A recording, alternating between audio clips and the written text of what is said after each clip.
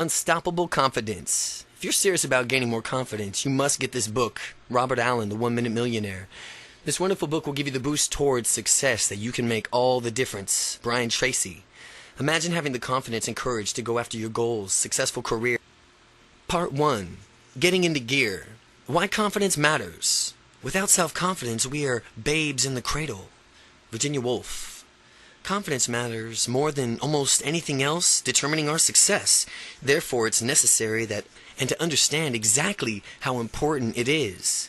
Why confidence is important? Confidence is vital because it's the difference that makes the difference. When people consistently take action and make the appropriate course corrections, they get massive results and achieve all their goals. However, if they lack the confidence to take action, they will stay stuck. It would be no different than if they had no dreams or no goals at all. And after all, what's the point of wishing for anything if you don't pursue it? Having confidence, especially when it comes to having the ability to communicate, is absolutely essential. Without it, people don't communicate effectively. The degree from which you are confident and communicate well with others is the degree from which you will succeed in life, no matter what context you're referring to. Business, family, friends, in which you'll experience in your career and so on. It is directly proportional to the degrees from which you will experience a rewarding and fulfilling life. We are naturally drawn to confident people. Imagine what it would be like to have people coming up just wanting to meet you simply because you're so confident that you automatically make an impression in their minds of being somebody different. Imagine how it feels to exude attractive energy, one that radiates out with and attracts people to you. Confident people appear to be more credible. Being confident will immediately turbocharge your success in the business and relationships because you will come across more credible. If people ask you a question, you look at him or her straight in the eye, you have confidence and physiology, answering with an authoritative tone. It took a few blown real estate deals for me to learn this lesson the hard way. After all, if you don't project that you believe in yourself, how are investors supposed to believe in you? Confidence can make your dreams come true. Right now, as I write this book, I'm actually dictating it into an audio cassette recorder on a beautiful Thursday afternoon in Oregon, and I hear geese quacking in the background. It's a beautiful blue sky reflecting off a lovely pond. It's a puffy cloud kind of day, and there you want to relax and enjoy yourself, but it is because of using these techniques I'm prescribing that I'm going to be able to do so. My journey to unstoppable confidence. Now, before you think I was always this confident, let me tell you my story. I share this miserable tale of shyness and let you know that no matter how shy or unconfident you are now, you can improve and become more confident. My shy self. I had always been a shy child, continuing to shy's into my shy young adult. I had a small, select group of close friends my entire life. I've never found enough confidence to introduce myself to strangers, and it led to a serious difficulties for me in dating and having relatings to women. And my friends and I excelled in school. It was our main focus, yet in the back of my mind I knew that I was missing out on something when all the other people in high school were going out on dates. I thought to myself, man, it must be different, or what's that something that must be wrong with me? Consequently, I found myself rationalizing that I could be a great Lothario, if I chose to, but in the main area of concentration and excellence was school. However, deep down I secretly desired to trade places with some of the other kids, just to experience what it was like to go out on a date, and even be comfortable with someone of the opposite sex. And the more I thought about it, and how much fun they were having, hanging out, and having normal teenage experiences, the worse I felt about myself. And it was as if I lacked the ability to really connect with other people on a deep level. Searching for the new way to escape, I turned my studying event harder into burying myself in the books, and at that time it was all I knew how to do.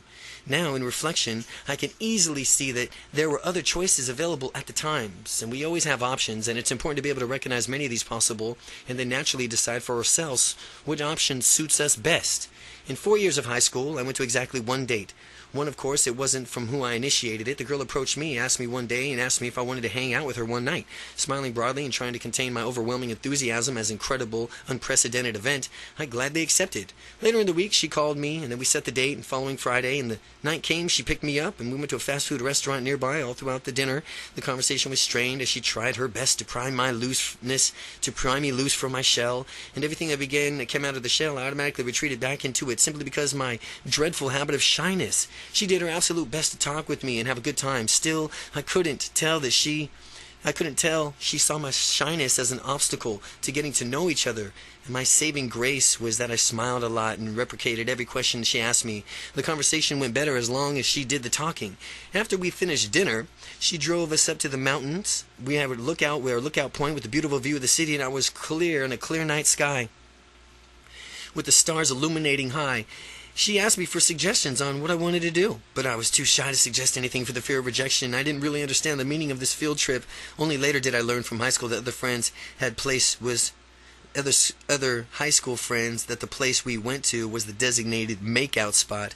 While I was able to maintain good eye contact with the young lady, sometimes there was pauses in the conversation that seemed like an eternity to me, and at these times my internal dialogue came alive, as if it were an annoying young sibling whose life mission was to prevent me from enjoying myself. Does she want me to kiss her? What if I have a gunk in my teeth? What if I kiss her, and should I do it? Does she really like me? Is she bored with me? What should I say next? Why are we really here? What does it mean? What should I do next? Do I look at the stars outside the car with her, or should I hold her hand? My goodness, she sure is pretty. Is she noticing me? Turning red and with embarrassment? How come I'm so darn shy? Do I want to kiss her? What should I do? When should I do it? The internal dialogue continued on, and like for an entire night. No wonder I could not hold a conversation with her. How could I when I was so busy having conversations with myself? None of my attention was left over to talk to her. After an hour or more forced conversation, she finally dropped me off at home and offered a handshake in lieu of repeating one of my previous awkward episodes. Though the high school gossip grapevine, I found out that the young woman had recently broken up with her long-term boyfriend, immediately called me out. And I was wondering if it was really coincidence that she had gone to the restaurant where he had worked. Was she hoping he'd be there? My ultimate conclusion was that she was just trying to make him jealous and have me find out about the date, even though she did not have any interest in me. People thought of my inaction as unwillingness to initiate activity, and others was because I was so antisocial, aloof, indecisive, reactive, and generally unfriendly. What I found most painful was that I wanted to be social, proactive, decisive, and friendly. Only at the time, I didn't know how. That was the most frustrating part, behaving as if I was trapped in a shell and unable to do or be who I really was all along. Then in my college years, now as you've read the ultra shyness of high school, you may be thinking that this couldn't get any worse, and it did. One night, a few too many beers and my roommates and the friends spotted me screwing around on the computer and decided to get me to loosen up. Their mission thenceforth was to get me drunk as a skunk. They proceeded to apply some very persuasive peer pressure, invited me upstairs. Where the party was being held, being flattered that they even recognized me. I finally said yes and resolutely stated, and I would have a drink though. After getting upstairs and getting into the midst of the party, one of the generous roommates handed me an orange juice and said, "Drink it up. It's a stage of gratitude for all the attention." I chugged it. The next thing I knew, I was feeling tipsy, really relaxed, and my lips wouldn't stop moving. I was having lots of fun, though I was eventually realizing it was a semi-drunken stupor. I figured out that the orange juice was spiked with alcohol. However, I was finally feeling accepted, so I chose to drink some more, and it was my first experience with alcohol. I found out I quite liked being able to drink to the point of obvious inebriation, since it allowed me to relax and stop being so shy temporarily. After the great first drinking experience, I decided that I liked it, and I did a lot more. Then, when the weekend came, I talked to a number of people to find out where the party was being held. Once the party, I proceeded to get seriously drunk. My faulty logic was that if one beer was good, then 2 beers was even better. By following this logic, and by following it, I was drunk in no time, and I transformed myself into a shy wallflower who spoke to no one, into a raving, whirling dervish of humorous drunk who spoke to people, told jokes, laughed out loud and long, and had a great time. But it was at these parties that my friends had to tell me it was time to go home. But I never wanted to leave. This was my escape from the shyness, and I wanted to last as long as possible. I needed it to last as long as I could make it. That was why I was metaphorically playing the doctor, prescribing alcohol to myself and self-medication for my shyness. And at this point in time, you'd be wondering whether one of the unstoppable confidence techniques to get sloshed and drown out the shyness with alcohol. The answer is no. It's just that at that time I didn't realize that there was other ways to overcome shyness, and as a result of these parties I woke up in strange places, forgot what I had done previous nights before I was drunk, felt miserable, hangovers still in my mind. Drinking was my ticket out of shyness, and what I hadn't realized was that I had other options. But without these other options to be more confident, I did the best I could with what I knew, and that, unfortunately, was to drink to excess. One day after having miserable hangover, I crossed the threshold and I knew it was time to stop. I decided that there was another way, and after all, I'd seen other people who behaved confidently without resorting to getting smashed. I decided I'd find out just what it was that they were doing. My search for solutions. My search for solutions began as I was searching for answers. I found myself reading a number of self-help books. From the self-help books, gained a little knowledge, useful exercise, and enhanced my confidence in myself and allowed me to relax in the presence of others. Finally, I promised myself that I would become confident in whatever I wanted to do.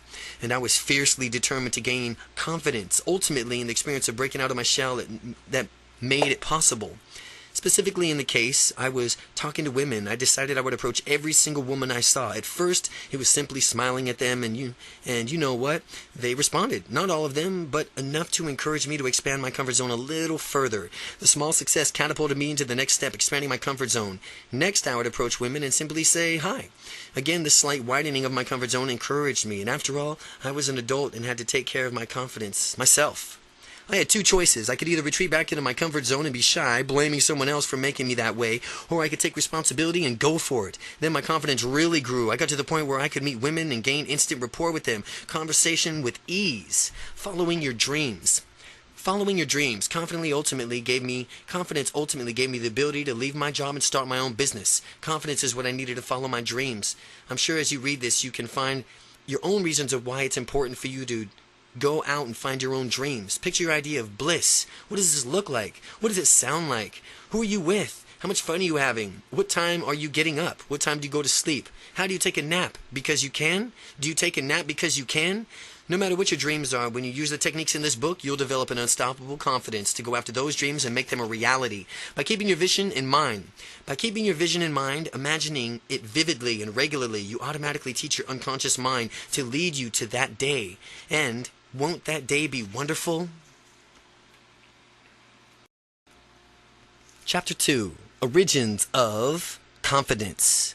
Courage is resistance to fear, mastery of fear, not absence of fear. Mark Twain. Up until now, how have you thought of yourself? Were you shy like I was? Were you tentative? Lack of confidence usually comes from one of the following areas. Lack of confidence usually comes from society at large, your parents, school and your peers, and then mass media. Well, in addition, you may have become shy because of hypersensitivity or even because you believe that you were born that way. In this chapter, we'll explore the reasons you may lack confidence. In the process, we'll debunk the false premises behind these reasons. And if you have children, we'll discuss how you can prevent shyness from happening to them. You'll instill unstoppable confidence in them. Society. In many ways, society's conditions people to go with the flow, or you better accept what is offered and not to make any waves or go against tradition.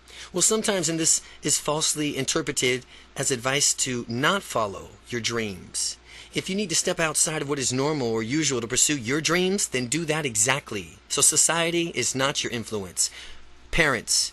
Parents can be a major contributor to your lack of confidence. Throughout life, their purpose is to teach their children, to help them to experience their full potential, to be who they were meant to be. Yet sometimes parents strip away the child's individuality and inadvertently instill what the child perceives as limitations. Parents often try to get the kids on conform to the view of what they think is correct. And how many times have you heard these following phrases? Act like a grown-up. Stop acting childish as if that were a bad thing. Be realistic. Or get your head out of the clouds. And you're such a dreamer. Or you can't do that. No one has ever done that before. Parents usually have positive intentions motivating their behavior, yet sometimes they don't communicate that. Take the phrase act like a grown-up. What does that mean? Well, to have all the limits most adults do. But not to play and experience pure joy like a child, to not learn, wonder, or explore. If that's acting like a grown-up, I'd rather pass. Or consider the phrase, stop acting childish. Well, the notion of exploring, laughing a lot, or learning a lot, or really what life is all about. So it would seem like kids have the right idea after all. By this definition, acting childish or stop acting childish, it's a natural state of humans actually. What's about the notion of being realistic? What does that really mean? Realistic according to whom? Well, how specifically should I be realistic? The phrase is ludicrous, and calling people dreamers or telling them to get your head out of the clouds does not help them. It only instills limits in them and helps to bring them back into the blind of what is socially acceptable. School. School has a huge influence over children. They're mandated to go. Teachers are powerfully authoritative figures. The peer pressure is extremely high. With all taught to fit in, everyone wants to fit in. So how does the school create a lack of confidence? One factor is peer pressure. Some kids make fun of anyone who does anything differently. School can also divide kids into different learning tracks, which is also unfortunate. Kids can be quite intelligent, much smarter than typically given them credit for. They understand the labels that go with different learning tracks, and they integrate these into their identities. The students labeled slow integrated this as a belief, I stink at math, and as they beliefs help shape their reality and their whole way of being. A research study shows in the 1960s showed that powerfully expectation influences and performances influences performance. One teacher was told her class students was exceptional, but in the reality is they were standard across-the-section students with exceptional class performed exceptional that year, and the teacher commented on how eager the students wanted to learn and how much they enjoyed teaching. How much she enjoyed teaching them. The next year, another normal cross-section students in her class, the time the experiments told that her students were poor performers. An exception to the beliefs and create a reality, the poor students performed awfully. And the same teacher who had just had the exceptional students a prior year remarked how awful the students were, how much they hated learning, and how much hard it was for her to teach. Now, we could take this idea and project only positive expectations onto our children. Furthermore, we can expect excellence from all of these people we interact with. You can expect excellence from everybody, and it will surprise you to learn how often people will rise up to whatever standards that you set for them. Mass media. A lack of confidence also comes from the media, mainstream media funded in advertising. Ultimately, it's out to get people to consume. Network television programs free because advertisers give them networks large amounts of money in order to introduce their products to the captive audience. Terrestrial radio is free for the same reason. Individuality is dangerous to these advertisers because when you think of for yourself, you can decide for yourself whether the producer is right, the product is right for you or not. You won't be buying for the sake of conformity and keeping up with the Joneses. It is to the advertiser's benefit if you lack confidence.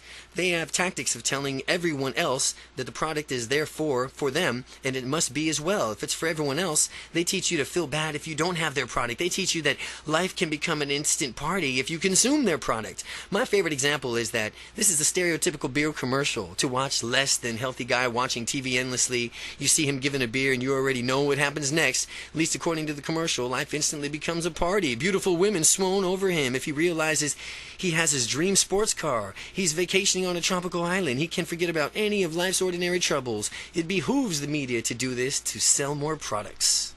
Hypersensitivity. Hypersensitivity, sometimes being oversensitive, can lead to shyness. People can become afraid of doing anything or fear the offending person or getting into trouble. Being sensitive may be useful in some contexts, such as when you really want to emphasize with another person. But if a person is super sensitive all the time, it becomes detrimental. I know this because I used to be hypersensitive and I never spoke or never stepped outside of the comfort zone. I never did anything that might have the remotest possibility of aggravating people. This occurred as a result of my incapacitated fear. I figured that since I was so sensitive, others must be the same way. Therefore, I decided to stop. I decided it was necessary to tiptoe around people so as to manage their feelings. Only later did I discover the nonsense this turned out to be. It's important to be sensitive to one point, but at the same time, you need to have confidence to do what it takes to achieve your goals. People are remarkably resilient, and if you have the confidence accidentally hurt someone's feelings, there's a very simple remedy: your apology. You apologize, resolve not to do it again, and move on. It's really that simple. The myth of shy gene. Some people label themselves as, I just have the shy gene. It brings me to the myth of genetic shyness. Many people simply accept the shyness as rationalizing it by saying, well, that's just the way I am. Or what a loaded phrase. Step back again. That's just the way I am. Or that's just me. That's who I am. What a loaded phrase. These people need to stop saying that as if they are chanting negativity reinforcing mantra. The real secret is broken affirmations that keeps people stuck. The affirmation every day and in every way I'm getting better and better. What about that affirmation? Every day and in every way I'm getting better and better. It's famous affirmation by Emile Coe. It's an early self-help pioneer, and I'm shy because that's the way I am. That's also an affirmation, but it should be appended with the statement according to me. You can decide that you were born with shyness, sure, but you can also decide that you could break free from it. And the myth that person simply is or is not shy is one of the worst myths ever passed from a disempowered people to the other disempowered people. Believing that your parents were shy and that's what caused you to be shy is no excuse. The same goes for kids. People do not become shy automatically. They are born. There's no shyness gene. People become what they've learned to behave and act like in a certain way. When I was shy around people, it was because I was in the habit of looking at a person and thinking he or she won't like me. This was always left in my mind. I was feeling bad inside, picturing the person rejecting me and feeling immense and paralyzing fears. Well, that was simply the way I've learned to behave. I only knew one way of behaving, but fortunately, I found more choices. Your parents may or may not have influenced you to be shy, but that's different from the inflicting that you as some untreatable genetic disease, which is really what this means when people say, that's just the way I am. The truth about shyness is, let me tell you the truth in the myth of I'm shy. It's an excuse that enables people to stay stuck. It is not straight. Shy is not straight. It's the only way of acting. And if you cannot act one way, and if you can act one way, that means you can act another way too. Shy is a behavioral mode. It's not an adjective or it describes a person. It's actually a behavioral mode. And it's not a state of being. It's a way of acting. And if you can behave in a confident manner too, then you can behave in a confident manner too. You always have the choice. People locked into that I'm shy excuses. They don't realize that they have a choice. Consider this. If you could choose your identity, if you could choose the way you see yourself, would you deliberately label yourself as shy, as a person lacking confidence, as hesitant and anything less than glorious? Absolutely not. And yet that's unfortunately what so many people do when they say, I'm shy, or I'm just not confident, or anything else of that nature. Therefore, it's important to avoid the phrase I'm shy. Worse than saying I'm shy, though it's talking about shyness as if some sort of disease or disorder. Yeah, he has a case of shyness. He has a shyness disorder. Well, that's the most ridiculous thing ever. If you walk into a room of shy people and bug that's flying around bites me, I do become shy too. No, that's a downright absurd. People don't go walking around one day and go, they crumple up to the ground and then get diagnosed with shyness. The fear and F-E-A-R, fear.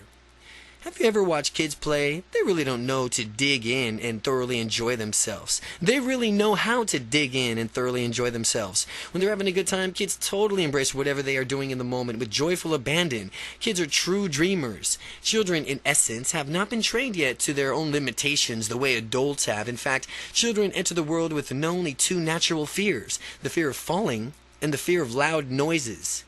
Aside from these, all other fears are learned. Human beings are magnificent at learning. Because they have learned from fear things, aside from the only two natural fears, you can naturally empower yourself to move past your fear by learning new ways of behaving. A study is conducted among adults to research their greatest fears, and the fear of public speaking rated highest other than any other fear or of death. This is irrational.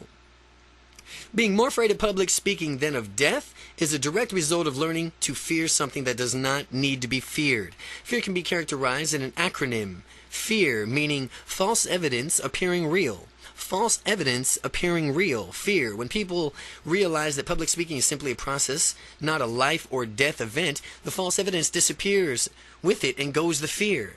With the fear gone, people can be in their more natural, confident selves. Confidence is our natural state of being. It's a state of confidence. Should we be natural in a state of being? The fact is that we were born and simply not self-conscious. It's not like we popped out of the womb and say, oh, I'm naked. Could somebody please give me some clothes here? Oh, I'm shy now. Oh no, everybody, look at me, I'm naked. Children are already in their natural state of being, absolutely confident, full of wonder, ready to explore the world around them. What if we were to adopt that same childlike attitude for going after what we wanted to in the world? When you were first born, did you immediately stand up and start walking around, though it were not completely normal to you? Obviously you did not. Well, neither did I, and neither did anyone else. In learning how to walk, children take that attitude. Hey, I'm going to go do I'm going to do that walking thing. And I see others around me doing it, so I know I could do it too. I'm going to persevere. It didn't matter how many times I fall down. It didn't matter how many times I got up. All that mattered is, it only mattered that I just kept getting up. And if you get the chances, watch kids as they begin to walk. They crawl around, stand up, wobble, wobble, fall down, then they do it again, over and over again. Kids continue doing this until they learn how to consistently walk. Nothing will stop them from learning how to walk. When you have the same attitude and going after your goals, nothing will stop you from achieving them. What if kids infected you with the same useless attitudes of some adults have? What if kids were infected with the same useless attitudes? attitudes. If we try something, it doesn't work, we just give up. We'd all have people who refuse to walk just because they didn't get up perfectly when they were kids. They tried it once and they didn't even work, or try it again, so they gave up and decided they weren't going to be walkers. Can you picture a little baby with his arms crossed, pouting, scowling intensely just because he took the lackadaisical adult attitude? If something didn't immediately work, then he just gave up? Can you imagine a little baby saying, in a snooter manner, "Walking isn't for me, I do other things. I tried it once and it really was not cut out for me. Walking isn't for me." Kids kept going on until they mastered their skills. That's what they do. We as adults need to learn from them and keep that same attitude that kids have towards learning and walking.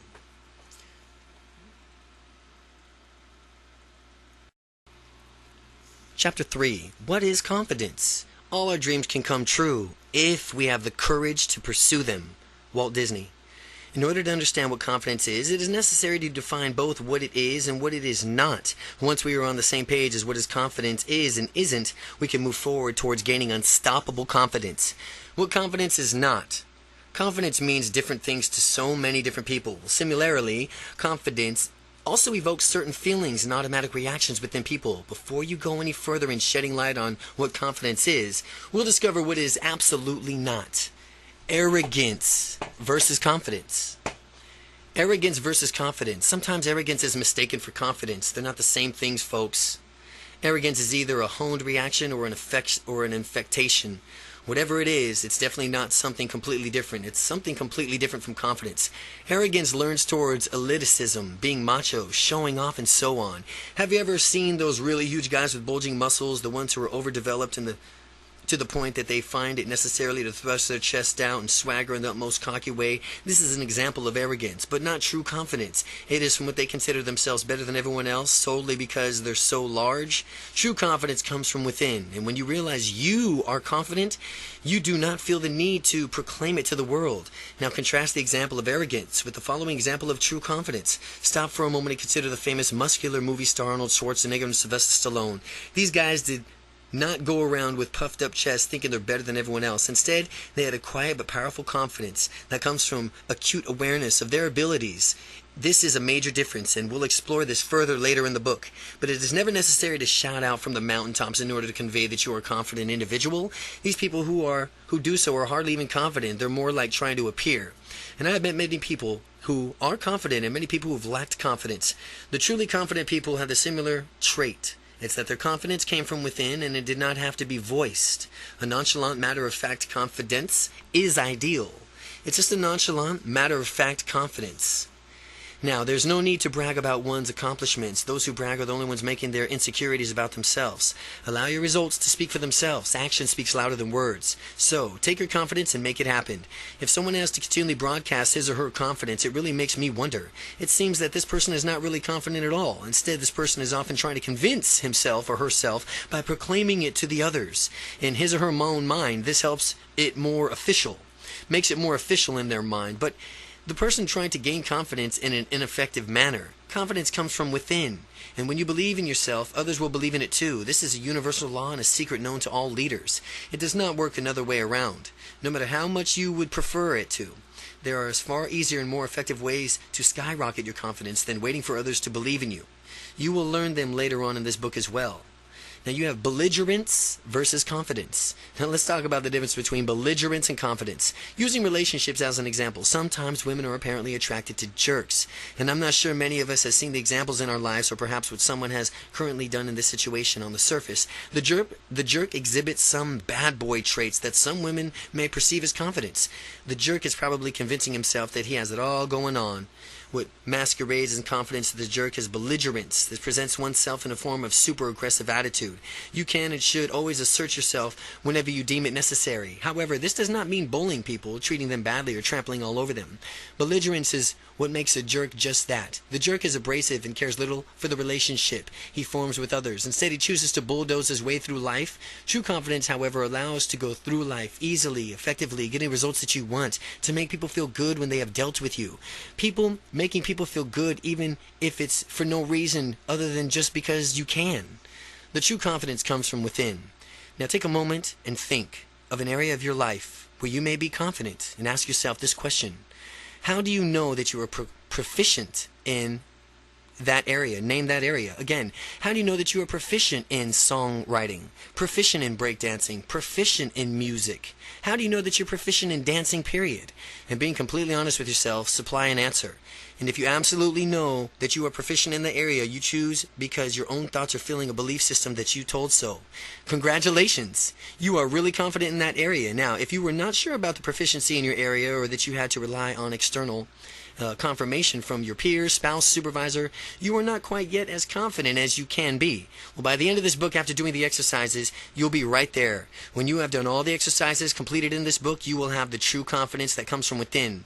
Confidence, or lack of thereof, is a reality across all demographics, across all races, all economic levels, all allegations. There's always some people who are confident and some people who are not. Even a rich and famous movie star who many people envy and consider to have it all gets nervous at times because he or she wants to perform well. Competence versus confidence. Are confident and competence the same thing? No, in fact. They are quite distinct, and understanding the difference is essential. Competence is defined as the ability to do something, and confidence defined as your belief about your competence. Each of us has an individuality, experience, beliefs, and values that make us perceive life in our own individual way. Everyone has his or her own perception of reality, a unique model of the world. This means that it's only in a perception, not in reality. The empowering part of this idea is that those beliefs can be changed and in turn change one's perception of life. This means that the exercises and strategies described in this book will change your beliefs and your perception of what is possible for yourself. Confidence without competence? Confidence without competence. Well, it is absolutely a recipe for disaster to lack competence, yet possess a project unjustified confidence. Take, for example, someone who has never flown a plane before, has ridden on a plane, and thinks she or now is an ace pilot, since he has read a book on about a decade ago. Would you let that person fly you across the country? I would get off that plane as fast as people would think as I was a blur. You can easily see how there was numerous examples of confidence without competence, and why it's dangerous. Competence without confidence. Competence without confidence. People are competent and yet lacking the confidence, are stuck in a quagmire. They might have been a perfect understanding in some powerful concepts without even taking action. Someone who has the knowledge and the competence to do something and does nothing instead is no better off than someone who is clueless and incompetent. Again, someone who has the knowledge and the competence to do something and does nothing instead is no better off than someone who is clueless and incompetent. Now, when I was getting started in my own real estate investment, I was a classic example of competence without confidence. I studied and studied and studied real estate, and I read 10 books, took 3 home study courses, attended a seminar, signed up for 2 mentoring programs, and still I was stuck big time in this quagmire that I wasn't even aware of or could get caught in. I saw others being successful and knew exactly how they were doing it and knew how they were doing it, but when I asked them about it, they confirmed to me that they were just doing exactly what I was only thinking about. Now, what was holding me back? Was it my lack of confidence? My fear of the unknown? I wouldn't have known absolutely everything about all the real estate before taking any action at all. So I kept studying and studying, trying in vain to learn everything so I could actually get started. Meanwhile, the people around me had their businesses taking off because they were taking action. The 4 levels of competence. There are 4 levels of competence that people go through and develop to skills. Those 4 levels are unconscious incompetence, conscious incompetence, conscious competence, and unconscious competence. You will travel through these stages as you reach unstoppable confidence. The 4 levels of competence. Competence is knowing something. The 4 levels are unconscious incompetence, conscious incompetence. You have conscious competence and unconscious competence. Unconscious incompetence. Unconscious incompetence means you do not possess a skill, nor even the awareness of how to use that skill could be. Someone who is extremely shy and does not even recognize how beneficial learning how to be more confident would be for him or her could be considered unconsciously incompetent in that area of confidence. I spent the first 20 years of my life like this, being shy and knew no other way of being, nor I was cognizant of the fact that other people didn't have to live trapped in my shells. By reading this book, you have already passed through the stage of unconscious incompetence. Picking up this book means you are already looking for a better way to live, which means you're at least at the next stage of perhaps further on your unstoppable confidence journey. Unstoppable confidence, conscious incompetence, conscious incompetence. When I was in college, I finally looked around and realized just how shy I was and other people were actually confident.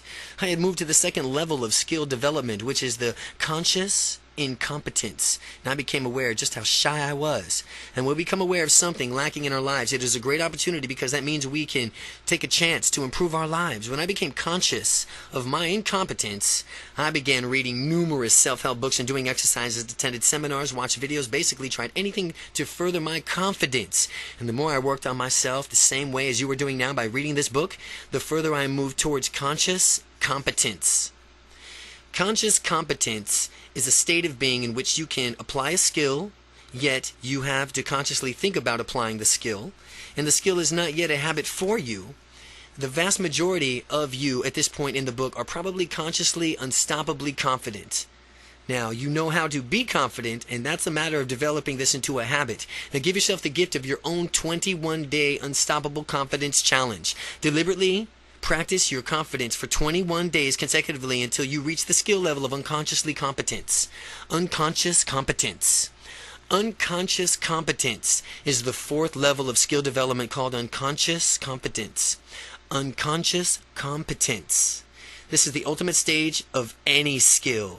Unconscious competence is the state from which the skill has been ingrained as a habit. You no longer have to spend your time thinking about applying the skill. People who are masters of what they do in the function in the level of consciously competence, of unconscious competence, if someone were to inquire about how specifically they perform at such high levels, they may not be able to verbally describe what they do. The reason for this is that they are no longer conscious of what they do in order to perform at such great feats. Competence plus confidence equals success. Now, competence plus confidence equals success. Being unstoppable means you have both competence and confidence and going for it. This is what this book is all about, having competence and confidence. And when you have the competence to do what you want and the confidence to follow through and take action, you're going to be unstoppable. The 9 Factors of Unstoppable Confidence, Chapter 4. Courage is the first human quality because it's the quality which guarantees all others. Winston Churchill. Now that we've defined what confidence is and isn't, let's look at 9 factors that stand between you and unstoppable confidence. You must learn to memorize all of them if you wish to master this program and make your dreams come true. The 9 factors are as follows: experience, perception, decisiveness, empowerment, goals, action, motivation, momentum, and commitment. Factor 1, experience. There are certain beliefs that are more empowering than others when you are doing something for the first time. How you perform the first time you take on a new challenge will affect you on how you perform when faced with it again later. Believing the following affirmations will enable you to achieve greater results more quickly. There's a first time for everything, so when doing something for the first time, remember this. The first time I do this is the hardest. Each and every time I do this, it does get easier, and when I succeed, it will study my actions so I can improve even more. And if I don't get the right outcome, I'll learn from my mistakes and do things differently next time. And it does get easier. That's all you have to remember about doing anything for the first time. Keep these affirmations in mind as you overcome difficult tasks and tackle adversity in the forms of something that you have not done before. The Confidence Success Cycle. In this book, I've given you many generalizations about confidence, and it's important to define what confidence means to you specifically. Now, what do you expect to see, hear, feel when you experience confidence? The reason it's important to know is that so when you achieve the level of confidence you desire, you'll know when you've arrived. With ultimate confidence in yourself, and other people will believe in you too, also your belief in yourself will increase exponentially as others come to count on you. You will also have confidence to risk stepping outside of your comfort zone, and you will also find yourself achieving things that were previously impossible. This in turn will give you more confidence, and others will believe in you even further. This concept is the first basis for the confidence success cycle.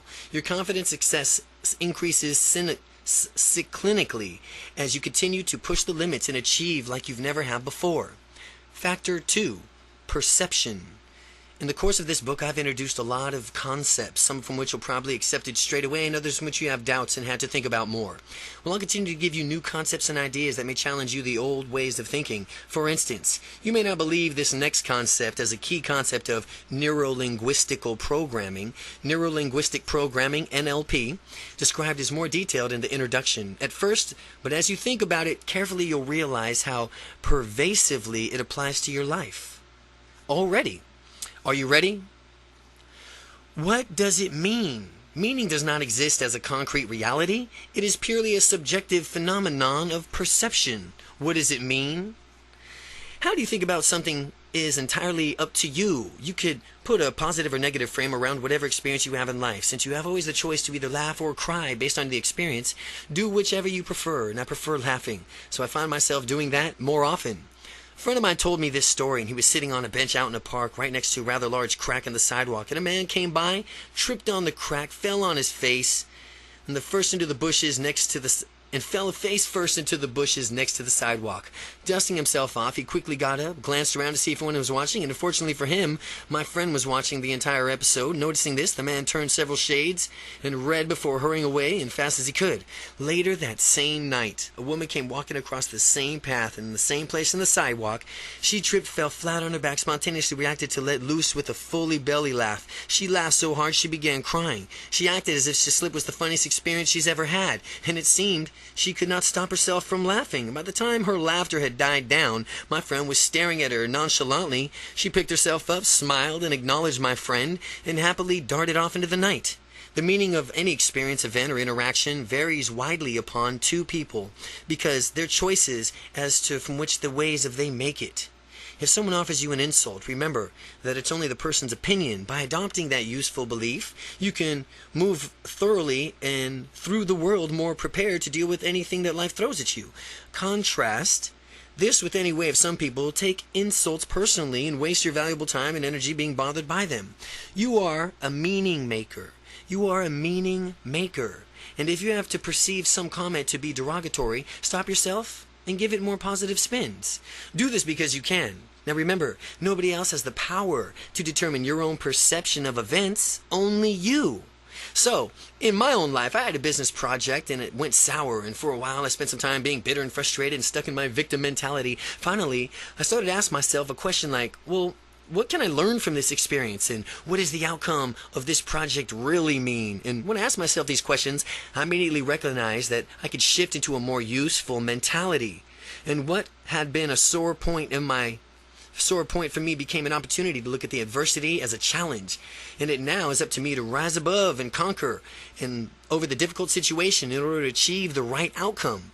It is exactly what happened. Had I latched onto the victim mentality and refused to let go, I would have never completed my own business project. And any time you choose, you could change your perception and create a new meaning for something. Factor 3. Decisiveness. It is easy to identify people who have unstoppable confidence just by watching the way they make a decision. The deciding factor. Confident people make decisions rapidly and with a sense of finality. Once a decision is made, they are committed to it, and they rarely change their minds. Confident people never waver because they know what they want. As we saw earlier in the book, it is imperative to know what you have wanted beforehand. That way, when either an opportunity or a problem presents itself, you can think hard and ask yourself, hey, is this congruent with what I want? Does this coincide with my personal policies and my integrity? Asking yourself these questions allow you to size up the decision that you are making so that you can come back with a decisive and confident answer. Steps of confidence decision making. Steps of confident decision making. Prior to undertaking anything, there are some things that you have known about yourself. This may sound simple enough, but it is sometimes very different to know what is in your heart. What is it that you want? What is your ultimate goal? What are your personal policies that influence your integrity? And who are you? What is it that you stand for? What are the acceptable and unacceptable outcomes for your goal? Asking yourself these questions with face of any kind of decision will help you make a confident decision.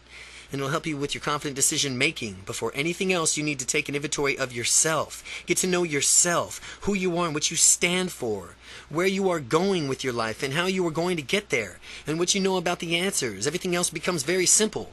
Now, if a question of a problem of an opportunity arises, you need to size up your situation from all angles in order of and be a confident decision maker. Look at it in front of your position. Look at it in front of the other side and look at how your position will affect you over time.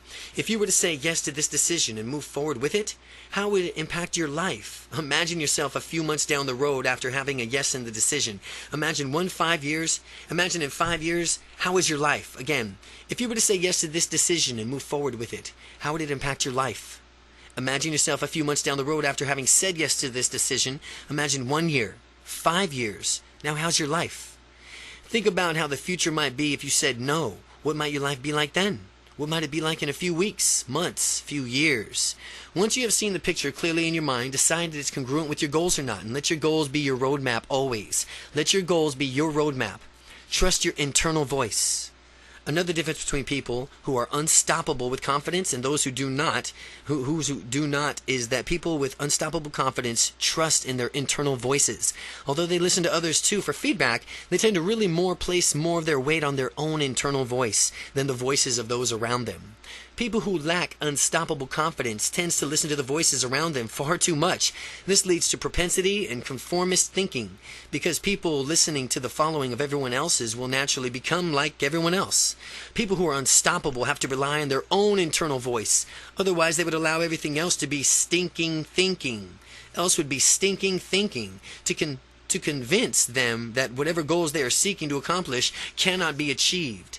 Listening to your internal voice means that you recognize what is valid. Useful feedback is what is negative, destructive criticism. People who listen to your internal voice are said to have internal frame of reference. People who follow your voices of others are said to have external frame of reference. Internal and external frames of reference. The way to discover your personal style is in this manner. If you haven't already, ask yourself the following questions. If nobody told you, would you know what to do? How would you do what you've done? How do you know you've done a great job? Does someone else need to give you answers? Who decides if you're getting the best use out of your time? As you answer each of these questions honestly, you might notice a pattern emerging. If you answer and based off the other's feedback, right now you have an external frame of reference. Now, if you answer based off your internal voice, then your gut feeling, you'll have an internal frame of reference. Factor 4, empowerment. When you are unstoppably confident, there is a powerful difference between you and the normal population. The difference is control. You have more control over the environment, over the emotional state, over your beliefs, ultimately over your actions. That is the simple difference between people who are empowered and people who are not. People who are not empowered have excuses, control. People who are not empowered have all the reasons why it is impossible to be, to do, or to have something. Those who are unstoppable realize that everything that you want to do is under their own control. They are the masters of their own universe, and they don't know how to do something. If they don't know how to do something, they realize that there's some other resource that will teach them how to do it. And I like to think of myself as a reverse paranoid. A reverse paranoid is a person who thinks that the universe is perfect and that everything on the planet wants to help him or her achieve his or her dreams. I'm a reverse paranoid. That means that I believe that the universe is actually perfect and that everybody on the planet actually wants to help me achieve my goals and dreams. By the law of reciprocity, in order to fulfill my dreams, I'm going to help others make their dreams come true. The universe works for such rewards for those who serve others. The greater of the energy is that you put forth, coupled with the service you provide to others, the better the result you will enjoy when you ask yourself, how can I be of service to others today? How can I be of service to others today? How can I serve this person I'm talking to today?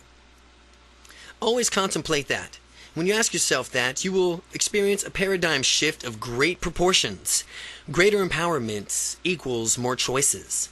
Empowered people simply have more choices than dispowered people.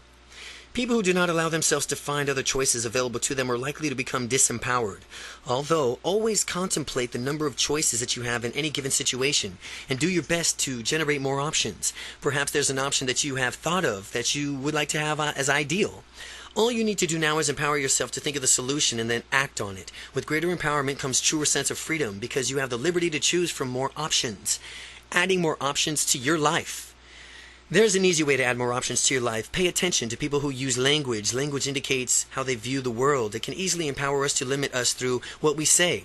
Some people use their language to try to force limitations on you. Anytime someone offers you two choices, beware. Ask yourself if there are any choices that have not been mentioned. Is there anything stopping you from choosing your options? The more options you make, the more empowered you are, which means you will have a greater chance of success. Salespeople are taught to intentionally use their language to limit our apparent choices. For example, let's suppose you found a certain model of automobile that you like, and the salesperson might say something like in the effect of, well, now that you've decided on this car, would you like to pay for this in cash, or do you want to finance it through us? The question automatically assumes that you're going to purchase the car, and with the only remaining detail being now specifically of what you want to, or how you want to pay for it. Even if you did want to purchase the car, there might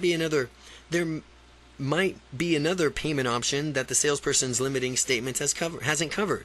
What if there was a hybrid part cash, part financing option? That is not reflecting in the salesperson's statement, is it? Well, here's some questions to generate more options when you're presented with only a few options. Well, what's stopping us from doing both? Or all? Or is that all the options only? Or what other options haven't we examined yet? What other options haven't we examined yet? Are these our only options? Disempowered people simply find themselves to lacking choices, which thus compelled to enact upon their addictions, not only of choice, but of our sheer necessity.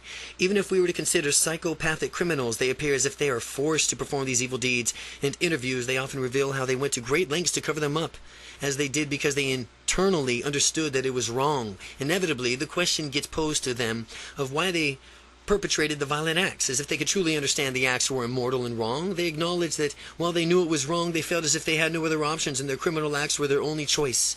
Again, this is simply their perception of reality.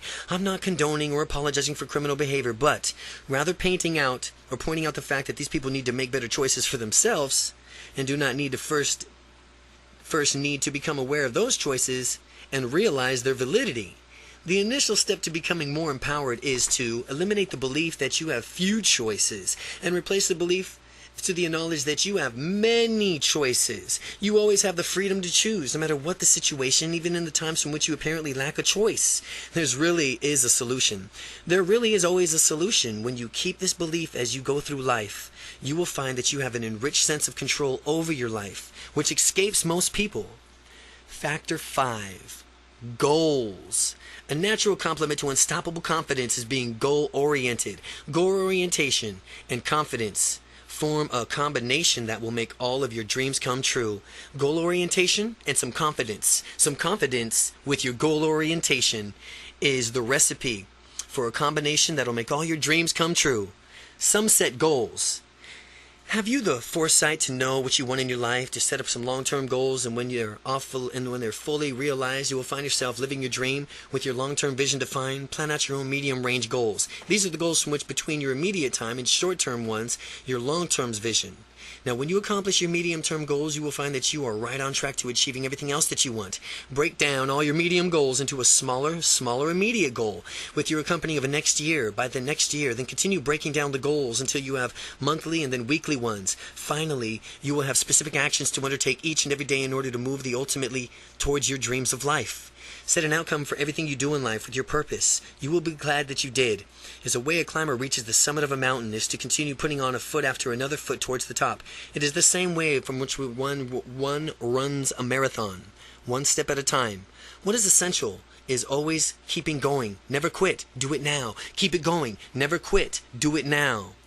At Harvard studies on goal setting that took place in the 1950s, in a Harvard study, there was a following study in the 1950s, and it followed up in the 1980s. The study is that in the 1950s showed that 3% of the respondents had set goals at the time of their graduation. By the 1980s hit, this 3% was financially worth more than the remaining 97% combined. Again, by the 1980s, the 3% was financially worth more than the remaining 97% combined. Now, these people had focus and direction, and these were displayed by setting their goals. They gained maximum benefits from this book. You've got to set goals. We will begin this journey when we're taking together by setting goals in your own personal growths. Now, outcomes versus goals. Outcomes and goals are similar in scope, but they have subtle differences. Goals typically have weightier stakes attached, whereas an outcome is a mini goal. An outcome is a mini goal from which you desire from a particular situation. A goal is a dream with a deadline. When you hang out with your friends and the outcome is simply to have a good time, you don't have a goal when you're hanging out with them, but most recent goal in life is to sell a certain number of copies of this book within the next year. The magnitude of this goal, of this outcome, differ. Though outcomes are much smaller in scope, they are still very useful. By identifying what you want out of any activity or interaction, you will much more likely be to obtain it. Now, if you didn't know what I wanted out of this interaction or activity, would you know how to proceed? I wouldn't. Well, after you decide on your outcome or goal, figure out what it's going to take to accomplish it. Now, what kind of person will you have to be in order to make these dreams come true? Again, when you got your goal in front of you, you have to figure out what it's going to take to accomplish this. And what kind of person do you need to be in order to make it come true? And once you know, commit to becoming that kind of person. Smart questions for making smart goals. Smart questions for making smart goals. Stop for a moment and answer these questions. Smart questions. S.M.A.R.T. S.M.A.R.T. Goals. What do you want to get out of this book? What's stopping you from getting this right now? What's important to you about achieving your goals? What will it be like for you to have accomplished the unstoppable confidence? What will having unstoppable confidence do for you? Are you ready to eliminate all your fear, uncertainty, and hesitation and doubt forever? How will you know when you have unstoppable confidence? Well, after answering these questions, you are now ready to set a SMART goal for yourself. The acronym SMART stand for SMART. Specific, measurable, achievable, realistic, timed. Specific, measurable, achievable, realistic, timed. SMART. Specific makes your outcome specific when you state when you will see, hear, feel, and experience it. This will help you provide points from you can check to verify if you have undoubtedly achieved your desired outcome. A general outcome may be, well, I want to get confidence out of this book.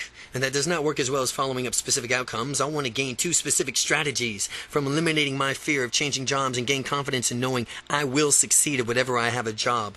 Succeed at whatever job that I have. Measurable. Measurable. Your outcome is measurable when you have a clear way and know whether you have met it or not. An immeasurable outcome is, I will become confident by the end of this book. I'm using the techniques described in its pages.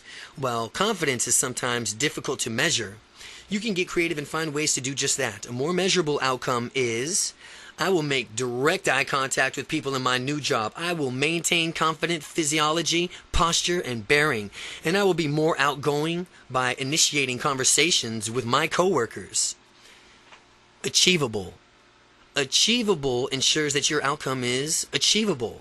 What is physically viable for you to accomplish? Ensure that you have a good likelihood of success. Remember that while you are unstoppable, you can achieve anything you desire, but you must simultaneously plan a smooth progression, driving a movement from point A to point B that stretches your comfort zone as you march towards success.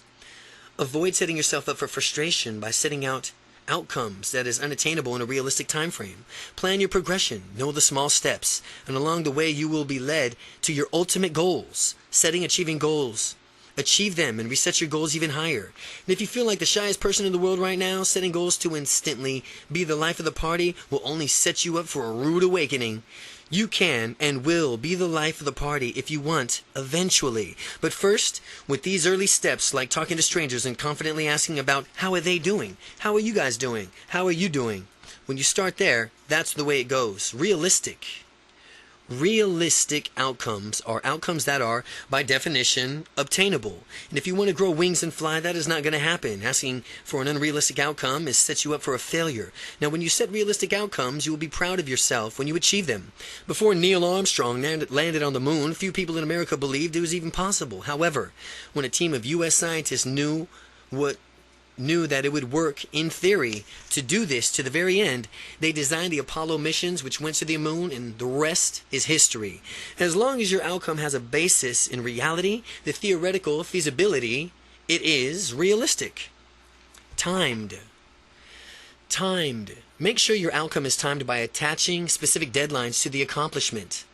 As often as people want their dreams and they are to start to glow with a euphoria, they describe them to me as a perfect detail. Later on in the conversation, I inevitably ask them what their goals are: immediate, short-term, and long-terms. Their goals, if any, are radically different from and do not bear any resemblance to their dreams. Their dreams are what they really want. Those dreams are unlikely to be achieved unless there's a deadline attached, along with a workable plan on how to achieve those dreams.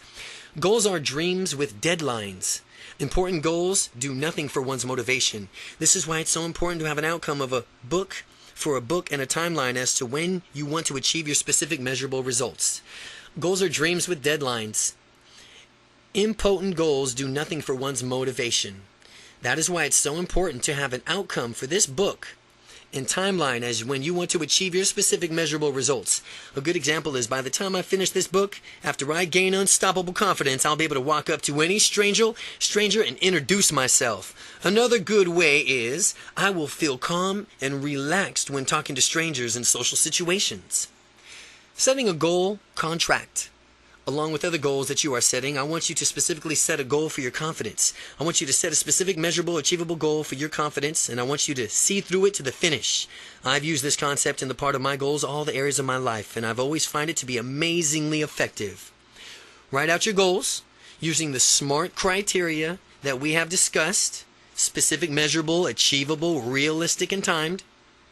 And at the bottom of the pages, make a space for your signature and your name on the date. And at the top of the sheet, give it a title: Goal Contract. And a legal definition of the contract is meeting of the minds, that you will write out the contract and sign it. Now think of it as a meeting of your own consciousness and your own unconsciousness minds. This begins legally binding a document, a legal contract, from which you must execute because of its binding power.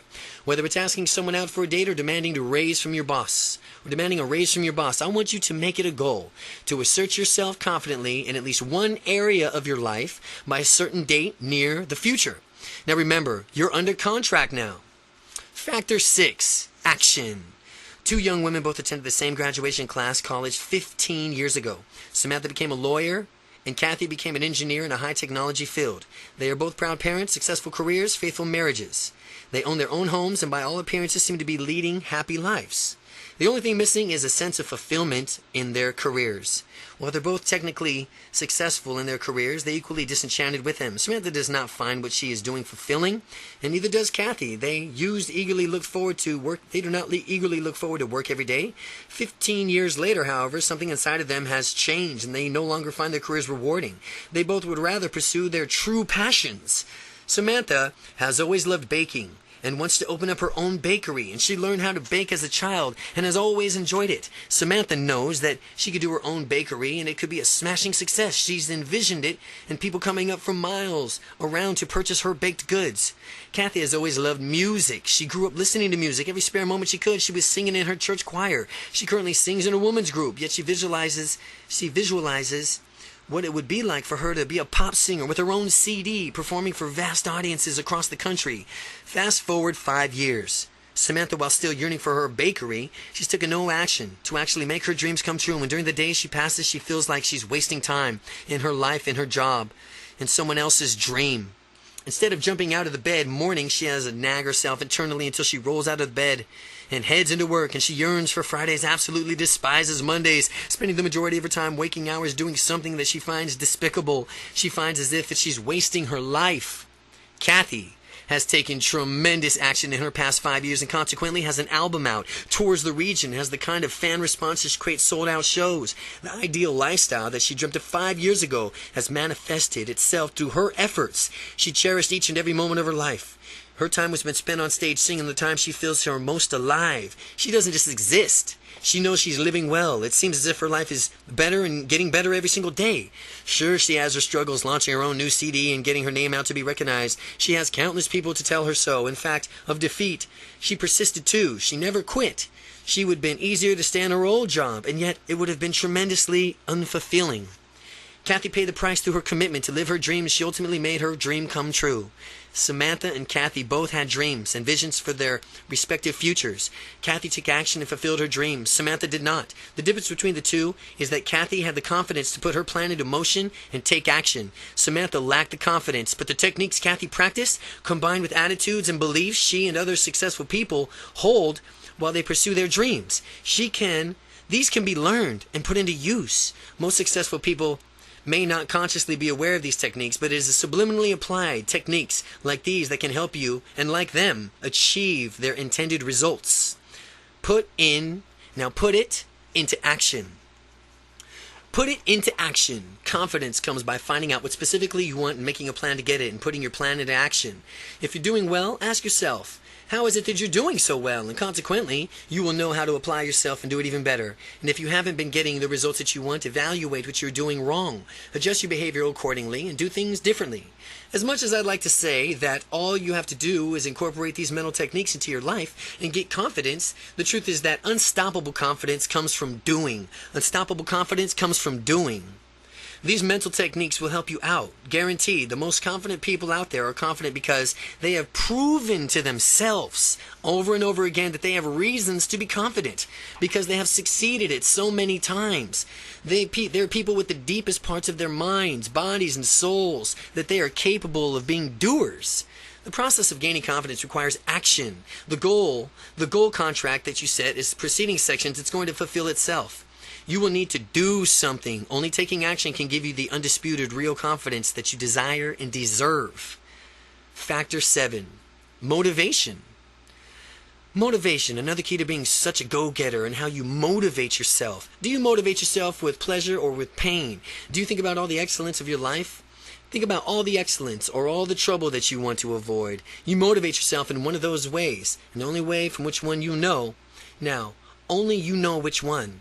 Are you moving towards the goals, or are you moving away from problems? Methods of motivation. Don't move away from problems. Move towards goals.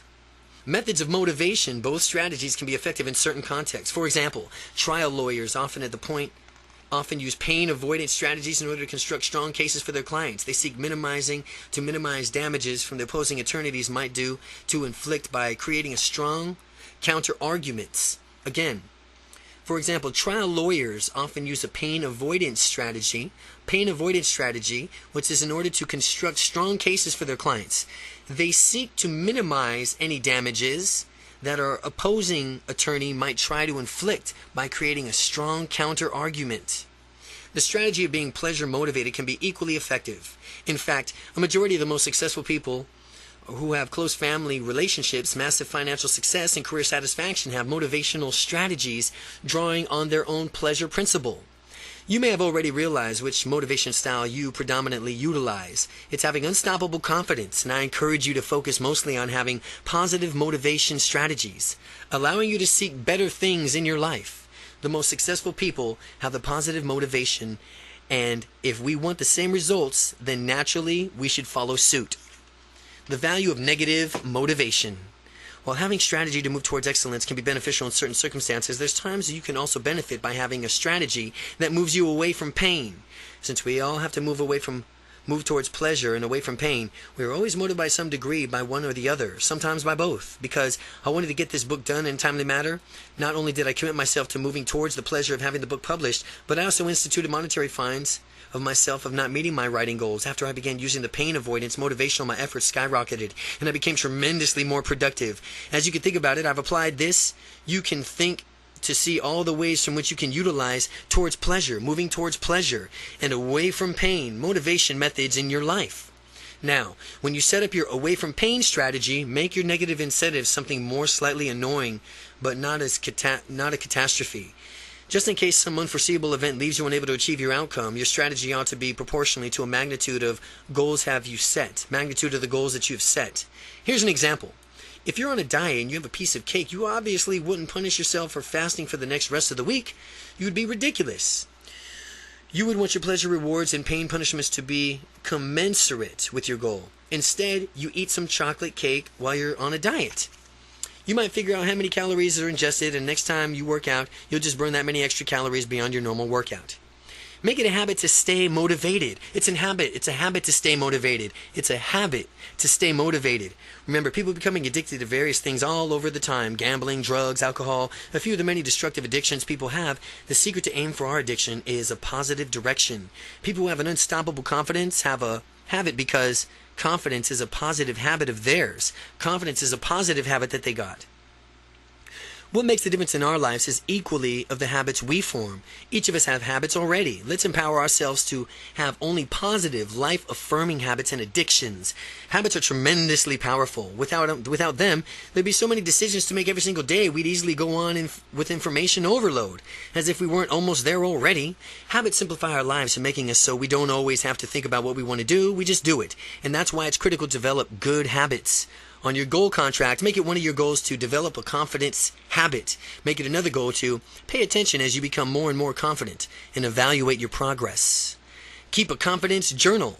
I strongly recommend that you keep a confidence journal so you can see just how far you've come. By the time you fully are aware of it, you'll have unstoppable confidence. You'll review your journal, and naturally you'll be amazed to discover how differently you think and feel. By regularly reviewing your journal, you will also be able to immediately correct yourself so that you can have more confidence in the present and stay motivated towards your future goals. In your journal, feel free to jot down notes, specific techniques from things in this book that you will utilize in the next interaction to cause you to be even more confident. Factor 8. Momentum. Momentum is very valuable for increasing the confidence level. Momentum. One of the Newton's law of physics states that the object at rest tends to stay at rest unless it is acted upon by an outside force. Similarly, the object of motion tends to stay in motion. Applying the same law to confidence about if you are at rest, you may be a bit difficult to begin increasing your confidence. However, after overcoming the initial resistance, for the rate from which you gain confidence in yourself will soon accelerate. For people who have unstoppable confidence, it's easy to accelerate the rate from which you gain confidence. Stop for a moment and take a survey of how much momentum that you have in your life. Are you in motion? Are you out there making it happen? Are you going a little slower? Only you can honestly judge this for yourself. And do you need to crank it up a notch? No matter where you are, you can always increase your momentum. The best way to do this is by starting small. As you continue to take small steps each day, you draw closer and closer to your goals. The small things add up, and it's pretty soon you'll be leading your life in the way of your dreams. After you're at the top of your mountain, having fulfilled all your goals, you can look back and you can say, wow, what you've done, and marvel on how all those small actions you took led up to this massive success. These small actions can be any number of things. They can be simple steps to educate yourself on the goals from which you're in your sights, buying books, attending seminars, and so on. The way I become a full-time, real-life estate investing entrepreneur was by subscribing to the aforementioned strategy. I learned a branch of real estate investing called creative real estate investing, and it requires neither money nor credit, because when I started I had neither, and when I did, to allow me to go fulfill full-time into the business was I had to read a lot of books, attend a few seminars in real estate, and made some offers on houses each week, and made calls to sellers after every single day, and work every day. Every day you are either moving towards your goals or you moving away from them. Personally, I would like to always be moving towards my goals. Momentum is infinitely powerful, and you can make it work for you or against you. So make it work for you. Factor 9. Commitment. When people commit themselves to their destiny, they go for it, full tilt. Consequently, to achieve their goals, master motivational speaker Anthony Robbins says, Success is cutting off all of your options for failure. And as you realize what you're specifically wanting out of your life and decide that you're willing to pay that price to achieve it, you must be willing to commit yourself and cut off all options that lead to anything less than achieving your goal. Commitment is very powerful in fulfilling your dreams. Many people say, don't burn your bridges. It's just the opposite. I say learn to burn and burn very well. Find out what you want to do, commit yourself 100%, and then burn away any options for failures. And ask yourself about all the excuses that might prevent you from accomplishing the goal. And after you do that, go through the torch of each bridge so that the only options is success. And because you've committed yourself to that result, when I left my corporate job as an engineer to a major semiconductor company, I committed myself mentally, emotionally, spiritually to living the lifestyle of my dreams by burning out all of my bridges, all of my ties to the company, potentially for getting my job back instantly vanished as options, potentially for getting my job back instantly vanished as options. Even if I went back to begging for my job, no job would be available to me. Success became the only option. You could do the same thing with your goal. Decide what you want, commit to it, and systematically burn all the bridges that might be standing in your way.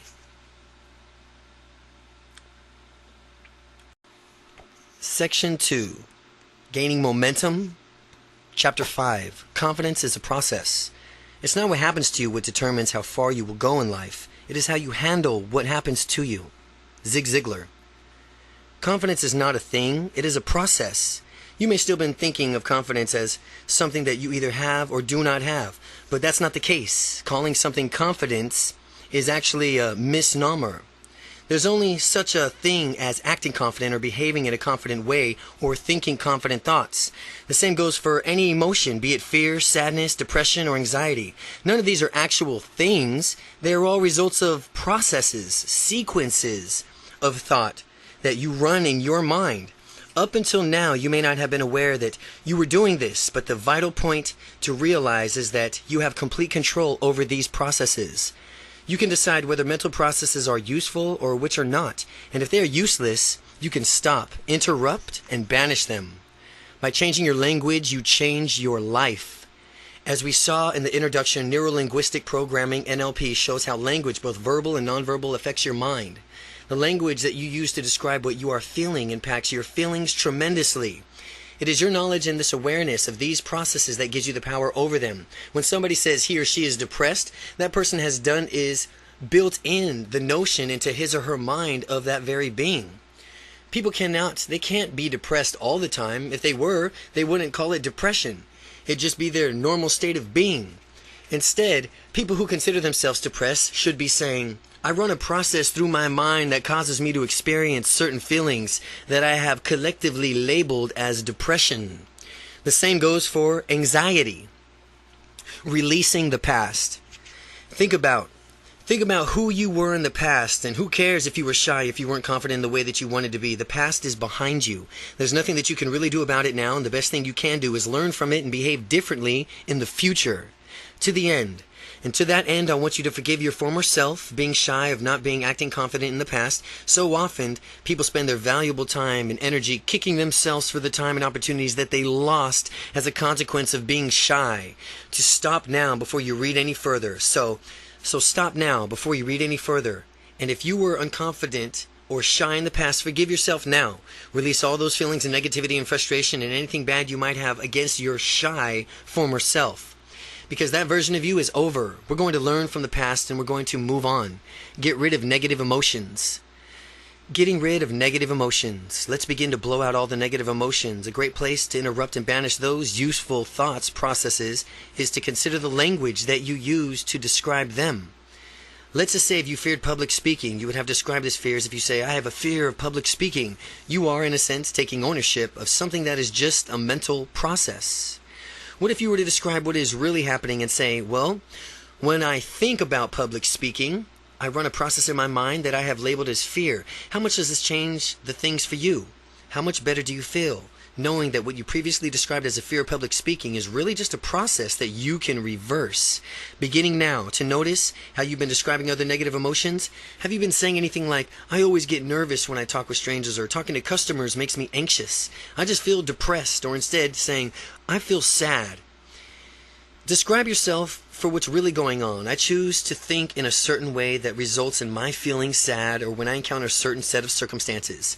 It may sound a bit hokey at first, but as you continue to think about it and really dig into the meaning of that sentence, you will begin to gain a sense of how truly liberating this is. Add positive emotions. Now, after taking control of these processes, insert a positive emotion in place of the negative one. I have absolute confidence in public speaking. Try that one out. The negative processes it serves you. And if you catch yourself running in these negative processes, interrupt it inside of your mind and yell, stop. Make it a habit to stop the negative process and automatically start the resource. Chapter 5, Confidence is a Process. Part 2, Gaining Momentum. If not, what happens to the bitch better have my money voice to suit you. Congratulate yourself when you stop the negative processes and praise yourself when you start a confident process, because you get more out of what you reinforce. Praising yourself gives you the incentive to run the resourceful process. Naturally, you'll be more likely to do it again in the future. After all, you should treat yourself well. Some people have negative internal voices nagging at them all day. How awful would it be to live like that? Remember, the only person with whom you spend all your time with is yourself. So you might as well have a great rapport with yourself. Also, don't forget to congratulate yourself whenever you step outside of your comfort zone. Celebrate the successes and reward yourself accordingly.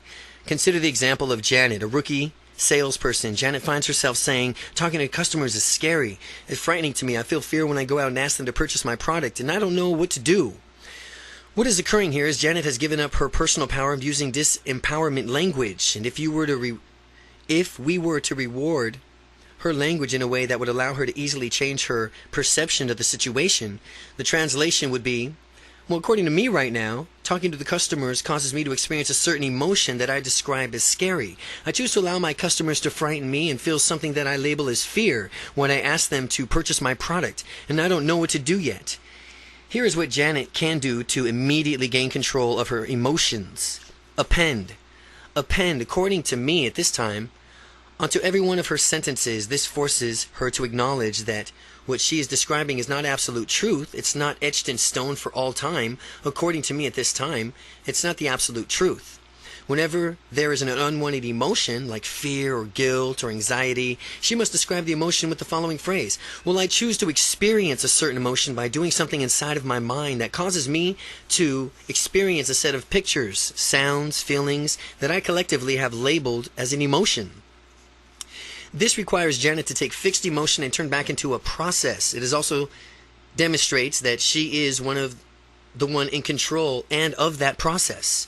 When she scratches or catches herself using the disempowerment language, after she restates it using the guidelines above, she must empower herself by using sentences that state how she will behave in the future. An example: although I have done this in the past, I wonder how quickly I can find myself becoming more relaxed and confident when I go to ask customers to purchase my products. Now, as you would go through this example and see how it's done, you will realize that you could do it too. Unwanted emotions exercise. The unwanted emotions exercise, it's time. It's now time for you to think of 5 unwanted emotions and context them with which you experience those emotions.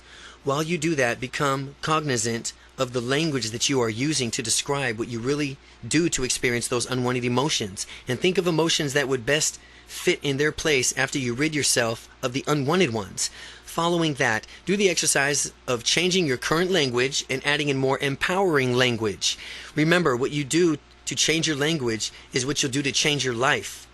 Throughout the rest of this book, you'll be learning many more effective, simple ways to use language and many more mental processes that will give you unstoppable confidence. Chapter 6. Your beliefs and how they affect you.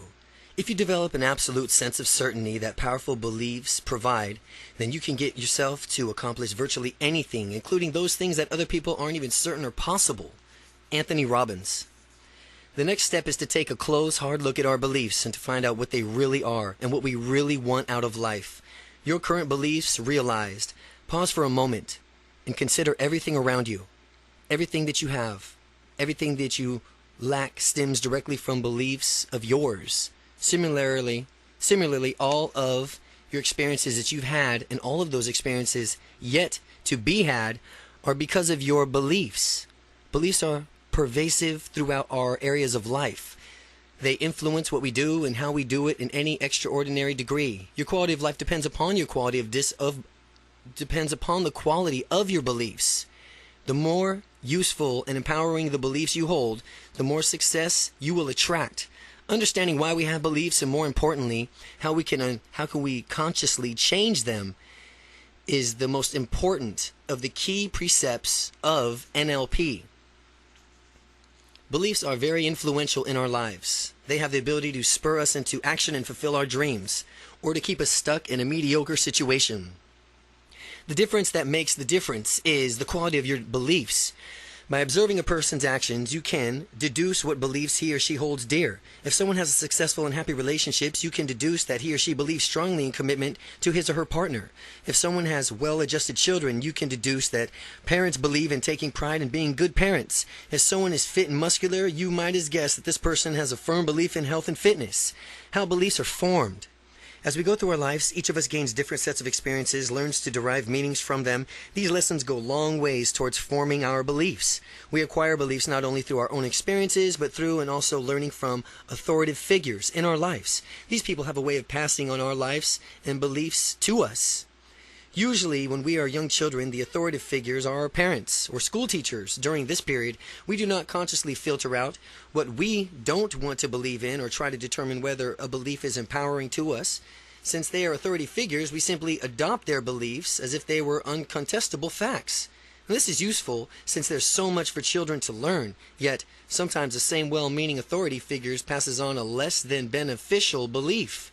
As adults, however, we should realize that this is a better way, which is to adopt beliefs based on their utility to us.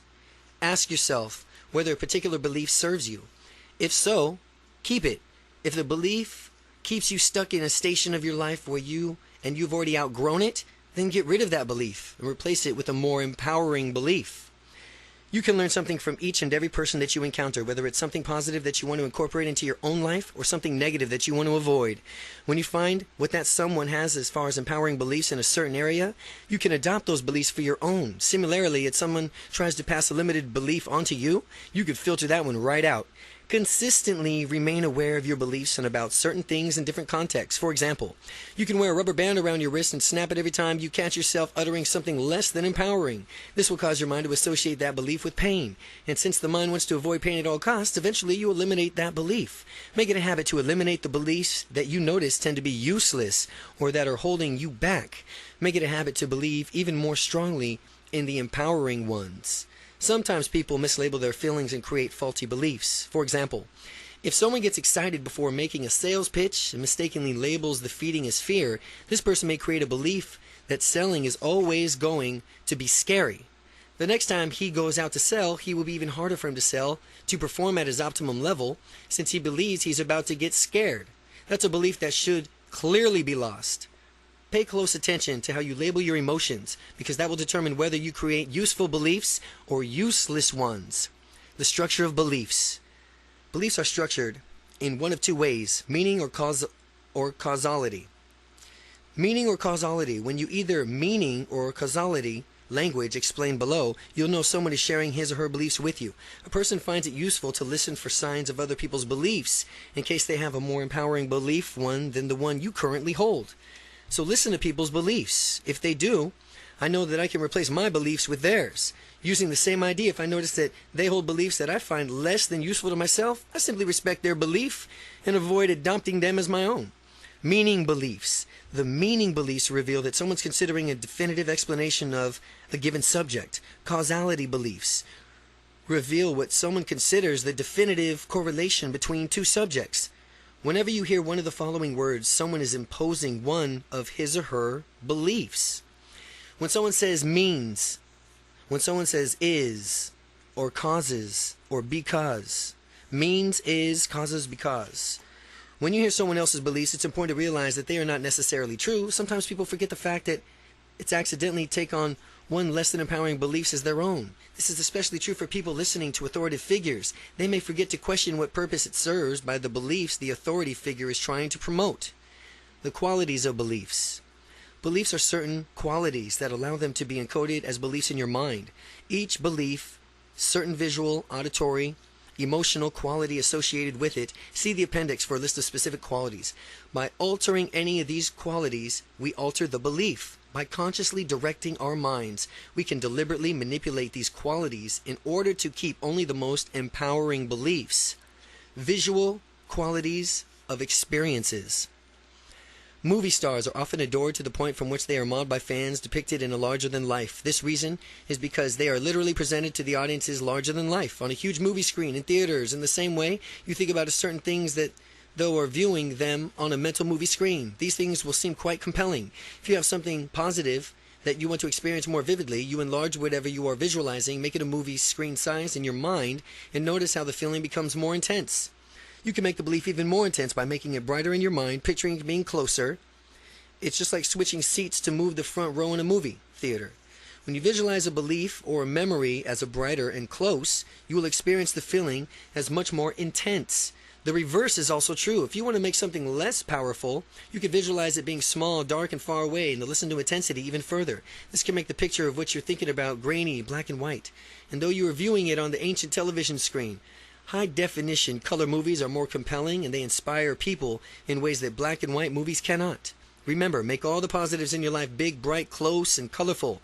Push away all the negative in your life into a small, dark, far away, black and white. People often encode their experiences to make the negative ones big and glaringly bright, while their positive experiences are small and much less vivid. Doing this will give people more negative dispositions because the negative images are so compelling in their minds. Deliberately taking charge of your own mind means encoding your experiences and beliefs in the most useful way. Auditory qualities of experiences. Just as visual qualities experience the beliefs affect their intensity, so do the auditory qualities. Going back to a movie theater analogy, people have more intense experience with the sound is loud. Engulfing them in stereo surround and crystal clear bass reverberates with their bodies. Contrast the idea with a movie theater that has a low volume monotone sound that constantly interrupted by a popping static. The latter kind of sound is much less compelling than the former. Consequently, there is much less feeling associated with it. Listening to a movie in a theater with a weak sound is a completely different experience than going to a theater that has a powerful sound. We can deliberately alter our experiences and power of our beliefs by altering the sound qualities associated with it. By turning the volume up and down, changing the location or pitch of the sound, we can experience feelings differently. Emotional qualities of experience. By altering the visual and auditory qualities of our beliefs and experiences, we change the feeling associated with them. If you want excellent feelings, you need to see and hear excellent sights and sounds. Now you need to understand how to deliberately change your memories, experiences, beliefs. You can practice making your positive memories even better. Your negative memories more neutral, and very powerfully lock in your most empowering beliefs. How to change your beliefs for good using the NLP. Now we're going to take you what we've learned about beliefs in order to change them, perhaps faster and more effectively than you've ever dreamed possible. Bust the shy gene. In earlier chapters, we saw that there are really no such thing as being shy or having a shy gene. So the first belief that we will change is the belief that you are shy. You are going to take an old thought of self-esteem and images you have had about being shy and replace them with thoughts of images of being confident, moving through the world in a whole new way. Don't confine yourself into using this technique. Just one belief. You can use it for any beliefs that you have been holding, that have been holding you back. Use this method to change whatever beliefs you find less than glorious or less than resourceful. Read throughout the instructions a few times to familiarize yourself with what you are about to do. You may also want to get a partner to help you guide you through it. Someone who is supportive of your transformation, perhaps someone who has similar transformation journey. Your partner can read these instructions out to you, or you can simply take a note of these instructions and then close your eyes and then do it then. You have certain mental pictures, sounds, and feelings that are associated with beliefs. What we're going to do is change the structure of the belief and thereby change the belief itself. By altering the structure of the belief, we alter your mind and how your mind encodes it. The mind encodes powerfully. The mind encodes powerfully held beliefs differently from weakly held beliefs. First, we will find out how you doubt something, the way in which we encode doubting beliefs in your mind. Then we'll bring you back to the normal neutral state of being. Third, we'll discover from which way strong beliefs are encoded in the mind. We'll again bring you back to the normal neutral state of being. Finally, we will bring about a change in your beliefs. We will take your limited belief and turn it into a doubt. By doubting your limited belief, you will free yourself from it. We will then take a new and more empowering belief and lock it into your minds to be held strongly. Step 1. Discover how to doubt. The first thing you need to do is close your eyes and think of something that you've used to believe is that you believe no longer. For example, you might think about as a child you believed in Santa Claus, from which you no longer do. And as you recall the belief, become aware of everything you see that is associated with the belief. More importantly, since you are paying attention to the structure of the belief, look at the different visual qualities of the belief and make note of them. Reading what you see, your belief that is no longer true but used to be. Answer these questions. Is it flat or three-dimensional? What size is it? Is it clear or out of focus? How bright is it? Your eyes still closed. Tune into the sound that's associated with a belief of yours that is no longer true. Listen closely and pay particular attention to the sound qualities as you answer the following questions. Do you hear a voice of doubt? Do you hear a voice of authority? Do you hear other sounds? How loud are the sounds that you hear? And step 2, break state. Open your eyes, take a deep breath, and name 3 different things in the room that will help you shift from a state of doubt back to your neutral state. You will even want to physically move around a little bit and helps you return to your neutral, normal state. Step 3, discover how you believe. Think of something that is absolutely true. Pick out something that you have no question about, that you believe 100% about to be true. Choose something simple like, the sun will rise tomorrow, or I need to breathe in air to live. We're going to elicit the same visual and auditory qualities in this powerful belief that we just elicited for the doubted belief. Just as you did before, when you think about this absolutely true belief, become aware of everything you mentally associated with it. Remember, since we're paying attention to the structure of the belief, pay attention to the structure of the belief, look at the different visual qualities of the belief, and make a note of them. Regarding what you see and your strongly held belief, answer these questions. Is it flat or three-dimensional? What size is it? Is it clear or out of focus? How bright is it? With your eyes still closed, tune in the sounds that are associated with this belief that are absolutely certain. Listen closely. Pay particular attention to the sound qualities as you answer the following questions. Do you hear voice of doubt? Do you hear voice of authority? Do you hear other sounds? How loud are the sounds that you hear? Step 4, break state.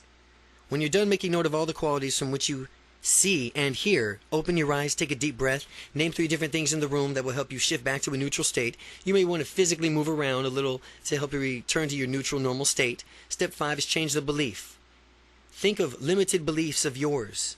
Since this book is about confidence, think of one that relates to your confidence or shyness. A good example is I can't go up and meet strangers easily. This belief that limits many people whose social and business lives would improve if they rid themselves of it. Once you've selected your limited beliefs regarding confidence or shyness, close your eyes and notice all the visual and auditory qualities of that belief.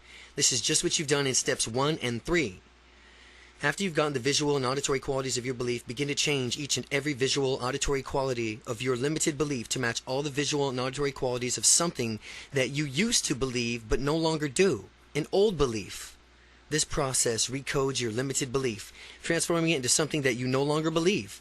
Make sure the visual and auditory qualities of the limited belief match those of the old belief as precisely as possible. When you're done transforming that belief, open your eyes, take a deep breath, and reorientate yourself back into a neutral, normal state of being. Congratulations on removing a limited belief. Since nature abhors a vacuum, we will place an empowering belief in your mind where it is limited belief used to reside. To do this, think about something with respect to your confidence, that you believe it will improve your life. Now, as you close your eyes, think of what you want to fully believe. And as you become aware of the visual and auditory qualities of your life, begin to change in each of its every quality to match precisely the visual and auditory qualities of one of your strongest absolute true beliefs. When you process it complete, you will think of this new empowering belief in the way that you thought of your absolute empowering belief in the same way that you thought of your other absolute true. Strongly held belief in step 3. Ensure the visual and auditory qualities of this new absolutely true belief and your previous true beliefs match up as much as possible. Again, when this process is complete, you will think of this new empowering belief in the same way that your thoughts of others are absolutely true. Strongly held beliefs in step 3. Ensure the visual and auditory qualities of this new absolutely true belief and your previous true beliefs match up as much as possible. Belief changing patterns. Number 1, close your eyes. Number 2, think about something that you used to believe was true but no longer do. Then, number 3, notice the visual qualities of the belief. Number 4, notice the auditory qualities of that belief. Number 5, notice all the emotional qualities of that belief. 6, open your eyes. Name 3 different things in the room to clear your mind. Number 7, close your eyes again. Number 8, think about limited beliefs that you have, such as I'm shy or I'm not confident. Notice all the visual qualities of that belief, all the auditory qualities of that belief. Notice all the emotional qualities of that belief. And then number 12, open your eyes and name 3 different things in the room to clear your mind. Finally, number 13, adjust your limited belief to resemble something you used to consider true but no longer do. And I encourage you to practice changing your beliefs and experiences. You'll be surprised how easy and effective it is. Use expectancy to your advantage. What you expect tends to be realized more often than you might think. Resourceful people have different beliefs from those who are not resourceful. Resourceful people expect to be able to find a way to achieve their outcome. They expect to be able to easily and naturally form a rapport with anyone they meet. When they want something to happen, they often go for it. And if they make a mistake, they learn from the feedback. These expectations tend to influence a resourceful person's outcome. Believing the following ideas will increase your interpersonal skills and personal effectiveness. When you meet people, you want to create rapport. Remember these beliefs. People automatically like you because you are a good person. You can easily and naturally meet anyone you choose. You can have instant rapport with anyone you choose using these techniques. You have a lot in common with any person you meet. You can learn something from each and every person you speak with. You may be thinking that these beliefs are not necessarily true, and if so, you would be correct. However, we're not out to get a result, not to logically prove what is or isn't, but above beliefs are using useful generalizations that will help you when you believe them. In all interpersonal relations, assume that you can get and maintain a rapport. Operate under the belief that you have far more in common with that person than not in common, and you will easily connect with him or her. Diffuse limiting beliefs with the power of question. The following method uses questions that are designed to break up limited beliefs. These questions help you reconnect with your confidence resources. Remember that you have confidence within you. You have confidence within you all times. You will have successfully been confident in the past. The key is to summon the necessary confidence whenever you choose. Now, if you hesitate or behaving tentatively, ask yourself, what's stopping me from doing what I want? Once you have the answer to this question, you can transform the frame of mind, your internal dialogue, and your physiology into a state of confidence. If in fact you do find yourself acting shy, never beat yourself up over it. Remember that there's a positive intention behind every behavior. That means that the way you were acting served as a purpose to ultimately do some good in the past. Figure out what positive intention of your shy behavior is by asking yourself, what is the positive intention of this tentative feeling? Be silent and allow the genuine answer to pop up in your mind. When you get an answer, take a note of it and then remind yourself that that shyness is an outdated way of behaving and that you will choose confidence from here on onward. Be good to yourself at all times. Never ask yourself a question like, why am I shy? Asking questions like that will only keep you stuck because your unconscious mind will come back to you with the answers about why you are shy, thus reinforcing the shyness even further. That's the last thing you want. You want to ask questions that reconnect you to your resources of confidence. Ask yourself, what would it be like if I were feeling unstoppably confident right now? How would it feel? How would you feel? Would you feel different? How would you look at the world as a supremely confident person? By merely answering the empowering questions, you will be forced to access a state of confidence, thereby meeting your desired outcome. Chapter 7, Unstoppable Confidence in Personal Relationships. Do unto others as they would like to have done unto them. The Platinum Rule. Interpersonal skills are fundamental to gaining unstoppable confidence. Simply knowing these interpersonal skills will dramatically increase your confidence. Because you know how people function, you will naturally be able to relate to anyone and everyone easily by the time you finish this book. The universal characteristics of friendship. Stop for just a moment and think about your best friend. You can probably picture that person clearly in your mind. As you hold onto that image, I want you to notice what it is specifically that you like about that person. Chances are the qualities that you like about your best friend are related to the following three universal characteristics that make people like one another. All friendships are based on these three. All friendships are based on similarity, cooperation, and praise. Similarity. People like people who they perceive as being similar to themselves. You and your best friend have things in common. These things may include attitudes, beliefs, hobbies, goals, dreams. More likely than not, you like to do the same things. Furthermore, you and your best friend probably have similar dislikes as well. The similarity principle can be used to enhance your interpersonal relations and increase your own personal confidence. There's a distinction between true similarity and perceived similarity. True similarity is actually having something in common with someone, while perceived similarity is matching someone's behaviors. Example, mirroring. So, that his or her subconscious mind perceives you as similar. Both kinds of similarity can help you improve your interpersonal relations. See Part 4 for the exercise using perceived similarity. Cooperation. Cooperation. The next ingredient that ensures people will like each other is cooperation. It is the absolute necessity. Without cooperation, there can be no basis for friendship. People who cooperate with you, participate in activities with you, and generally agree with you are undoubtedly more likable to you than people who don't. If someone you consider your friend decides to stop returning your phone calls, starts canceling appointments on you, or is generally uncooperative, you would obviously be difficult to maintain the friendship with them, no matter how similar you are to this person. Praise.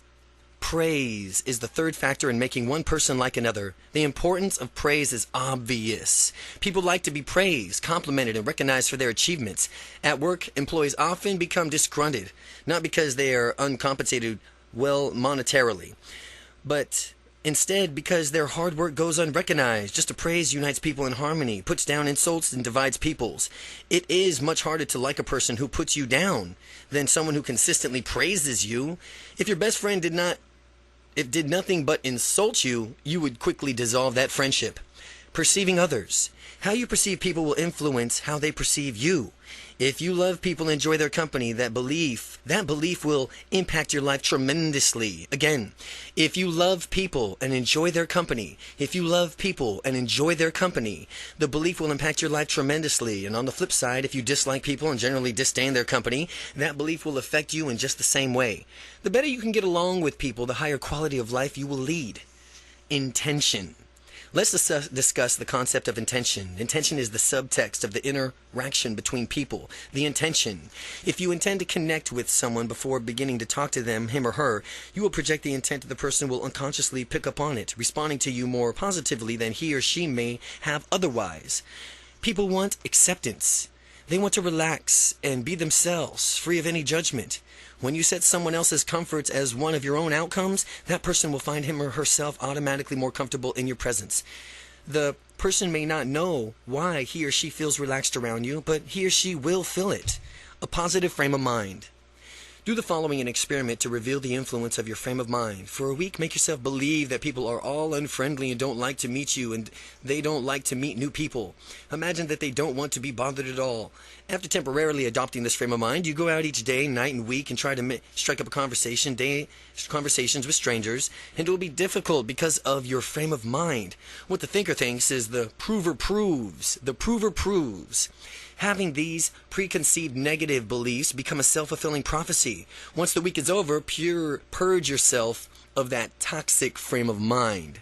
The following week, adopt the belief that people are perfectly friendly and they love meeting new people, dynamic people such as yourself. Furthermore, recognize that you like to get to know new people yourself, and since you can learn something new from each and every person you meet, you can accept people for who they are, allow them to be themselves, and free themselves from judging them.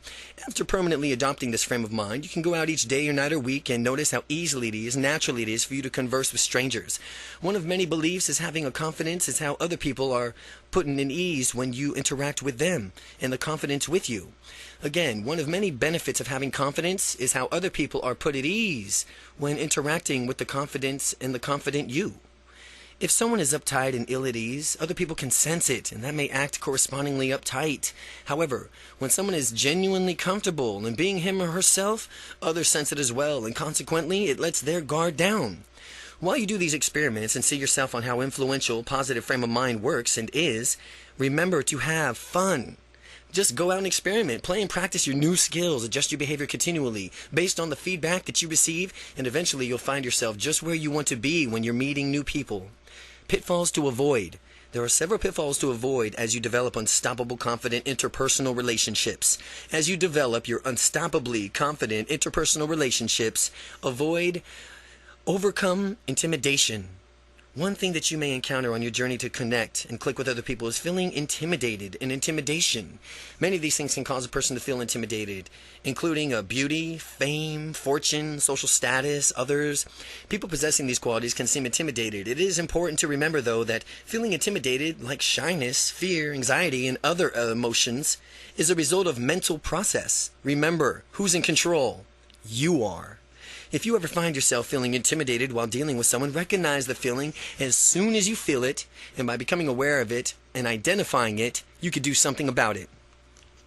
Take a few steps back and look into the picture. You are two people talking to and interacting. Take a few steps back and look at the big picture. You are two people talking or interacting in some fashion. It's really not such a big deal. The other person is simply a person the same way you're a simple person. When you strip away everything else, whoever it is that intimidates you puts their pants on the same way that you do. Remember, this will eliminate intimidation and help you build the unstoppable confidence within you. In terms of dating, some people always think that the object of their affection is way out of their league. In terms of dating, some people always think that the object of their affection is way out of their league. That is utter and complete nonsense. People are people. No one is below or above anyone else. Beautiful people who might intimidate others are simply human beings with beliefs, desires, values, hopes, dreams, fears, and goals like anyone else. When you think about it in that way, doesn't it make it much easier for you to interact with people? That everyone, and even beautiful people, they might be intimidated as well. They're simple human beings with beliefs and desires and values and hopes and dreams, fears, and goals like anyone else. Now, as you apply these ideas in your life, I think you'll find that it does. If I ever feel intimidated by someone, it's because I'm focused on the wrong attribute. All of us have extraordinary gifts. If others focus solely on our gifts, they might become overwhelmed and thus intimidated. We're all human beings and we all have much, much more in common than we have in differences. If I feel intimidated, it's because I'm not only dwelling on someone's extraordinary gift, but I'm also blowing that person way out of proportion. I'm totally exaggerating and making that person seem larger than life. A useful belief in dealing with someone who has a potential of intimidating you is to realize that you have at least something in common with every person that you meet. People have more in common than others think or even realize. Most people want to be happy, prosperous, take care of their families, enjoy their lives, and have freedom to pursue whatever they want. And when you keep these beliefs in your mind and when you talk to a person, you will discover the connection between you and the two are deeply as a result of your projecting that similarity to the other person. Beware of mind reading. The second pitfall in mind reading occurs when you pretend to understand someone's internal state without actually communicating with that person. People mind read often. It is almost always to their detriment. It is almost always to their detriment. Sometimes people will mind read about what others think of them. I know I've done it from time to time. You may have to. What someone thinks in his or her mind could be completely different from what you might think to be from reading off of that person. If a friend fails to call you back as a customer does not get back to you immediately. If a friend fails to call you back or a customer does not get back to you immediately, he or she may not be interested in you, or you project, or he or she may have just accidentally forgotten. There are many different potentials causing for everything, and the only way to verifiably know is to ask someone. For the next week, practice becoming aware of whether you're mind reading. If you're automatically presuming to know someone else's private thoughts, stop and ask yourself. Stop trying to presume someone else's private thoughts. Ask yourself, how do I know? Have I asked this person? Or has this person communicated this to me? Are there other possibilities from the way this person is doing a certain behavior? And when you are aware of this, and you are of that in the mind reading, stop at once. Fortunately, we can mind read in a positive way too. I know that I just told you that the mind reading is something less than useful, and it does not lead to good communications, with everyone running around you pretending to read other people's thoughts. However, when you mind read positively, it can actually be very useful. When I was overwhelming and overcoming my shyness, I had difficulty meeting strangers, and in a particular woman. I used to mind read and say, oh, she won't like me, she wants to be left alone, and this led me to be shy. Fear of rejection became incapacitated in my own shyness, and then I decided I'd had enough of mind reading negatively. I will never mind read someone negatively again, ever, for the rest of my life. Never, ever read somebody negatively, mind read negatively ever again. And then I decided I had enough from the mind reading, and from this point on, I would avoid mind reading. Or, if I was going to mind read, I would do it positively, only positively. I figure if you're going to mind read, you might as well do it positively. And when I began to do this, my confidence immediately swelled up. I would mind read people from whom I wanted to meet, telling myself that these are their thoughts. Well, I hope that he, as in me, comes over and talks to me. I sure would like to meet a nice, friendly, easygoing guy right about now. How nice would it be for him to come over? When I thought of this, I was more often than not helped and to approach people and meet them. If you're going to use mind reading at all, use it to your benefit. Respond resourcefully to criticism. Now that you've learned to stop assuming people are speaking ill of us, we will learn how to respond resourcefully to criticism, and others have actually made it to or about us. This is a very useful tool in improving our interpersonal relationships. If someone is stepping off the beaten path and pursuing his or her passions, there will be criticism. Again, if someone's stepping off of the beaten path and pursuing his or her passions, there's going to be criticism. But it doesn't matter whether the person's criticizing you deliberately or wants to hold you back or not. The effect of the criticism can be the same either way, if you do not respond to it resourcefully. Usually criticism of someone is going after his or her dream signifies an element of jealousy or ignorance, and on the part of the critic. Otherwise, the critical person would be supportive and actually cheer you on. Recognize before you go after your dreams that you're putting yourself out there to potentially be criticized. Avoid letting that stop you. Instead, just understand that it may happen whether you warranted it or not. Whether it is warranted or not. Two resourceful responses to criticisms are: first, ignoring it altogether. It's a good move. And the second, mining the criticism for valuable feedback. Make a distinction between the kinds of criticisms you receive and determine which response you would like to utilize. The first kind of criticism will be from the person who you are trying to tear you down in order to feel better about themselves. The other kind of criticism comes from people who mean well and do, but in fact they have good intentions of wanting you to improve. But remember, the people who treat you how you've taught them to treat you. Remember that people treat you how you've taught them to treat you. For people giving you destructive criticism, inform them that they need to correct their behavior. For people giving you destructive criticism, inform them that they need to correct their behavior. In order to respond resourcefully to criticism, there must be some sort of distance between you and the criticism so that you have time to digest it. As you listen to the criticism, imagine that you were surrounded by a thick glass barrier and absorbs any negativity or negative emotions from the criticism so that only the useful positive content of the message seeps through. Other people may see and hear things differently from you and therefore have good suggestions for you on how to improve, which is why you need to be able to receive positive, constructive criticism. Teach people how to give you good feedback. Good feedback comes from the form of a sandwich. The structure is praise for something done well, suggestions for improvement, and then some more praise for other things done well. When people use this sandwich, it helps actually. People use this feedback sandwich. The person receiving the feedback feels good while still getting useful ideas on how to improve. When giving constructive criticism, remember that the more specific the suggestions for improvement is, the more useful the suggestion will be. Again, when giving constructive criticism, remember that more specific the suggestion for improvement is, the more useful the suggestion will be. You got to be specific what you're trying to have suggestions of the improvement is on.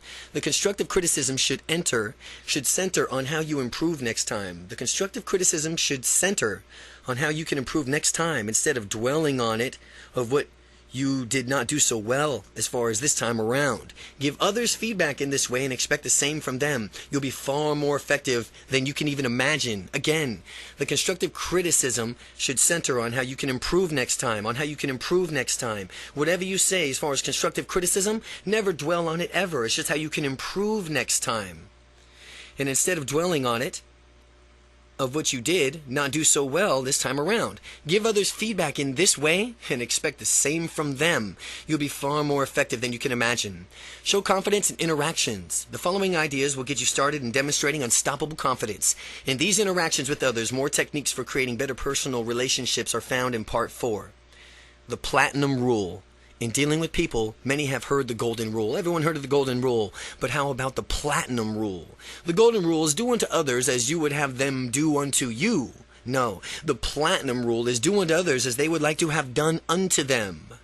When you think about it, the Platinum Rule obviously makes more sense. If someone feels down and recognize it, you can proactively make that person feel wonderful. The magic of touch. People who are well-liked and confident put others at ease in their presence. One method they use is to put others at ease is to convey a warm feeling and the power of touch. People crave connection with other people. Touching and being touched by others, if applied correctly, can be a powerful way to make a connection. Whether it's a handshake or congratulatory pat on the back or a warm hug, people often respond to touch. As an example that demonstrates the power of touch, it is a study that was conducted with the waitresses. The researchers set out to determine how to touch would influence the tips the other waitresses earned. The first group of waitresses touched each customer while he or she ordered items off of the menu. The second group acted just as friendly, only they didn't touch the customers at all. The researchers found that the waitresses who touched the customers earned tips that were 50% higher than those of the waitresses who did not. What this shows is that the customers perceive the waitresses who touched them as more likable and open. Finally, a word of warning. You should apply touch judiciously and appropriately. Again, only judiciously and appropriately, never in a way that could be misconstrued as sexual or inappropriate. As with all things, use some common sense. Chapter 8. Overcoming Obstacles in the Path to Success. In every adversity, there is a seed of equal or greater benefit. Napoleon Hill. All the happiest, most fulfilled, most successful people realize that success is a process. It's a journey of who we become, not simply the end result that makes us all worthwhile. The achievement of the goal is sweet, but as with any goal worth achieving, there will likely be setbacks along the way. Viewing those setbacks in the right light can make the difference in your ultimate success. No such thing as failure. No such thing as failure. Thomas Edison did more than 10,000 experiments before he perfected the incandescent light bulb.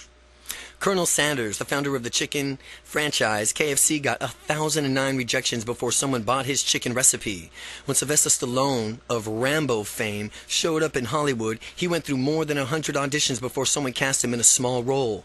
What all these people had in common was that they did realize that there is no such thing as failure. There's only results, and after you've been knocked down, the only thing that matters is that you get back up.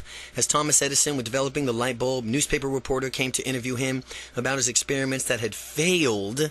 And the newspaper reporter inquired as to when the inventor would give up after failing so many times, to which Edison retorted, "Never." The pressing newspaper reporter insisted, "But you've kept failing over and over." And Edison swiftly responded, "No, what you don't understand is that I have not failed. I've just found over 10,000 ways not to invent the light bulb." This is very true, and since he's learned from each previous experiment and made corrections based on his findings, masters become masters because they make more mistakes. The more mistakes you make, the better distinctions, small pieces of information you learn by doing, you'll get. The more distinctions you have, the more easily you will reach for your outcome. Think about that as it applies to your confidence and going after your dreams. Masters are excellent at fundamentals. They go back and ensure that they have gotten the basics down. If you at first are not successful, be thankful. Some of at least successful people are out there. They've had early successes and decided that there was no room for improvement. Therefore, they became complicated and stagnated. Compare this to people who fail royally the first times. These late bloomers have to develop skills to adjust their behaviors based on feedback. They tend to develop habits that lead them towards continual improvement, and as they develop these habits and begin to succeed, they eventually surpass the early bloomers in productivity. The 4 major causes of blunted progress. People stop short of achieving success for many different reasons, and being aware of what stops other people can help you prevent yourself from being sputtered out. Now let's continue on the road towards living your dreams. A lot of the reasons that prevent people from living their dreams are actually excuses. What I challenge you to do is systematically go through your life, kick out all the excuses, the crutches. that you may have or been leaning on. Blow out the crutches permanently so that there can be no choice but success. This is one of the rare times of reducing your options will ultimately gain you more options in the future. Excuses are false options that will only hinder your progress. And since progress is vital to success, you mustn't let anything stand in your way. The 4 major causes of blunted progress is number 1, the fear of change. Number 2, fear of the unknown. Number 3, the fear of success. And number 4, the fear of failure.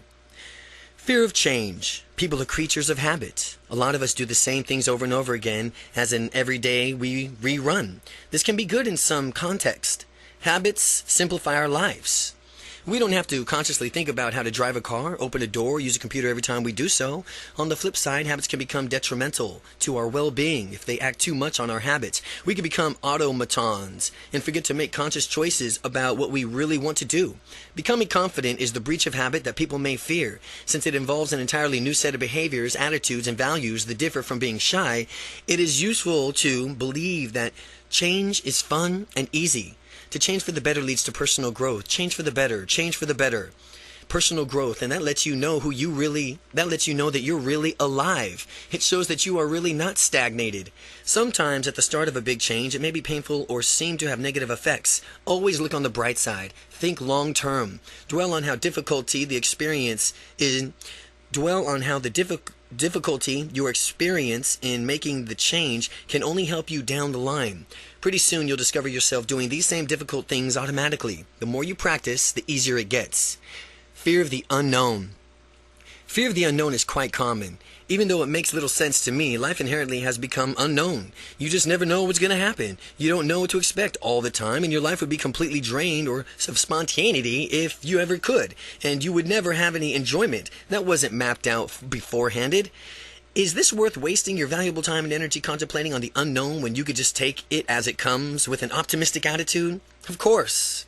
It's only natural to make provisions that ensure the worst case scenario in each situation does not happen. Although, if the worst case scenario should happen, you can always minimize the damages afterwards. This is the fundamental shifting in your mindset here. It's the difference between taking action to preventing or minimizing the worst case scenario and not taking action because you're worried about something bad might happen. It's important to avoid spending your time worrying and fearing the unknown. Instead, take action and increase your peace of mind. Think of life as an adventure or a game where you make up all your own rules play by play. And if you move through your life with a frame of mind like that, how much more exciting and fun would your life be?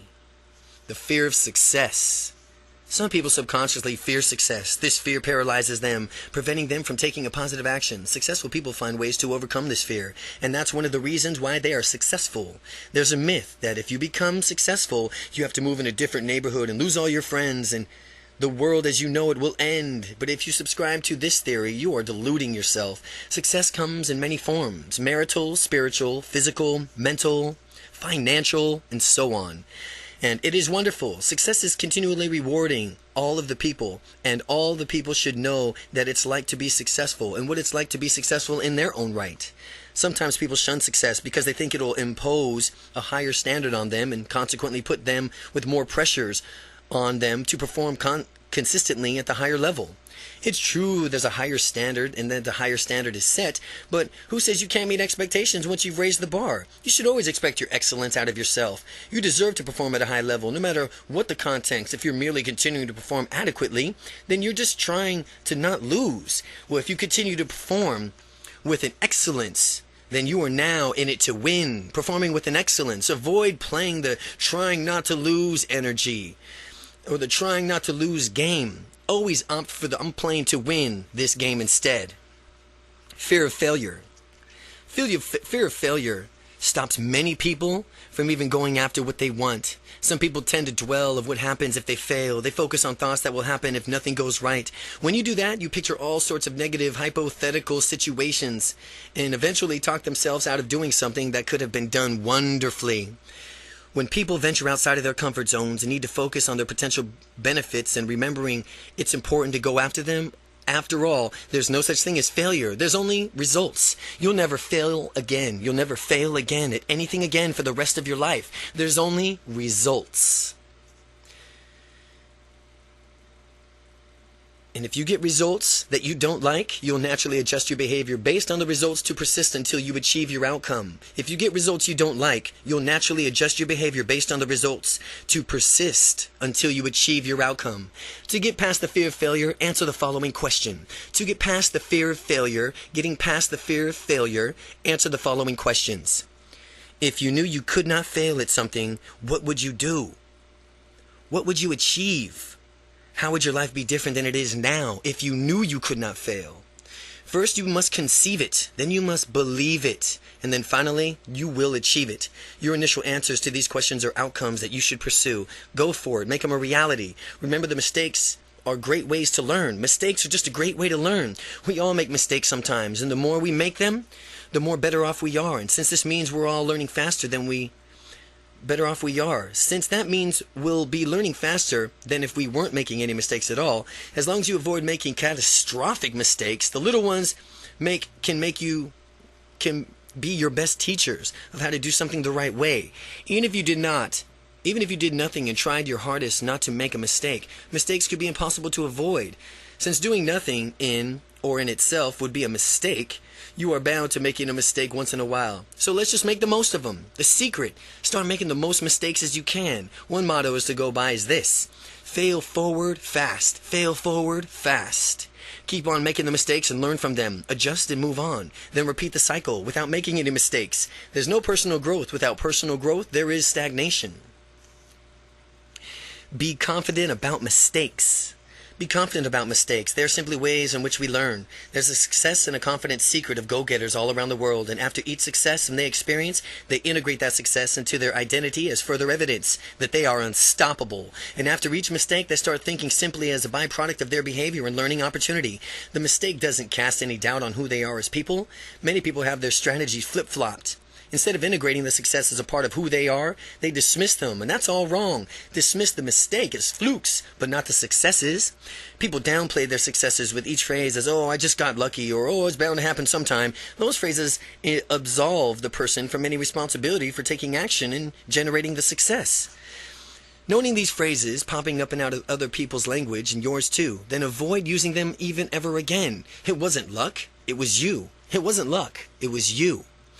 To get the victories to occur more often, just as soon as you have a major success, visualize yourself having the same results again in many different contexts. When you got the winning feeling, it's such easier to imagine it yourself having the same feeling over and over again in the future. Visualizing the victories is different contexts, and it will help you create a belief that the success is part of who you are, not just an isolated incident that occurs from time to time. Here's how to be successful, and here's how successful people view their mistakes. Well, the mistake is simply a function of what I did, not a part of who I am or who you are. A mistake is something to learn from. A mistake lets you know that you should adjust your behavior. Here's how successful people view their successes. Success is part of who you are. It happens because you are a successful person. Success is something to congratulate yourself on and celebrate. Success can be built on to reach even greater heights in the future. The confidence you are rapidly developing can take to a form of a snowball. At first you pack the smallest bit of snow in your hands and make it as dense as possible so that it sticks together, and then you place a small snowball on the top of the great big hill, and as you roll the snowball down the hill, the snowball gathers more and more snow and it gains momentum. Pretty soon the snowball is unstoppable and it keeps getting bigger, acquiring more snow and faster. That's how your confidence is going to be growing now.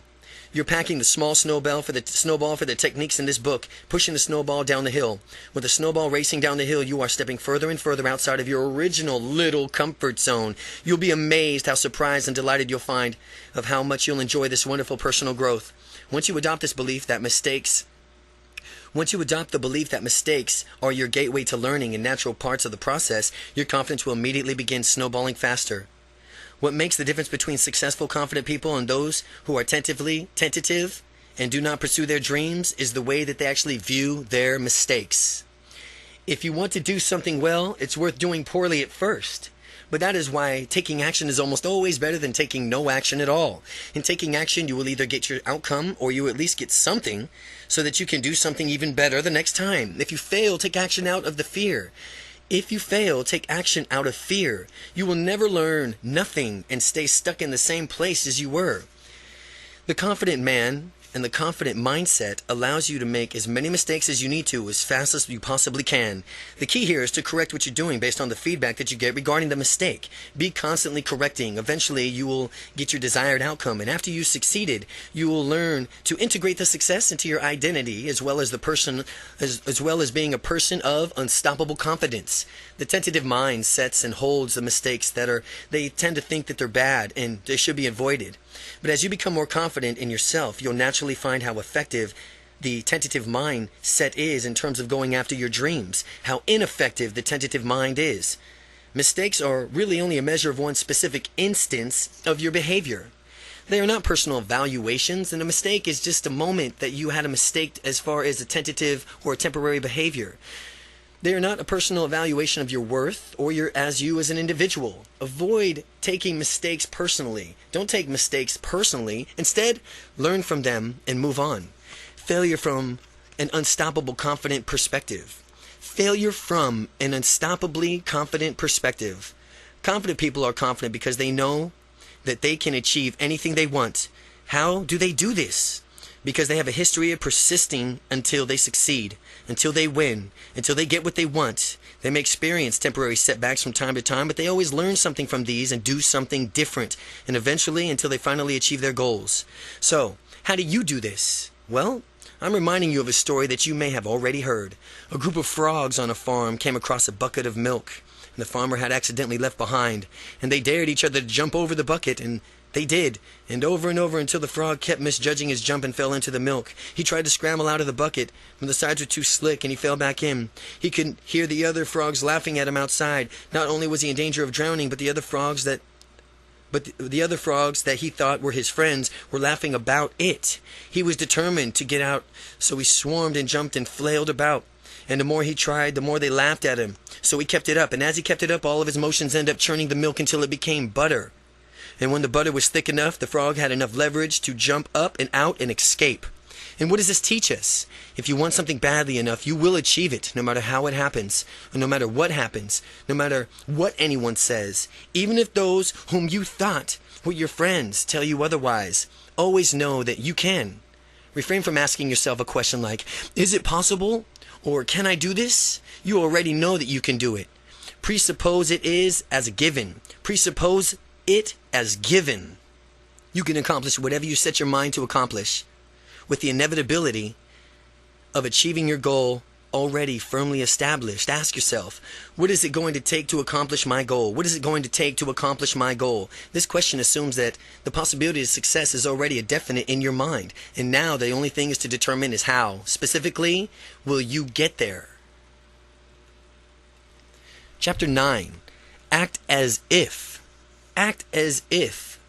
Quality persons create a quality life. Successful people ask better questions, and as a result, they get better answers. Anthony Robbins. So now you may be wondering how to get unstoppable confidence. We've talked about confidence. We've talked about what it is, what it isn't, as well as about aspects of your language and body systems and how they need changing. But how exactly do you get there? Parts 3 and 4 give you techniques and exercises to help you change your language and change yourself. To get started, here's the first step to set you on your journey to unstoppable confidence. Acting as if. Acting as if is an NLP essential. If you act as if something is real for long enough, you will eventually forget that you are only pretending. And however you are acting will become your habit. And this is one of the keys to Neurolinguistic Programming.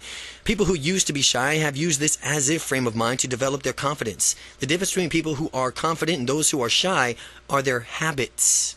Habits can either be good or bad. The secret is to have a wealth of good habits. The more empowering habits you have, the better life will be. Developing these habits of behaving confidently can be enjoyable too. It's exciting to witness your personal transformation as you gain more confidence in yourself. The pretend it, have it technique. The pretend it, have it technique. The mind and body are part of a cybernetic system. This means that the body influences the mind and the mind influences the body. You can pretend to have a confidence, reliving confident experiences in your mind, which will get your body to adopt confident physiology. Or, if you choose to adopt confident physiology, your mind will adjust from what you are seeing, hearing, and feeling internally to experience confidence. You can use this to our advantage, and we should use this to our advantage. Getting confident is no different from pretending to have confidence. Keep doing it for long enough, and pretty soon you'll forget that you're pretending. And by the time you've done that, the confidence will become a habit. Following that, your confidence gets ingrained into your personality, and it becomes a part of your identity. Remember, times as a child when you played make-believe, children have excellent imaginations. They're very good at playing and consequently learning. People play make-believe now and pretend that you have the confidence before you really do have it. Here's some questions about confidence. Questions about confidence. Imagine what it would be like to be 10 times more confident than you are now, and answer the following questions. How would it be? How would you be moving differently? How would your body posture be different? How would your inner voice be different? How would you be speaking to others? What is going through your mind? How does your body feel? Where in your body do you feel the confidence first? How could you intensify that confident feeling in your body? By answering the questions, you can do what they invite you to do. You will see your unstoppable confidence soar. You will see your unstoppable confidence soar. When your confidence soars, forget that you are pretending and take action to do whatever you need to do to get done. When I was learning how to walk up to strangers and begin talking, I would ask myself these questions one by one. With each question I answered, I adjusted my behavior and pretended as if I already had the confidence that I was seeking. And after answering all the questions, I could actually feel unstoppable confidence within me. This propelled me to introduce myself to strangers and begin talking to them. The reverse of this technique is also true, so be forewarned about that. If you think about shyness and adopt your body language, your mind and body will make you feel shy. But if you catch yourself doing this, acknowledge it, and then begin asking yourself the confidence questions, which are designed to get you into a super confident state. Now work on your way through the techniques and strategize in parts 3 and 4. Before long, you won't be acting unstoppably confident. You'll be unstoppably confident. Again, the questions about confidence are, how would you be moving differently? How would your body posture be different? How would your inner voice be different? How would you be when speaking to others? What's going through your mind? How does your body feel? Where does your body feel the confidence first? And how could you intensify this confident feeling in your body? Chapter 10. Mastering your internal voice. Make a game of finding something positive in every situation. 95% of your emotions are determined by how you interpret events to yourself. Brian Tracy.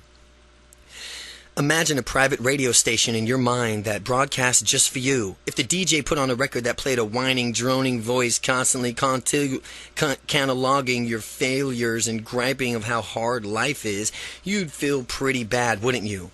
Wouldn't you want to turn it down or fire the DJ? Conversely, what if you could listen to rich, warm voice reminding you of all the great accomplishments of your life, the things that make you happy and thankful, the goals and your dreams that you have? Wouldn't that feel just great? Wouldn't you want to listen to that a lot? With the volume high enough for you to feel it vibrating throughout your body? Well, that's exactly what we are going to do in this chapter by mastering some basic NLP techniques, Neurolinguistic Programming, or self-talk. You are going to learn to be useful with your internal voice to positively change your state of mind and direct your thoughts in resourceful ways. No matter how you have been using your voice your whole life, using your voice ever in the past, you will master your internal voice so that your state of mind becomes and stays absolutely fabulous, squashing negative internal dialogue. Many people have a negative internal voice that is constantly eating away at them. This negative internal dialogue often dwells on bad things in life and is quick to put down in some other nasty comment. Consequently, it's difficult for people who moved ahead if they don't first conquer their negative internal voice. This kind of internal monologue can use and cause a negative self-fulfilling prophecy. If you let it rule your mind, it'll also rule your world. What occurs far too frequently is that negative internal dialogue discourages someone from doing something bold and constructive. Then this person attempts to take the initiative and fails, and internal voice rubs it in.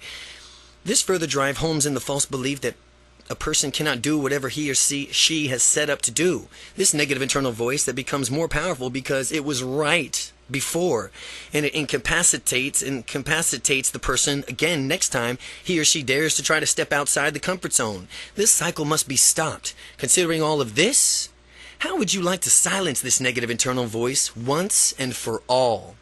First, identify the qualities of your negative internal monologue by answering the questions listed here. When you're aware of the specific qualities of your negative internal voice, you can more easily silence it. Whose voice do you hear? Where does the voice seem to come from? At what level is the volume of that voice? Does the voice speak rapidly or slowly? Now that you are more consciously aware of the voice than ever before, you can squash it. To do this, you must actively choose to change the qualities of the internal voice. You can do this by imagining the same voice with no vocal properties altered. Sometimes the negative internal voice is that one of the both of your parents. Sometimes the negative internal voice is your own. What would happen if you took your voice and made it sound like, say, Mickey Mouse's voice? It would be hard to take that highly pitched voice seriously, right? Well, what would happen if you had made another favorite childhood cartoon character's voice for the other voices? Or perhaps a clown's voice? Don't take my words for it. Do it yourself and find out. The next time you recognize a negative internal voice, mentally repeat just what I said and make it the voice of Bozo the Clown. You might be surprised to discover how quickly an internal voice that used to keep you stuck becomes meaningless when it sounds like this. What happens if you put your negative internal voice? What happens if you change where your negative internal voice comes from? Put the voice in different locations and farther away to lessen the impact. Picture a voice coming out of your kneecap, softly taunting you about your shortcomings. Notice how this changes things. What happens when you speed that voice up so very fast that it is almost incomprehensible? Like a record turned up to 180 RPMs. What happens when you slow that voice down so much that it's a deep and distorted that you can adjust your internal voice and though in the same volume dial? Turning the volume up or down in the suit of a situation, most likely the quieter the voice, the less influence it will have. Find that works best for you. Find out what does and use it to thwart the impact of that pesky negative internal voice. The underlying foundation of this technique is the idea that you can consciously direct your mind instead of just allowing it to function on impulse. You can consciously direct your mind.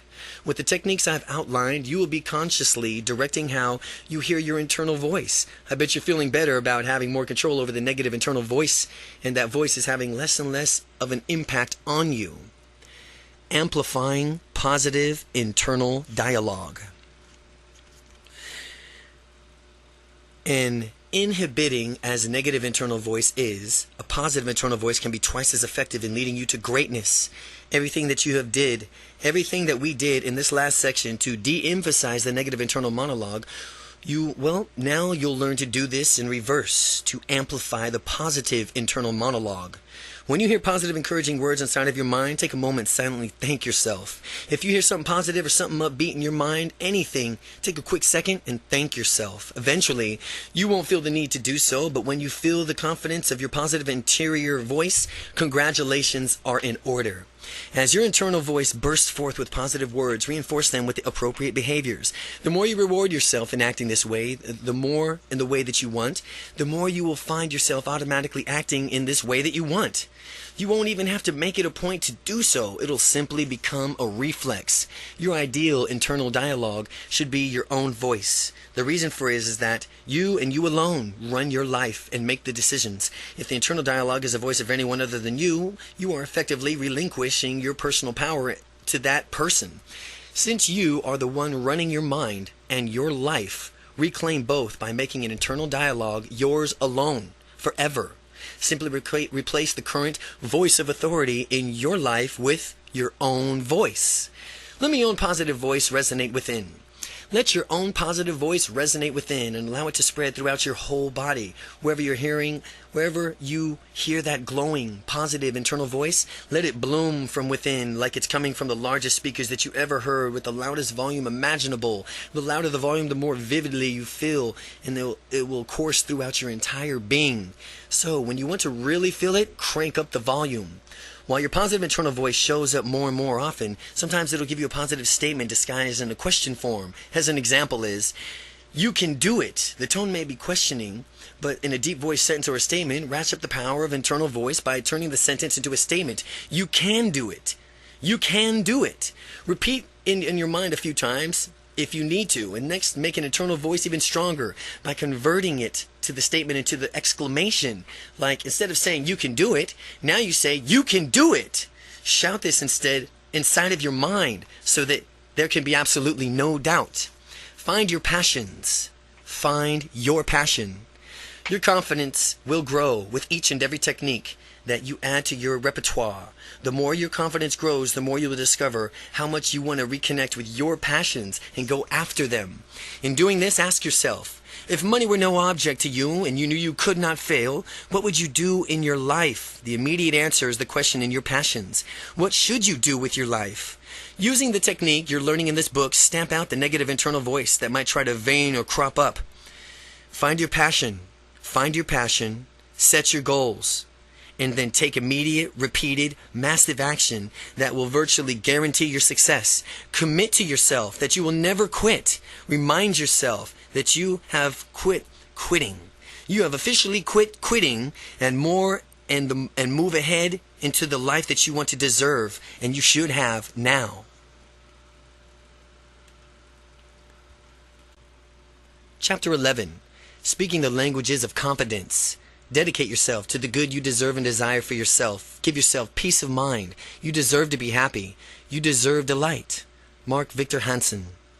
Now that you've mastered our internal voices, it's time to turn our attention to our externals, how we project our internal dialogues to the outside world. The vocabulary of confidence.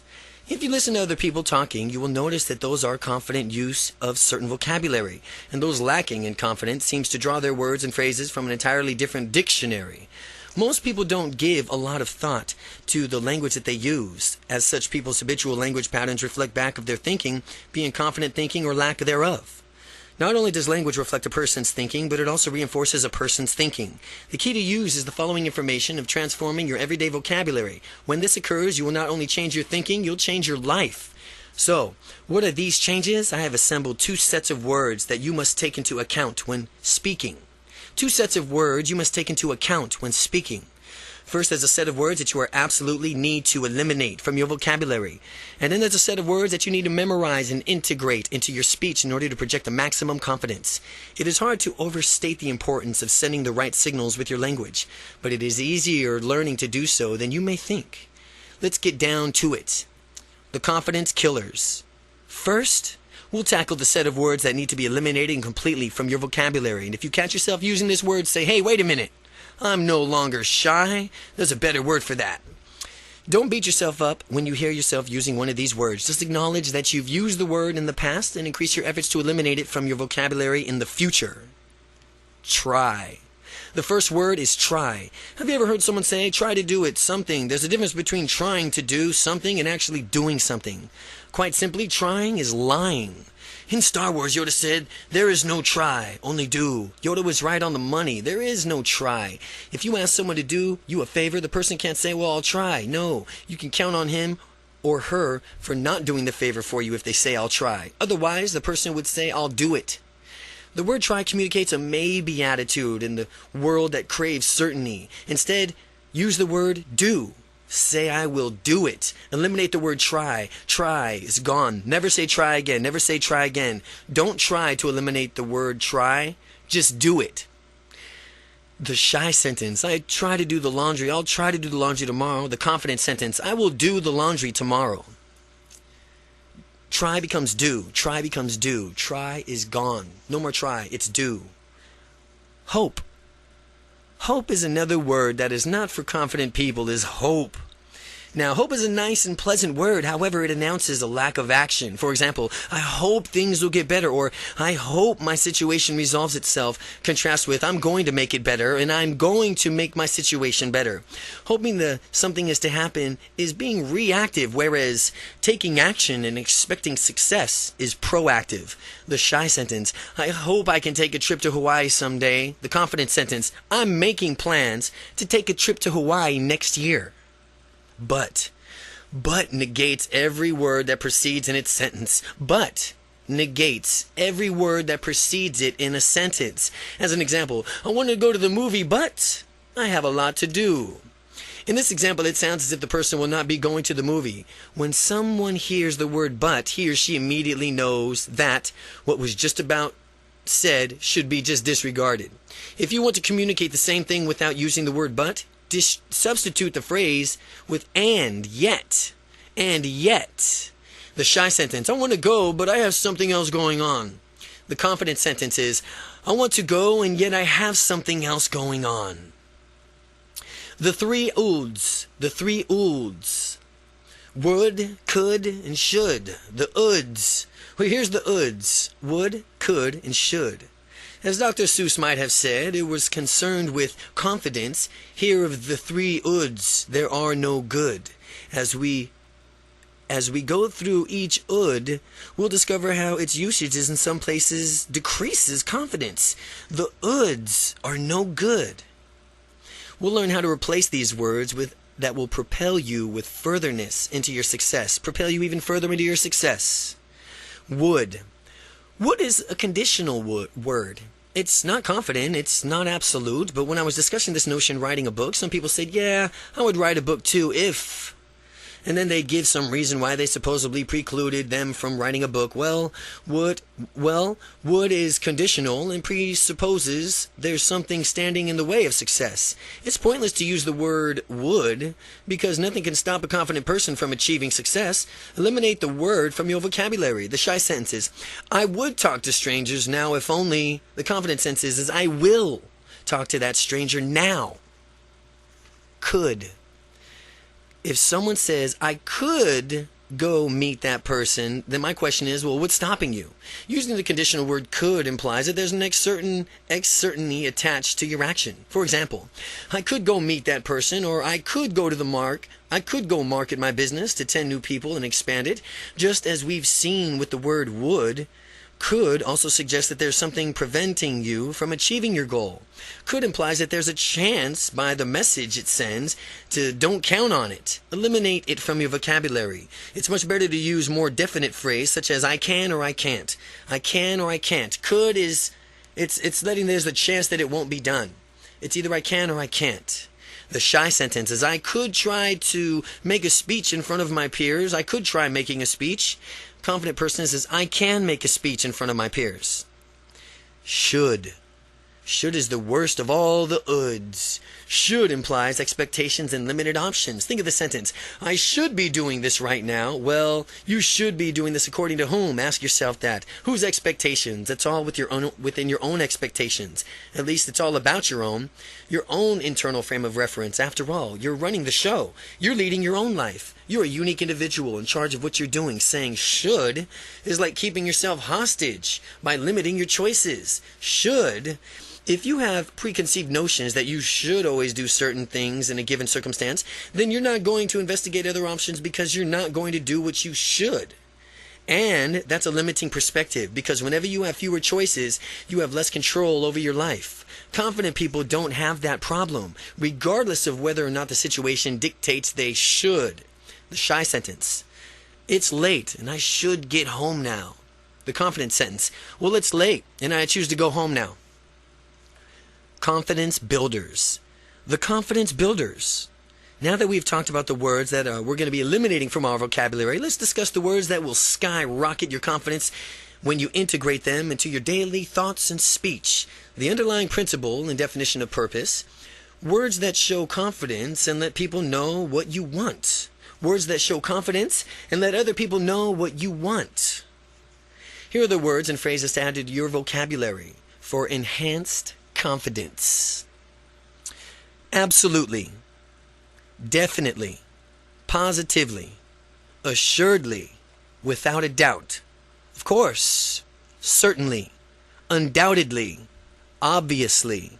Guaranteed. Naturally. Sure. What do all these words do? They communicate a message that there's absolutely no doubt in my mind that this is the way it is. Now, as you begin to use these words, notice how people respond to you, because they will respond differently. If someone asks, what do you want to do? There's a number of responses. Here are two examples. The undecided sentence. Well, we should do something fun, I hope. The confident sentence. Well, I absolutely want to see a movie tonight. You will notice the difference between someone who is confident and someone who wants to do something and someone who may want to do something, yet is too shy to say what that might be. The language of motivation. Now let's talk about how to use language to motivate yourself to do what you want. You could take a task of action and that you don't particularly care about and crank up your motivation so that you just have to just do it. Model operators. This goes back to our use of language and how it shapes our model of the world. With this technique, you will focus an aspect of language called modal operators. When you listen to someone's language, and especially his or her model operators, you will hear so much about that person moves through the world and how the source of his or her motivation. So, what are modal operators? They are words like must, have to, need to, will, can, should, would, and so on. For our purpose, they fit into three categories: necessity, possibility, and impossibility. Model operators of necessity. As modal operators, necessity indicates that something is necessary and that something needs to be done, but they are words such as have to, need to, must, mandatory, and required. As such, using them in the right places in our language to excellence for motivation. I have to take a break. You need to go do some training. We must work on this project now. It's mandatory that you do your confidence exercises regularly.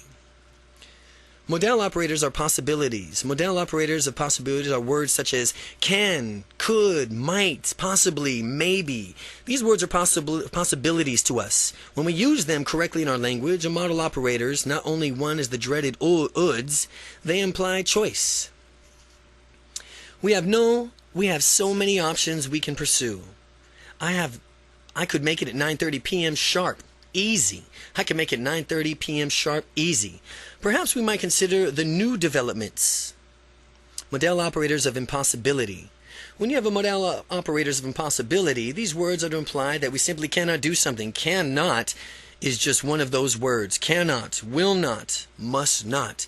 Notice most modal operators of impossibility close off options that may have been available to us. I'll never go back to the old way of being. You must not neglect the following these instructions carefully. I can't go a day without doing my unstoppable confidence exercises. How to easily motivate yourself. So how do we use this knowledge of the modal operators to crank up our motivation? How do we simply start chaining them together? I want you to follow along in this example. We will begin by saying a set of phrases. Each of them will differ in just a few subtle but powerful ways. Now, the purpose of this exercise is for you to fully experience the impact of this technique. I want you to say each of these phrases out loud, confidently, powerfully, and take on the confident physiology and sit up straight and say these phrases with an authoritative tone of voice. We will begin by thinking of a moment that's taking tomorrow off from work. Or, if it's a weekend as you read this, taking off an upcoming Monday. Notice that it's like motivation. Your beliefs from whether or not you can do this will be influenced by how you say the words in the exercise to yourself. I want you to say to yourself, I can't take tomorrow off. And notice how you feel about taking the day off tomorrow. Can't is a modal operator of impossibility in the present tense. Now say, I couldn't take tomorrow off. Notice how using modal operator of impossibility closes off that option. Then say the following sentence, I can't take tomorrow off. As if you fully assume the confident physiology, say aloud, I couldn't take tomorrow off. While you do this, notice how it feels to you internally each time we exchange one of these modal operators for the other. The feeling will change. Next, say aloud, I could take tomorrow off. Using the could will alter the experience, as if you find a saying, it produces a different feeling. It might be compared to a contrast of the difference feeling between all the sentences that you think about, how one word can so drastically alter the meaning and feeling of the sentence. Could shifts your thinking from that the impossibility into thinking that something is possible, albeit with conditions attached. Well, to paraphrase the sentence, you could take tomorrow off and some condition were met. The conditional aspect is implied through the usage of the word could, as I explained earlier. Now, say the same sentence replacing could with can, and I can take tomorrow off. Your thinking has become shifted from possibility of taking tomorrow off, if some condition were met, to a very real possibility in your mind that you, in fact, can take tomorrow off if you choose. To amplify this possibility, next replace the modal operator in the sentence with may. Say to yourself out loud, I may take tomorrow off. May pre-proposes that you may or may not take tomorrow off, and implies that not only the fact that you can do something, but it suggests that you are considering whether or not to do it. Where we've gone now to absolute impossibilities to serious consideration regarding taking the day off. Now use your next modal operator. I should take the day off to tomorrow.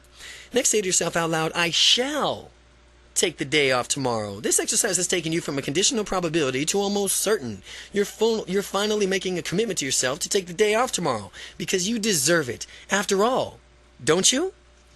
Next, tell yourself, I have to take the day off tomorrow really says like and your sanity depends on it. Then notice how much more powerful the expression becomes, that I have to take tomorrow off. When you say I have to take the day off tomorrow, you can feel it course through every part of your body. Next, say, I need to take the day off tomorrow. You need to. Taking the day off tomorrow has gone from a requirement to a necessity, a fundamental need. Notice how these differences increase your motivation that much more. Finally, use the model operator that you've seen here and you've been waiting for. I will take the day off till tomorrow. I will take the day off tomorrow. That says it authoritatively, that I will, authoritatively and powerfully. Notice how committed you are in taking the day off to tomorrow. Look at how much your motivation has changed. Just because you've changed the word on each continuum of motivation, you become from a place of it was absolutely impossible to take the day off to tomorrow to becoming committed to taking off the day off tomorrow. This example demonstrates the power of these words and how people are using words to either limit themselves or model operators of impossibility to motivate themselves, the model operators of necessity, or to empower themselves with the more options of the model operators of possibility. Chapter 12, the body language of confidence. If we are to have magical bodies, we must have magical minds. Dr. Wayne Dyer. Body language is just as important as verbal language. Your internal messages, images, sounds, emotions affect your physiology and vice versa. Confident body language versus shy body language. Quick lesson. Confidence and shy body language differ greatly and are rarely mistaken for each other. By realizing the difference, you can be assured to maintain confident body language as you build unstoppable confidence. Here's some examples of a shy body language. Hanging your head as if you're ashamed of yourself, slumping your shoulders forward, drooping your spine instead of standing up straight, looking down on the ground. Having a confident body language is just as easy to spot. It sends a much better message. Here's some examples of confident body language. Keeping your head held high, having your shoulders thrust back, keeping your abdominal muscles tucked in, standing up tall and proud. And if you don't feel confident in any given moment, you can project confidence through your words, gestures, and body language. Avoid wimping gestures. Some people resort to blaming and placating in stressful situations rather than communicating their willingness to find a way out of the situation. They become panicked and are concerned with who's at fault. These people clearly lack the confidence. If they were able to alter their behaviors by maintaining a powerful, confident physiology, their internal states would match them on becoming a calm, cool, collected person. Maintaining composure is much more resourceful and effective for solving a problem than blaming or placating ever could be. Here are some methods for you on how to improve your body, how to move your body to stay confident. Never use placating gestures. Confident people never make placating gestures. These gestures convey that you are inferior, submitting to others person. A classic placating gesture is when someone shrugs his shoulders with palms facing upward, as if you're pleading, I didn't do it, or this conveys a need to absolute oneself of responsibility of the situation. In order to have unstoppable confidence, you must avoid these gestures at all times. Another placating gesture is the shrug, which means someone doesn't really know what's happening, and perhaps even don't care.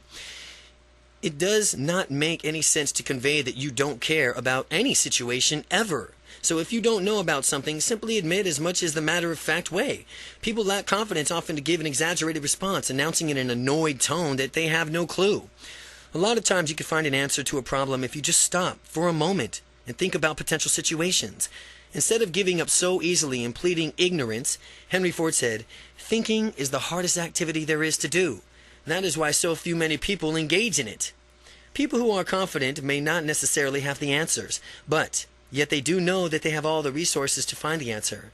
When I ask someone a question and the immediate response is I don't know, it indicates to me that this person is not even willing to make an educated guess to the initiative to finding out an answer. The better response when you genuinely do not know is to say, well, I'm not sure yet.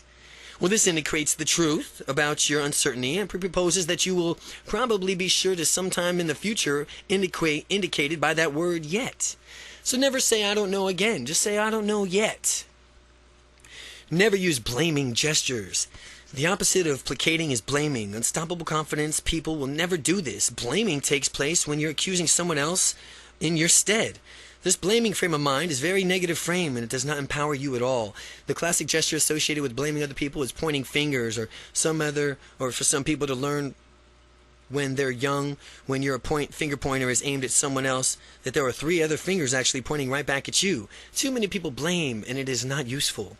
Confident people come from a place of wanting to find solutions. They come from an options on how to solve problems and create solutions. They move through the world calm, cool, unperturbed by outside events. They manage their emotions rather than letting their emotions manage them. You manage your emotions.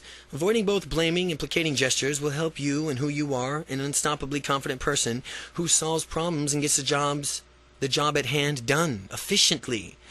Who and what caused the situation is irrelevant. The main idea is to solve it. You don't care who or what caused the situation. Your main idea is just to solve it and prevent it from occurring again in the future.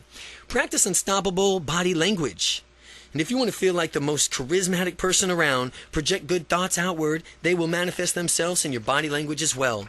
Walk confidently. Confident people have a certain walk. When they enter a room, it seems as though they belong there, even as if they own the place.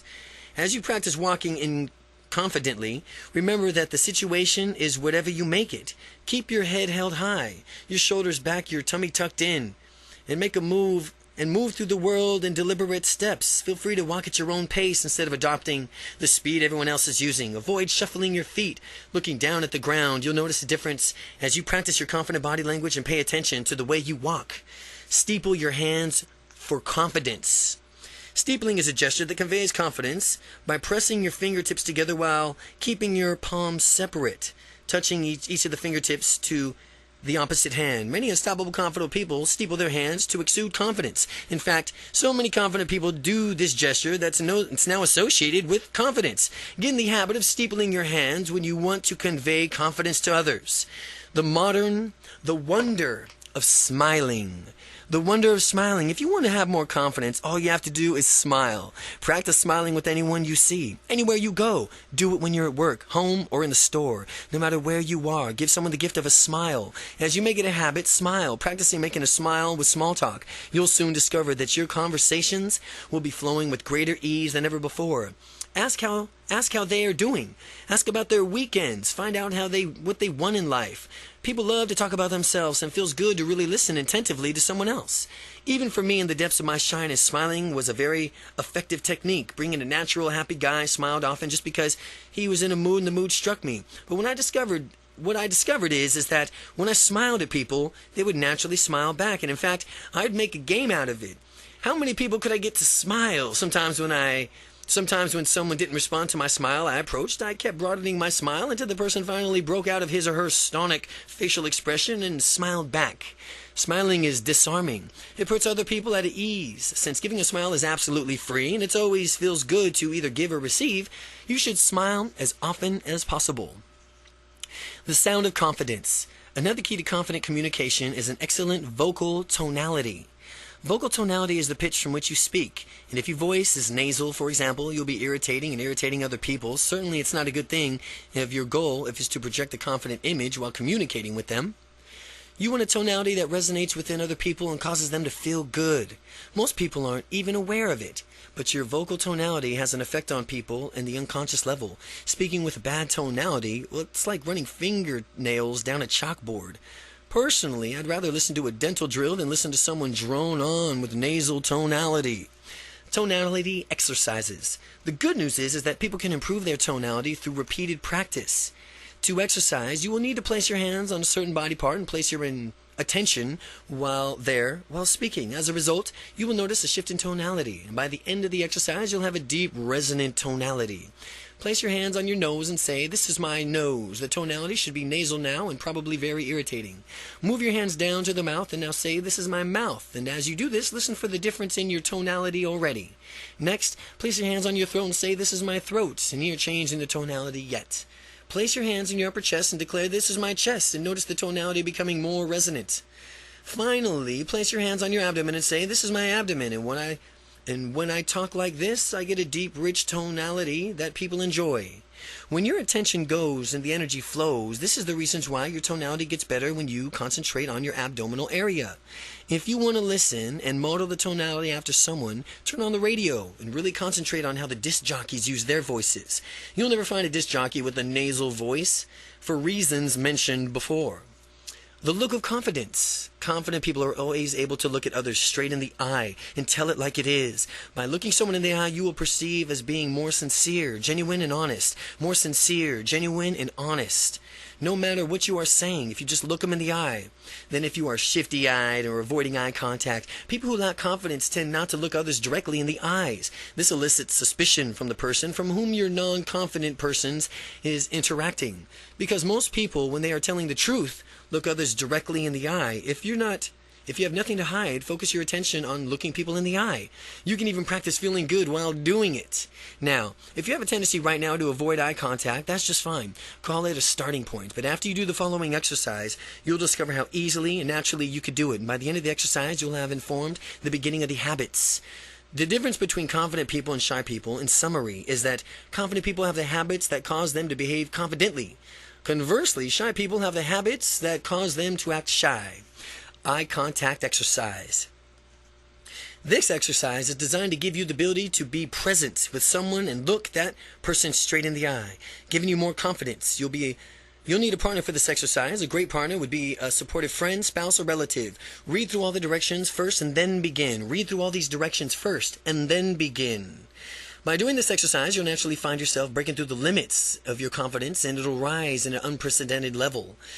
Set an outcome for what you want to get out of this exercise. One good outcome is to be able to look people in the eye anytime. Tell them anytime that you choose and feel at ease while you're doing it. Get a timer that will let you know when 5 minutes is up. What you're going to do is sit across from your partner in a complete silence and be present with him or her. All you have to do is be silent. Look the person straight in the eye and beware. This is harder than it sounds. But as you do this exercise, you may have certain urges to laugh or look away. That only means that you now have an opportunity to break through the previous held limits. Stay with the exercise and continue looking your partner in the eye. Meanwhile, your partner will be doing the same with you. And if you do laugh or glance away, your partner should gently say, "Stop. Be present. Start again." Similarly, if a partner laughs and glances away, give him or her the same instruction. Continue on doing this for the entire 5 minutes. Having this skill means that you can confront any person to be there for him or her as a good listener. Your direct eye contact with another person means that you're neither superior nor inferior, but you are merely two equals communicating on a level ground. Do this exercise with your partner as many times as you can, and you'll need it in order to be able to look someone in the eye. And pretty soon, you'll discover that it is really, really easy to do so, with no longer to being intimidated to direct eye contact. The real world is a true test of gauge. Now, how you've come from, of how far you've come.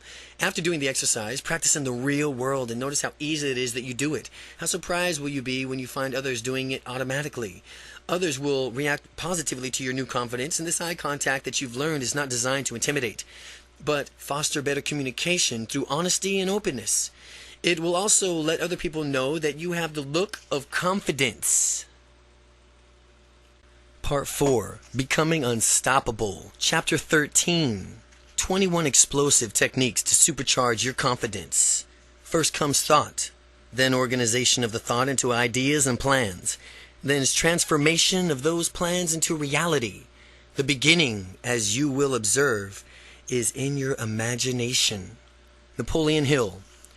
The techniques, exercises, and strategies in this chapter will speed you on your way to unstoppable confidence.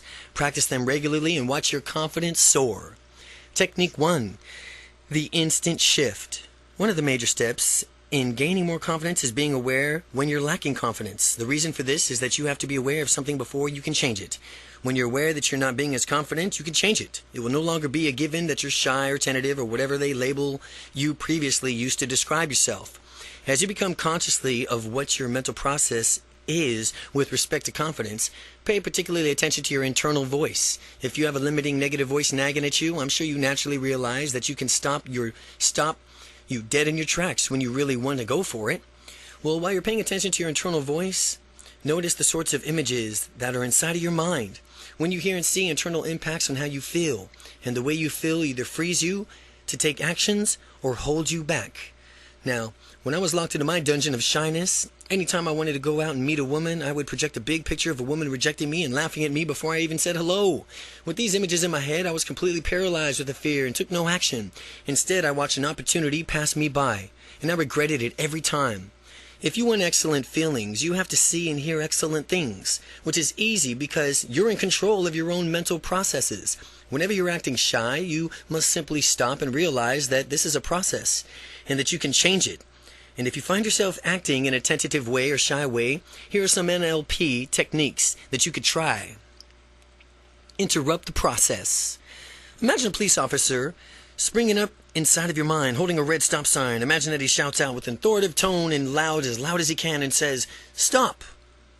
When you hold these images in your mind, you'll find yourself immediately stopping the processes of feeling that lack of confidence. Shift your state, and once you stop the process, you can change your directions and go in any direction you want. For purposes that you should immediately shift your physical state to one that exudes confidence. Employ excellent physiology and posture, head up, shoulder back, stomach tucked in. Put your smile on your face. Feel good just like that. And if your body is in this state of confidence, it's easy for your mentality and for you to mentally follow suit. The instant shift. Number 1, recognize your shy or unconfident action. And number 2, interrupt the process. Number 3, shift your physical state to a confident posture. And then 4, let your mind follow suit. Technique 2, rehearse confidence. Once you interrupt a negative mental process, you could then consciously choose your emotional state you want to experience. You won't be merely acting out the habit. You'll be acting out a conscious choice that is very powerful. And with this technique, you can program yourself to have unstoppable confidence whenever you need it. The key is that when you rehearse what you get, the key is that what you rehearse is what you get.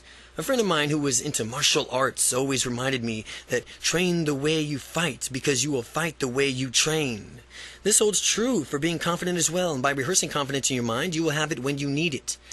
For you to have unstoppable confidence, you need to mentally rehearse it in your presence. This means that you're going to have to visualize what you desire. Confidence. We will watch ourselves walking, talking, moving confidently.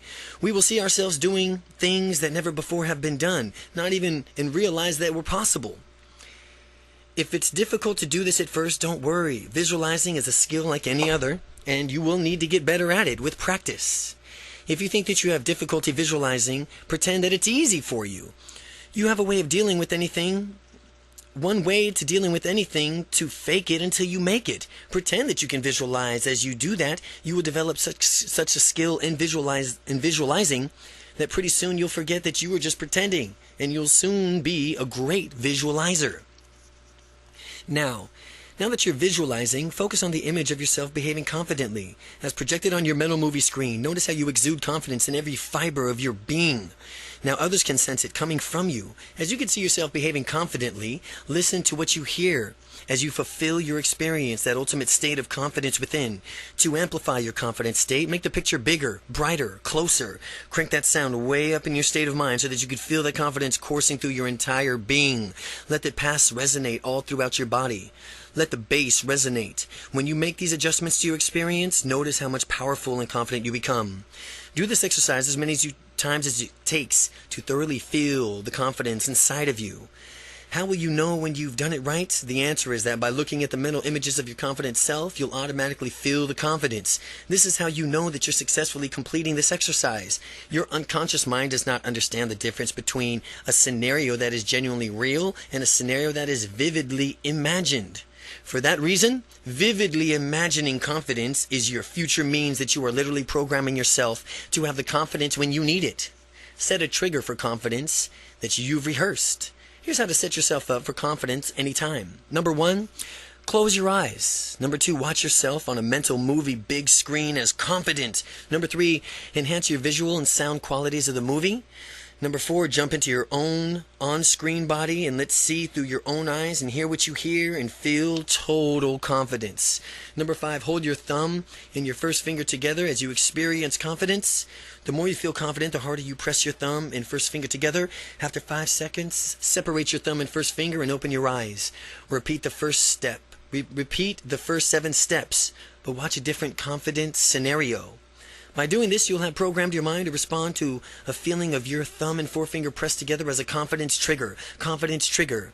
Now that you've rehearsed it, whether you need confidence or not, you could just close your eyes and press your thumb and forefinger together as long enough to let you have starting a feeling that you've triggered, and it starts flooding through you. Rehearsing confidence. Focus on an image of acting confident as on a movie screen. Listen to yourself speaking confidently. View the picture in a close-up, turning up the volume. Feel the confidence as you project it on screen.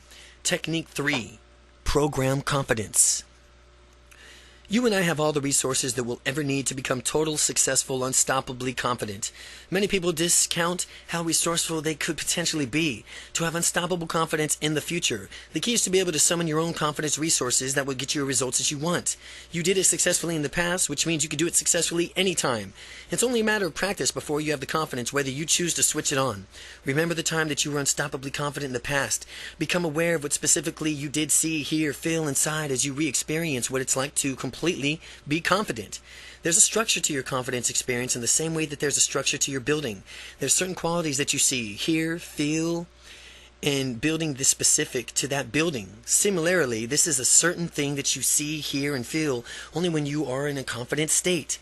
While you relive a past time when you were confident, ask yourself the following questions. To become aware of the visual qualities of confidence, what size is what you see? What size is what you see? Do you see a picture or a movie? Is it three-dimensional? How clear or fuzzy is it? How bright is it? How close is it? Is it in color or is it in black and white? As you ask yourself the following questions to become aware of the auditory qualities of confidence that confidence has for you, ask yourself, what do you hear? How loud is it? What's the tempo? What's the pitch? What direction does the sound come from? And ask yourself the following questions to become aware of the sensory qualities of confidence. Where does the feeling begin in my body? How intense is the feeling? What direction does the feeling come from? And how long does this feeling last? By altering the visual, auditory, and sensory qualities of confidence, you can actually amplify your confident state. Practice playing around in all of these different qualities. See the appendix for more qualities. And notice the results and the effects of your confident state. This means that you can build even more confident state once you find the qualities that work best for you. As you relive your past confidence and relive your past confidence experiences, become aware of the visual, auditory, sensory qualities associated with the experience. Realize that you can use these same qualities to program yourself in an unlimited confidence in your future. The way you do this is by imagining situations in the future where you will need unstoppable confidence and imagining your future confident self adjusting from what you see, hear, feel to match your past experiences of confidence. You are literally programming your mind to have unstoppable confidence in the future. When the moment arrives, your mind will act as if you already experienced it before and give you the unlimited confidence. Any subject or event coming in your future, start thinking completely confident about it, and when the event comes, you'll already be confident about it. As I've said, the mind does not make distinction between what is real and what is vividly imagined. Real-time scans the brain to reveal whether you take a physical action or simply vividly imagine doing it. The same areas of your brain are activated. You can take advantage of this by programming your mind in advance. Program confidence. Number 1. Relive the past experience in which you felt confident and noticed all visual, auditory, and sensory qualities associated with that experience. Now imagine a situation in the future where you'll need that type of confidence, and imagine yourself adjusting to what you see, hear, and feel to match the past experience of confidence. Technique 4. Anchoring. Many who have studied psychology will be aware of the groundbreaking experiments conducted by the animal behaviorist Ivan Pavlov that determined the power of stimulus-response conditioning. After noticing that a dog salivates when they eat, he paled a unique stimulus, the shining of a light, with the presentation of the dog's meal. Pavlov would turn on the light immediately before giving the dog food. After several rounds of this, the dog would salivate even when the light was just turned on, but no food was present. Prior to this pairing, shining the light had no effect on the dog's salivation, but after the stimulus, the light had been paired with the response, salivation, the dog would reliably salivate when the light was shone. The phenomenon of stimulus-response conditioning has come to be known in many circles as anchoring. An anchor is a stimulus that triggers a mental state. An anchor is a stimulus that triggers a mental state. It has been applied to a phobia treatment, motivation, and other areas of personal development. The beauty of anchoring is that it can be very easy to do for yourself. Properties of good anchors are that they elicit a strong emotional state, they must be unique, and they must be repeatable. Now, if it's all very well to work for yourself into an unstoppably confident state manually when you have the time, but what about when you'd like to get into that state instantly? Well, this is anchoring and where anchoring comes from. When you want to get yourself into a state of being confident, motivated, and strong, you can easily pair the state of stimulus of your own. Many people like to use music. If you want to do this, pick a piece of music that matches and maybe even evokes the state that you want to anchor, such as the Eye of the Tiger or the Chariots of the Fire theme. Pick one of your favorite confidence techniques and do it along with the music. Do this over and over again, and you'll find that listening to the music immediately plunges you into that state. You can even anchor states with internal stimuli. Any image that automatically puts you into a certain state already in an anchor. For some people, just thinking about the smiling face of their spouse puts them in a romantic state. Just thinking about a happy baby is enough to make many people melt with a tenderness. All of these mental techniques is designed for tapping into a natural power to activate an emotional circuitry of your brain and body to produce a confident state. Once you have that state, you can pair it with an outside stimuli like music or pictures, or you can associate it with internal stimuli like remembering images, sounds, or feelings. The following is a great internal anchor of mine, and I want to pass it on. After you imagine a few times, you'll naturally associate what you see and hear inside of your mind with a powerfully confident state. Picture a jet black puma at the top of a glorious canyon spans miles across. Puma radiates intensity with its black is arched in its poised pounce and its unsuspectedly prey below. The prey does not even realize what will transpire as the puma knowingly licks up its sharp teeth. But as you watch the scene, if you will, step into the puma's body and become the puma. See with the puma's eyes. Hear what the puma hears. Feel the unstoppable confident state that the puma has as you become completely aware of just how easily you are going to devour your prey, accomplish your goal. Or devour your prey or accomplish your goal.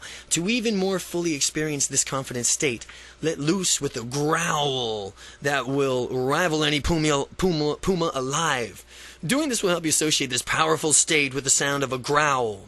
After doing this exercise, you'll be able to simply growl internally and immediately go back to this state of unstoppable confidence. All you'll ever need to do to get this, again, is to stop for a moment, close your eyes, and growl inside of your mind and become the puma. Anchoring. Practice a favorite confident generating exercise. While doing so, listen to the piece of music that makes you feel confident or an image. Imagine an image that makes you feel good about yourself. Well, when you want to recreate a confident feeling internally, hear the music or see that image. Technique 5. Circle of Confidence. The next technique is advanced from the anchoring called the circle of confidence. Circle of confidence. Instead of anchoring something on location to your body or internal stimuli, this technique anchors confidence to a spot on the ground. Into doing so, you will physically step into an unstoppable confidence whenever you need it. There have been times in your past when you were confident in the future. When you were confident. In the future, you will be confident again. The key is to be able to summon that feeling at will. This technique allows you to evoke a state of confidence wherever and whenever you want. To form your circle of confidence, imagine a circular location on the floor. Before you step into that circle, notice its exact dimensions. Picture it either with colors or transparent, and if you will. When you physically step into that circle, you will move back in time to a moment in which you had complete confidence. Pick an experience of an ultimate confidence. While you're standing in your circle, fully relive the instance in confidence. See what you saw at that time. Hear what you hear. Allow yourself to feel unstoppably confident of that experience. Inside the circle, feeling confident, adjust your body language. Match your confident state. Keep the confident state as you walk around outside the circle. Now, if you have enough confidence to meet your outcome, you are done with this exercise. If you need more, go back into that circle and relive the difference. Equally powerful, confident experience. Continue stacking up this confidence until you have all that you need, regardless of wherever you are. You can use a circle of confidence as just a confidence technique or a confidence builder to instantly gain more confidence, exaggerating your strongness, your powerful physiology as you train your body how to stand and move. And pretty soon, you'll find yourself naturally standing confident as a habit. Circle of confidence. Imagine a circle on the ground, remembering the situation in which you felt confident. Relive the experience as you step into the circle. Relive that experience of confidence as you step into that circle and adopt that confident posture. Step outside the circle and continue to walk and act confidently. Technique 6. Mirror affirmations. Typically, when people do affirmations, they repeat them endlessly in hopes that they will not work. Doing so is somewhat effective, but it can be made such more effective when someone simply has a modification to it. This technique can supercharge the efficiency of the affirmations. Instead of using statements like beginning with I, you will use statements beginning with you. These situations are more powerful because they allow you to consciously mind to tell you, your conscious mind, specifically what you want and how to behave.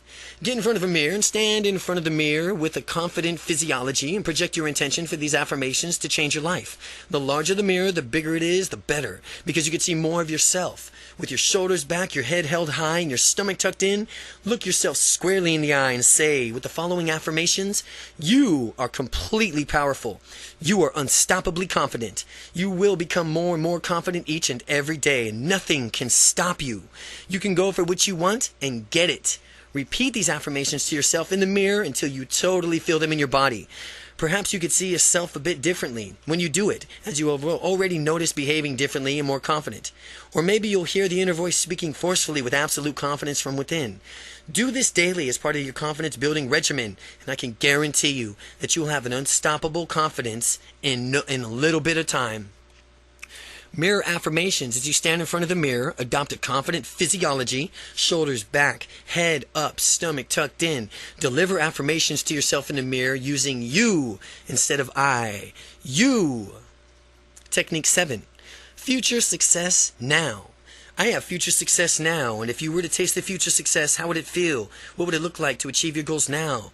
Wouldn't it feel tremendously more motivating to go for it right now? This future success now technique does exactly that. It brings all the future feelings of success into your heart, mind, and soul right now. You can experience such an overwhelming sense of success, and you'll surrender to your passion and go for it. Any fear that might have had still in the present, but you desire for success, dominating all other emotions, you'll feel the need to take action and fulfill your goals. In this exercise, the outcome you will want is to set to increase your confidence. This means saying, either aloud or in your mind, I'm doing this exercise to increase my confidence and feel more passion, which will naturally cause me to go after my goals and make my dreams more reality. Are you ready to feel your future success? Close your eyes. Picture your mental movie screen. See yourself at the point from which you're about to reach that pinnacle of your success while you're watching yourself. Make sure that you see yourself in color, big, bright, close up in a picture in HD, crisp and clear right in front of your face. Fill your mind with stereo surrounded sounds. Turn up the volume all the way. Just before you reach your pivotal point from where all your success is yours, stop the movie you're watching and ask yourself some questions to clarify exactly what you're going after for this success. Find out and clarify why exactly you're going after this success. What's important into getting this pleasure? What's important about that? Ultimately, what does having this success do for you? Now restart the movie and witness yourself achieving your goal and getting all the massive success and pleasure that you deserve that comes with it. Right as you see yourself on the mental screening fulfilling your goals and experiencing the wonderful feeling of victory, jump into your on-screen body. Now, through your own eyes, as if you could see there, through your own eyes, as if you are there now, because your mind, you are. Hear the sounds of success. Feel the success like in every fiber of your being. As the moment comes to a climax, I want you to take all these wonderful feelings and wrap them up. Take those unlimited feelings that you have and jump out of that mental screen back into your physical body, allowing all those magnificent feelings to ebb and flow. You've just smelt the sweet scent of your future success. You've tasted the victory. You've realized the glory of yours to be for the taking. It's up to you to take action now and claim what's rightfully yours. As you complete this exercise, write down 5 immediate actions that you will take to bring you one step closer to achieving that success that you deserve. A future success now. Number 1. Only your mental screen, play a movie. On your mental screen, play a movie of you succeeding massively. Just at the point you are about to get the peak of your success in the movie, temporarily hit pause. Ask yourself, what's important about the success? And what will having the success do? Jump into the movie as you begin playing it again and soak up the unlimited massive success that you deserve. When the movie is done, take all these wonderful feelings back with you as you open your eyes. Write down 5 immediate actions that you will take, that you will begin to get you one step closer to achieving your goals. Technique 8. Put your life in perspective right now. Consider whatever appears overwhelming to you now. By the end of this exercise, you'll think about it completely different and with much more confidence about what you're going to do. Picture a line representing your lifetime. The past is off to the left and the present is in the center and your future is off to the right. Now, place whatever is bothering you on this timeline and visualize it as a small dot in your mind. Take a step back so you can see a larger portion of your entire timeline instead of just the present. Notice how this puts you in a minor new instance into a different perspective. Now mentally step back even further and notice all of your past and all of your future at once. And recognize just how small and insignificant this dot represents your current problem. When you keep things in perspective, it's really difficult to waste valuable time and energy on trivial things. The trouble begins when people do not keep their big picture in sight and magnify some issues to be larger than it really is. So put your life in perspective by, number 1, visualize your life as a timeline. Picture whatever is overwhelming you as a point on that timeline, and then mentally step back to see that dot in perspective as something tiny and small. Chapter 9. Avoid the future that you don't want. Well, as we saw earlier, people are motivated either by moving towards pleasure or by moving away from pain. Well, if you were bunny rabbits, it would be equivalent as us as moving towards carrots or away from people's boots. The next technique will work best for people who run away from the boots, so to speak, because it amplifies the pain of not going after your dreams to the point from where it'll seem easier just to do it. To do this exercise, visualize a timeline from Technique 8. Close your eyes and imagine floating above the timeline, drifting forward far into the future.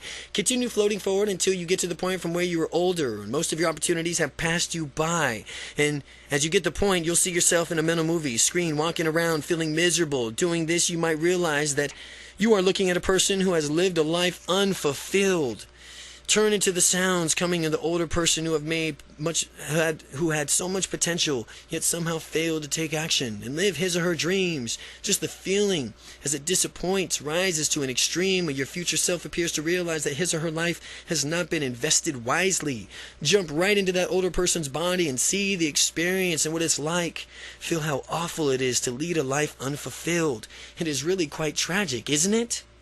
When you fully experience that feeling of deep regret, all the pain, disappointment, frustration that you will if you don't go after your dreams, immediately take action. Jump back into your physical body, and if you don't take action now, then go after your dreams, then that's how you will feel. If you don't take action now to go after your dreams, then that's how you will feel when you get older. Now, since you've experienced the pain that will happen if you don't go after your dreams right now, you are aware of how much you are motivated and you are to avoid the feeling that you cannot live your dreams. Now, if you hesitate in your future, call that a horrible feeling from the experience that allows you to propel you to take action. To break out of this negative state of mind induced by the exercises, use one of the previous visualization techniques to see a wonderful future that you will have when you use your confidence resources to get the future that you want. So again, avoid the future you don't want. Visualize a timeline with Technique 8. See yourself further down the timeline with most of your opportunities passed over. Imagine your response physically, audibly, emotionally as an unfulfilled life. Come back to your present self. Summon those feelings of disappointment and rage when you need to get motivated and get busy. Technique 10. Build an enriched past.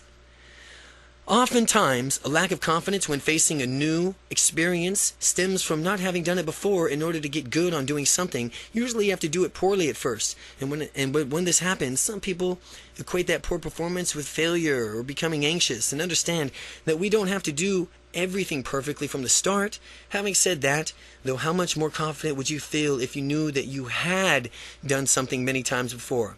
I'm willing to bet you that you would be tremendously more confident. This next technique builds memories from the past that feature you succeeding wildly at whatever you are about to do.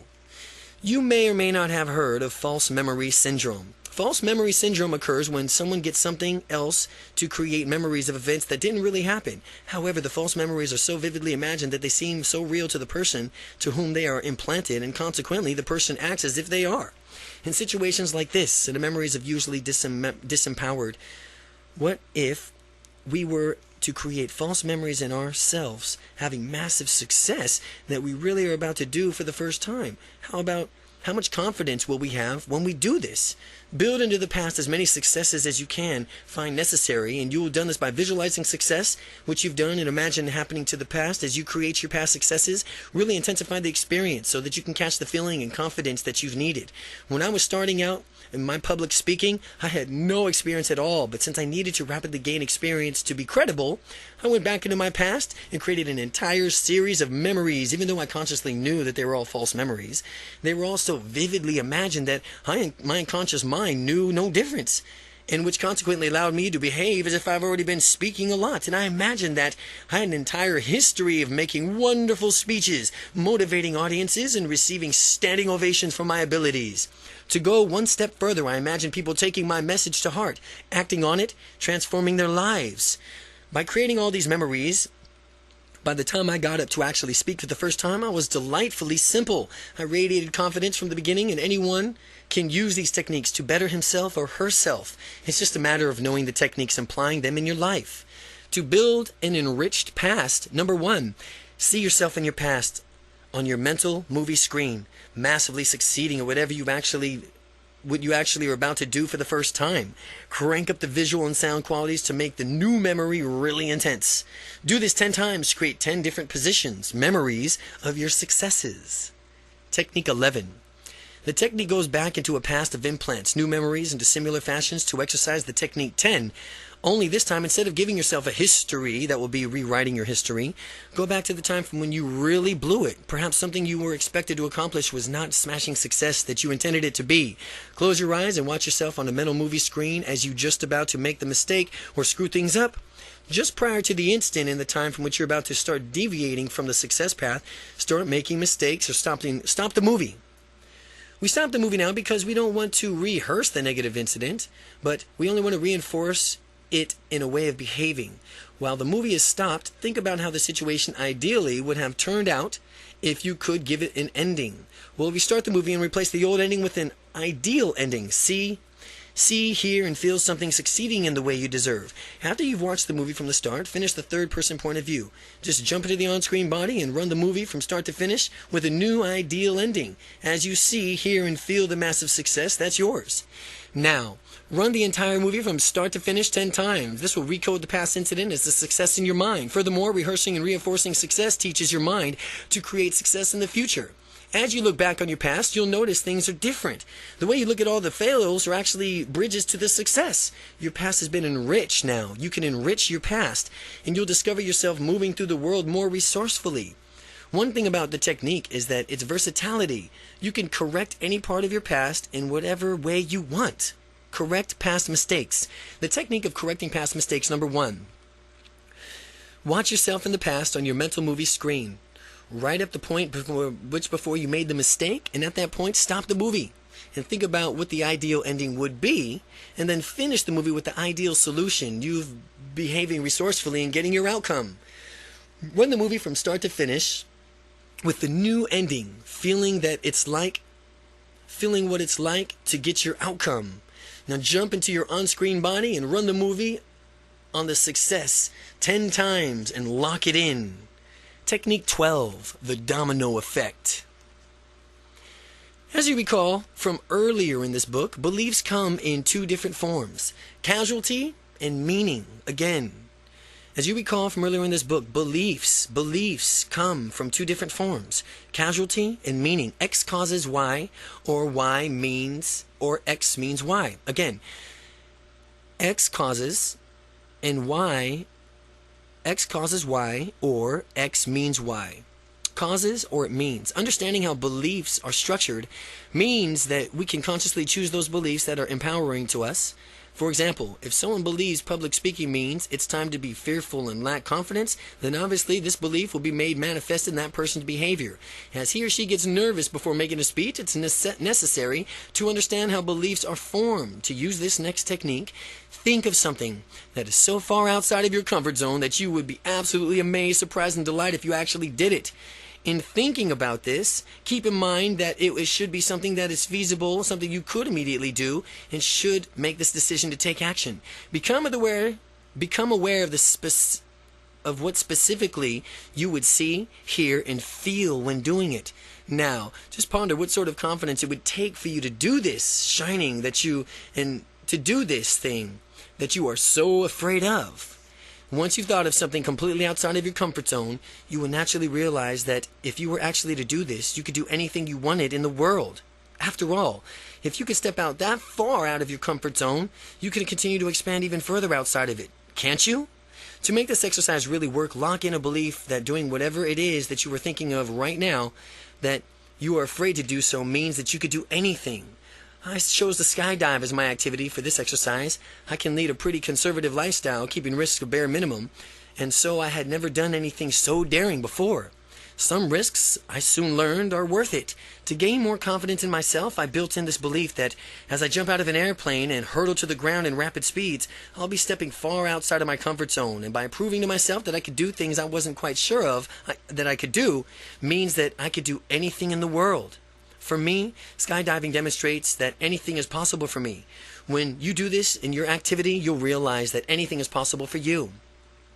Your example can be whatever you want it to be, and as long as it is a big stretch outside of your comfort zone, it could be marching into your boss's office and asking for a raise, speaking publicly, running a marathon. The most important part is that when making it happen, you will realize that anything is possible for you when you set your mind to it. When you've decided on what you're going to do, take immediate action to ensure that that's what will happen. Get things in motion so that you can, taking immediate action to starting your excellent habits to develop. Taking immediate action is an excellent habit to develop.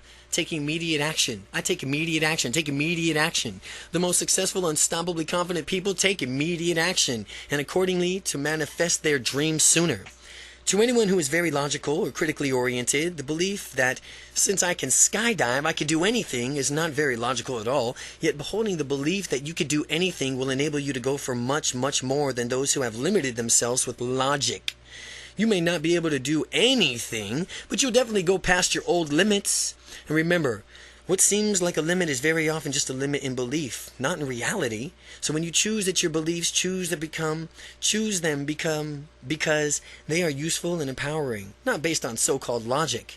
Choose your beliefs because they will help you live your dreams. The domino effect is, number one, choose an activity that is far outside of your comfort zone, and number two, realize that in doing this activity, it makes it possible to do anything that you choose to do. Follow through with this activity as quickly as possible and hold on to the new belief that you can make anything happen. Technique 13. Technique 13, borrow confidence. A great way to gain confidence is to model yourself after someone else who has already had a lot of confidence. Anyone who has an absolute belief in himself or herself will make a good model for you. One way to supercharge your results is using the techniques to repeat it, using several different people as your models of unstoppable confidence. Once you've identified the person who embodies confidence to you, get to know as thoroughly as possible this person as it moves through the world. To do this, spend as much time as you can with that person and talk about his or her opinions of confidence, life, taking action. If your model of confidence is not accessible to you, perhaps you can get to know the person very voraciously by purchasing his or her books, or CDs, or home study courses, or by attending a seminar. If it's a rock star that you could go to his or her concert. If it's a star athlete, perhaps you can attend his or her sporting event. The idea here is to expose your mind to this person so much as possible that you get a better grasp on how to model your beliefs, attitudes, and values. The more effectively you can model his or her the better you can model his or her confidence. Set a strong outcome for this exercise, such as, I want a confidence like, and then name the model of the confidence. For these reasons, and then list the reasons. By the time you reach the point, you have already familiarized yourself with the model of confidence, and you have a good grasp on his or her perceptions of the world, the self, and what he or she does. Close your eyes and envision your model of confidence behaving in an unstoppably confident way in a movie, in your mental screen. Pay attention to how the person speaks, moves, gestures, and walks. Become aware of how this person interacts with others. Imagine his or hers internal self-talk. And notice anything else that you can about this person. Make the movie big, bright, and close, HD, digital, crisp. Turn the sound up all the way that you can and resonate it inside of you.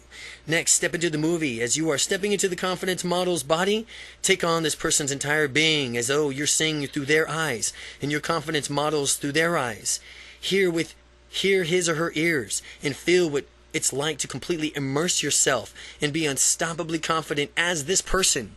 Now, as you are inside this confident model's shoes, physically do all you can to be like this person. Gestute, speaking, move, use the facial expressions your model does. Continue doing this until you fully understand what it feels like to make your models unstoppably confident. To make your models unstoppable, to have your model as unstoppable and confident. If it helps, imagine yourself as this person in different contexts. When you fully have that feeling down, you'll see yourself stepping out of your own person's body and back into yours. And as you float back into your own body, take with you that unstoppably confident feeling that you just created. Integrate that feeling into your body, your mind, and your identity. By having your model's confidence once, you can have it anytime anytime you want, simply by just doing the exercise. Remember to borrow confidence. Number 1. Find someone who's confident that you'd like to have for yourself. Expose yourself to that model of confidence as much as possible. Watch your role model behaving confidently as your mental movie screen. Notice how this person moves through the world, how he or she speaks and gestures. Make you imagine really compelling by turning into a visual, auditory, sensory quality. Step into the movie and become that model. Gesture, speak, and move through the world as this person does with their unstoppable confidence. Then step into a model in 5 different contexts. When you feel that you have to handle this person's confidence, a handle of their confidence, step back into the model's, step outside of the model's body and take his or her confidence back with you. Technique 14. Schedule your dreams. Successful people plan their work and then they work their plan. This technique will help you decide on what you want and focus your energy towards pursuing it. Goals are dreams with deadlines. For that reason, this technique gives you some specific deadlines for achieving your dreams. What I want you to do is imagine yourself 5 years in the future, living your ideal lifestyle with what sort of job would you have? What have you accomplished? Where do you live? What is your lifestyle like? Focus on the answers to these questions, and once you have the answers, build what you call an expanded resume. A typical resume charts for what you have accomplished and the skills that you possess now. An expanded resume encompasses your entire life, your family life, your career, your social circle, your spirituality, your finances, and so on. Creative and expanded resumes, what will be true for you in 5 years. Reread this resume once a week and more often, if you can invest the time, and in 5 years in time, you will have accomplished much, if not all, of what you put down. A similar technique for channeling your energy into a direction is to construct a future magazine cover with yourself on it. The magazine could either be real or fictitious, but it should show us succeeding in whatever area of your life that you choose. When I did this, I used a computer presentation software to import my photograph and design into a magazine cover, and inserted catchy headlines and prescribed what I would achieve. When this cover was finished, I printed it out and proudly displayed it on my desk. From time to time, I would glance over at it and find it there, and I automatically became more motivated to take action and move towards my goals. Schedule your dreams. Number 1, scheduling your dreams, the expanded resume. Number 1, imagine where you would like to be in 5 years from now. Write down the details, family, work, leisure time, friends, and so on, and review this expanded resume at least once a week. Your future magazine cover. Well, create a real imagining magazine cover for yourself succeeding in some area of your life, and use catchy headlines, images, and describe what you want to achieve. Review your magazine cover periodically to keep you motivated in reaching your goals. Technique 15. Swish into confidence. The next technique is called the swish technique because in it, you redirect your brain as rapidly as a basketball makes the swish sound when it flies through the net. Our mind is trained to go into a certain direction. Sometimes if we have not consciously directed our minds, we tend to gravitate towards less than resourceful behaviors, such as shyness. The technique redirects the brain, in the effect telling it, not shy, confident. If you act shy, you do it out of a pattern that you've either consciously or unconsciously set up for yourself, and there are triggers that you cue to your brain that the shyness pattern. What we're going to do is take those same triggers, reframe, and retrain your mind so that when you spur towards a confidence, you'll spur towards confidence instead. Think of the times when you act shy. Decide on the initial cue that lets you know that it's time to get nervous and tentative. And for some people, arriving at a party full of strangers is looking at an unfamiliar face and a cue to begin acting shy. For others, seeing an attractive member of the opposite sex sitting down nearby might set them off. Find out what your cue is. People do not randomly become shy. There's always a cue that precedes it. Now that you've discovered the cue that has led you to shyness in the past, put yourself into the picture of experience from a first-person perspective. Practice making the picture of what you see smaller, darker, and farther away. Take the normal picture of the cue image and make it small, dark, and really so far away in a way that in the time it takes for you to say out loud, swish. Do this unless you feel that you could take the picture of your shyness cue and make it disappear in an instant. Any issues, make it smaller, farther away. Do it before you could say the word swish. Following that picture, an image of your ideal self, don't jump into the image yet. Picture yourself on how you would want to behave instead of how you currently do. See those strong, confident gestures, facial expressions, and postures, and make sure that when you think about your ideal self, you feel really motivated to be that way. If you don't feel a strong sense of motivation, then adjust your image of your ideal self until you do. Make this picture small, dark, and far away at first, and then practice making this picture really big, bright, close up, rapidly as you can, as fast as you can say swish. Practice the exercise until you can do it easily. Now, what we're going to do is redirect the mind so that whatever it's experiencing, the cue image it will automatically flash to your ideal self and therefore draw you into being that person. When you've done this successfully, you will see the trigger that used to make you shy and immediately experience an unconscious shift in confidence. Close your eyes and see what cue image in the forefront of your mind. See it big, bright, close up, HD, crystal clear. Just like you would if you were experiencing it for real. In the lower right corner of your vision, see your ideal self-image smaller, darker, farther away. Make the swish sound and simultaneously flip the two pictures so that you cue the image becomes small, dark, far away. An ideal self-image becomes really big, bright, and close. Remember to make the swish sound as you do this exercise because it will help you unconsciously move the pictures around. Swish. Pause for a moment, open your eyes, and then reset your pictures so that you see the cue image big and close in your confident self in lower right corner. Then you can make the swish sound and it toggles the screens. So you transpose them in the same way you did previously. To continue to repeat this pursuing, resetting, and swishing of pictures until simply looking at the cue image automatically triggers your brain to gravitate towards the ideal self-image. That's how you know that you've been successful in retraining your mind. Swish into confidence. Number 1, identify the cue that's triggering your shyness. Number 2, practice making the image of that cue smaller, darker, farther away until you can do it in the time it takes for you to say swish. Now picture the idealized self smaller, darker, and smaller away. Now picture your idolized self smaller, darker, and farther away. Practice making that idolized self bright and close up again in the time it takes you to say swish. Finally, practice transposing the two pictures as if they sound of the word swish in your brain. Makes the shyness trigger from small and far away while bringing your idolized self to the forefront. Now however you're feeling, screen it, swish. Now you're in the other image. Technique 16. Disassociate, add resources, act differently. Sometimes people feel overwhelmed by situations because they're too deeply invested in them. If someone's too close to a situation, they may be difficult for him or her to reason logically about it. For example, if you have to make a major decision and there's an overriding emotional component, that emotional component may skew your judgment. This technique helps you stand back and survey the bigger picture, then in order to make the best decision for yourself. What is the smartest decision that you can make in any given second, moment, nanosecond? The smartest decision you can ever make. What will it do? What will do What you will do in this technique is to observe yourself in a third-person point of view. You will step outside of your body and look over at yourself, making a decision. Picture yourself on the mental movie screen, but don't jump into it yet. Just look at your on-body screen. You are a detached observer. Pretend that you are the narrator, and you refer to yourself into this as third person by repeatedly using your name.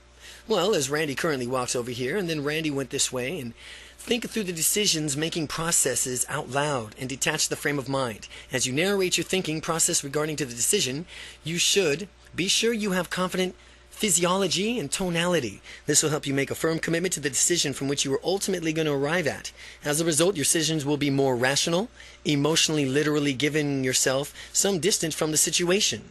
Another way to perform this technique is with the confidence resource triangle, described next. The confidence resource triangle. It's a confidence resource triangle. The main difference is that the triangle uses physical locations to represent the different states. The confidence resource triangle has 3 legs. Stuck state, location, a disassociated observer location, and a resource location. Again, they have 3 legs. A stuck state location, a disassociated observer location, and a resource location.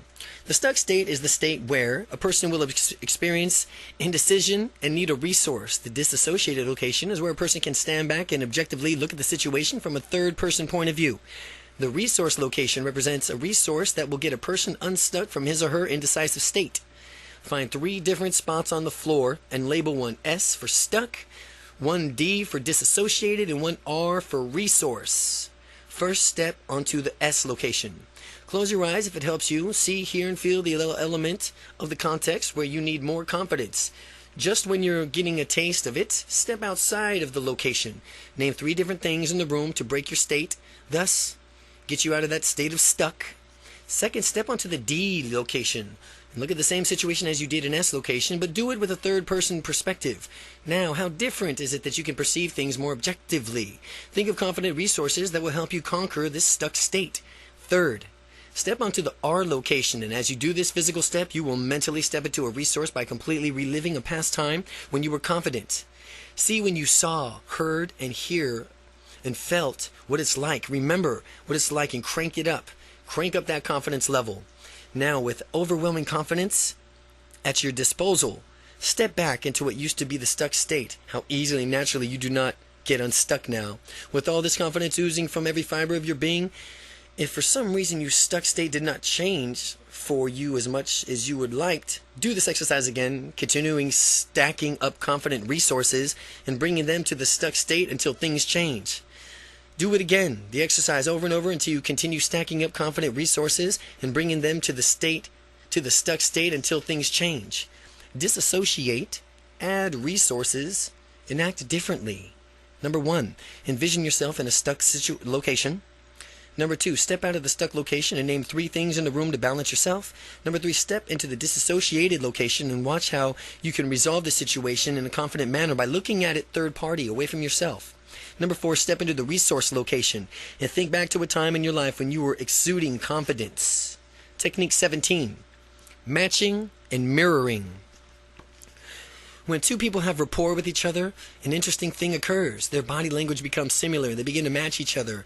How can we use this to our benefit? We can consciously match someone else's body language in order to increase our perceived similarity to the person. You can use matching to increase intimacy or almost in any human interaction. This technique is called matching and mirroring because your goal is to become a mirror and image the partner in a conversation. When I first learned this technique, I was confused with it as mimicking. Mimicking is something that younger children do to annoy each other's parents, or monkeys do to play with visitors at the zoo. We are not mimicking anything else. Instead, we are increasing our similarity to another person by mirroring that person's body language, which will help engender a greater understanding of his or her points of view. The way you match and mirror someone is to adopt the same body posture that person has. When the person moves, you must move and hit with him or her.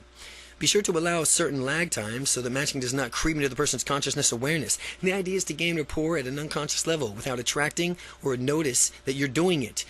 The intended effect is that the other person will feel that you are similar to him or her without even being quite sure of why.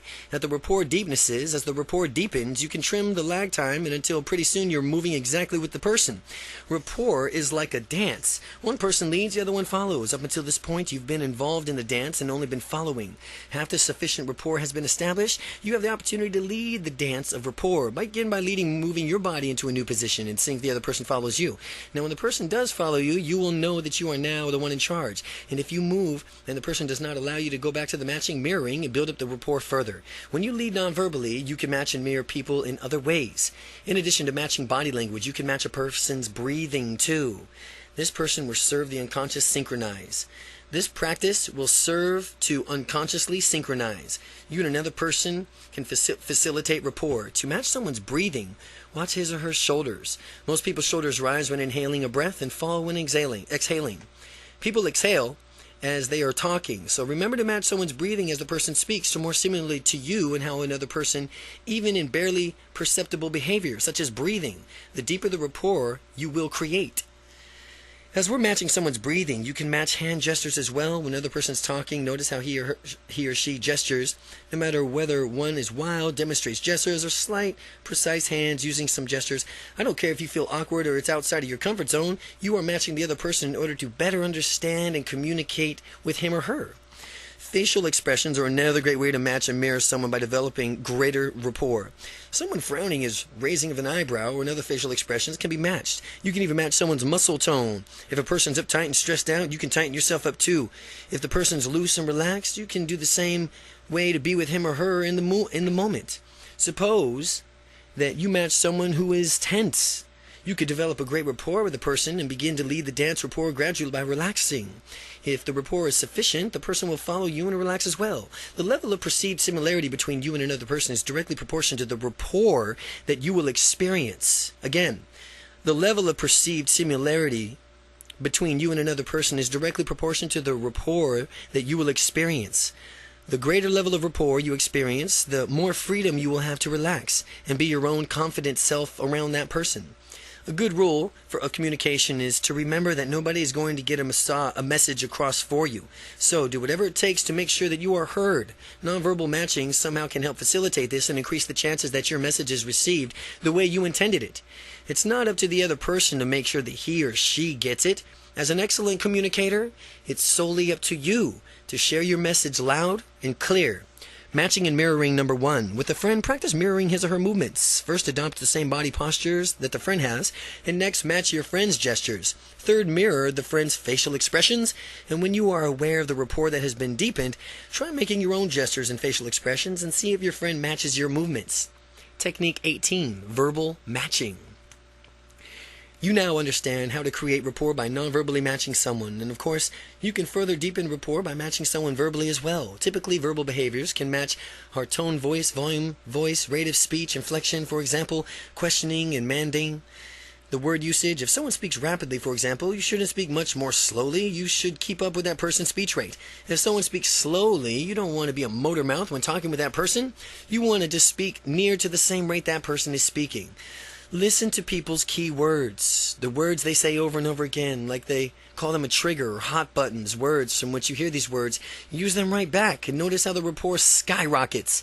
My trigger words sprinkled throughout this book. If we were to meet and you spoke with me using some more prevalent words in this book, you would notice how delighted I became and more rapport would skyrocket. Some of my trigger words are unstoppable or fun or powerful or delight or awesome. Here's an example of how to match someone's trigger words. The conversation between an artist and her friend. The artist may say, "I like my art because it's expressive and freeing. I get to be myself, and the paint landscapes there are breathtaking and wide open. It allows me to express myself in a way that I didn't get to before. Painting is liberating because I can see the beauty of things around me and express it to others." The friend can match the numerous trigger words by saying, "Yeah, it makes sense. I understand where you're coming from. It seems like it would be liberating to really lose or express yourself to others, to be able to see a true beauty in things, to point where it takes and how it takes your breath away. That would be really awesome. I can see why you like painting so much. The result of this communication will be that rapport has deepened because of the trigger words. The painter then discusses her passions of painting, elicits someone's passion, listen to the trigger words, and then use those words when you're speaking with that person. You will be amazed how much quickly you develop an excellent rapport. Verbal matching. To increase rapport, practice verbal matching with a friend. First, practice your friend's tone and volume of voice. Next, match the rate of speech. Finally, pick up on your friend's trigger words and use them as you respond to what your friend was saying. Technique 19, parroting. Parrots are interesting birds because they repeat certain words or sentences that are used frequently enough. To act like a parrot, you can increase rapport. With someone speaking in pauses, repeat the last few words of the sentence. Right back to that person. The person's word has special significance for him or her, or they wouldn't have even chose to say it that way. Be like a parrot and repeat the exact words back. You'll discover how easily this causes a greater sense of rapport. Parroting validates the person's point of view, and the point of view validated, and they enjoy being listened to, which is why parroting works so well. It proves you were listening. As a friend, Fred, for example, Fred and Carolyn. Fred, how you doing today? Carolyn, excellent. I have a flat tire on the way to work, but I made it here all right. Well, you made it here all right. How has your workday been since that? Well, it's been pretty hectic around my office. I've got a team meeting this afternoon at 4. You got a team meeting at 4? Uh-huh. Yeah, I'm really looking forward to it. The product should be unveiled here really soon. Oh, really soon? Yeah, next week is our scheduled launch. We've been working really hard to get this project going. Wow, you must have really been working hard to get this project going. The parroting is delivered as a mere echo of what the person previously said, with the key points echoed back to the person. The speaker, upon hearing his or her own words parroted back, will either say yes or agree non-verbally, perhaps with a nod. When people are in agreement, they generally are in excellent states of rapport.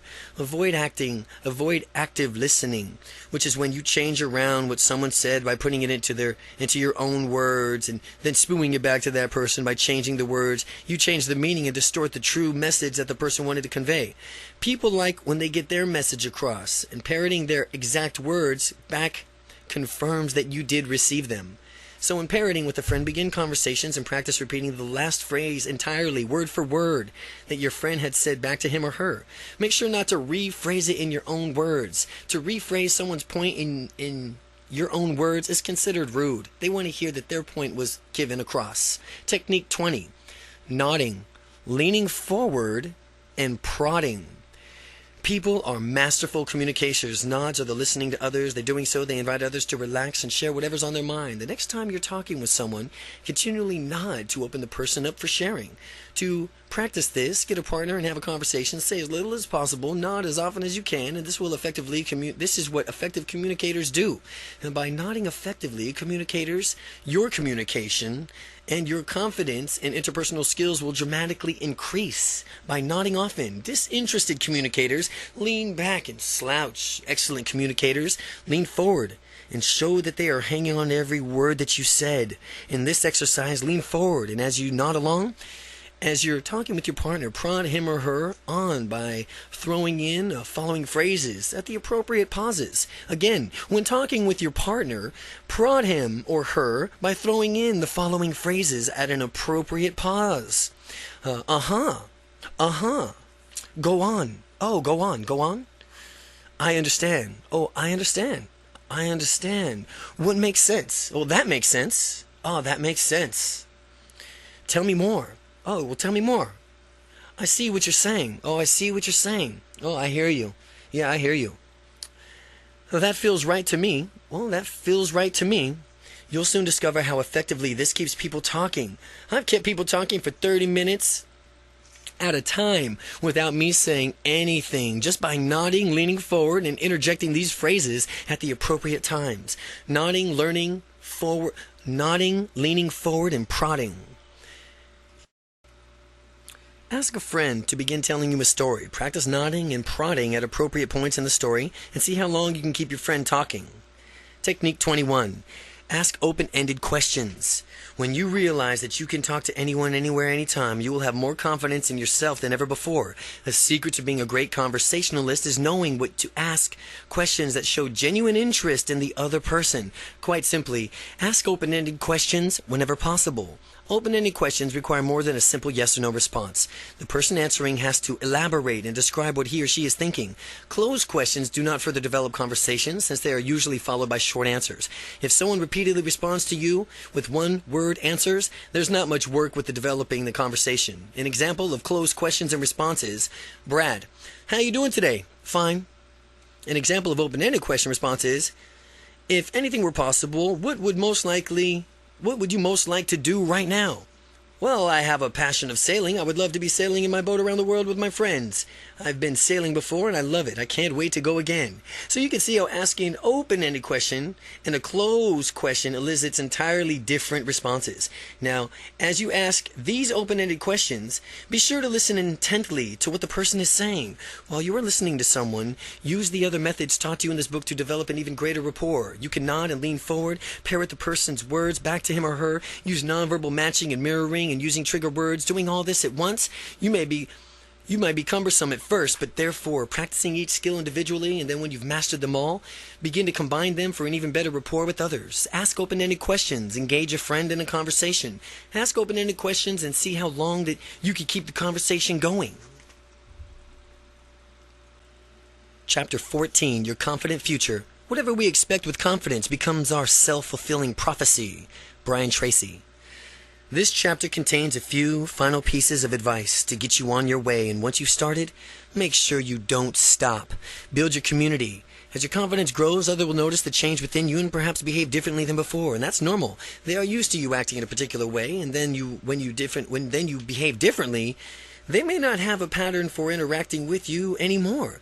They will adapt to your newfound confidence and develop an affinity for it. When I first began breaking out of my shell, I was concerned about how others would treat me, and much to my delight, they seemed to enjoy being around me a little bit more thoroughly as a direct result of my increased confidence. Family and friends. Enlist the support of your family and friends to help you on your confidence journey. When they are behaving in a confident manner, they can compliment you and reinforce your behavior. Tell them that you would appreciate their support as you do these confident exercises. Similarly, if they catch you falling into an old shy habit, they can politely point it out for you, which means that you can immediately correct that behavior. Some people may have a negative reflection to your enhanced confidence and zest for life, and they are not genuine friends. Your genuine friends want the best for you, and anything less means that you're not a true friend. And if someone tries to criticize your increased confidence, view this as an opportunity to test your confidence and let that criticism bounce right off you without even making an impact. Learning unstoppable confidence with others is, in addition, I recommend meeting regularly with others, like-minded people, to teach unstoppable confidence to others, to increase your own confidence. Let this book serve as a guide. It will help your group does confident exercises with each other. Getting together with other people can be an incredible, powerful way to ratchet up your confidence.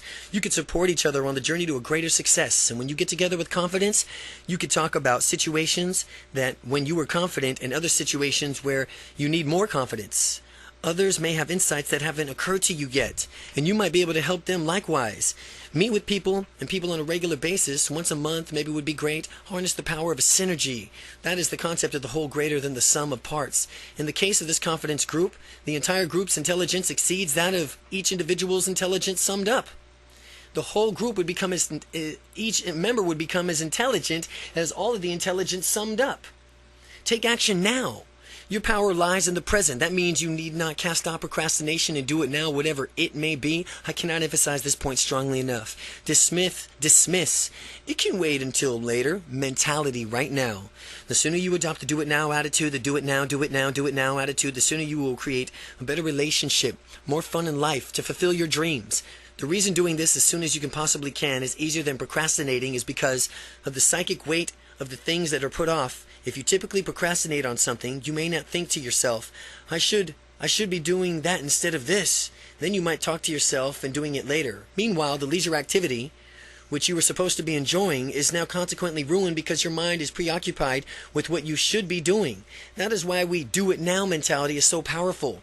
It's really much easier to set up and finish tasks than it is to free from your obligations. Enjoy yourself in your favorite leisure activities. The greater equalizer among us is that in each and every day, we all have the same 24 hours to invest. Everyone, rich or poor, 24 hours, here we go.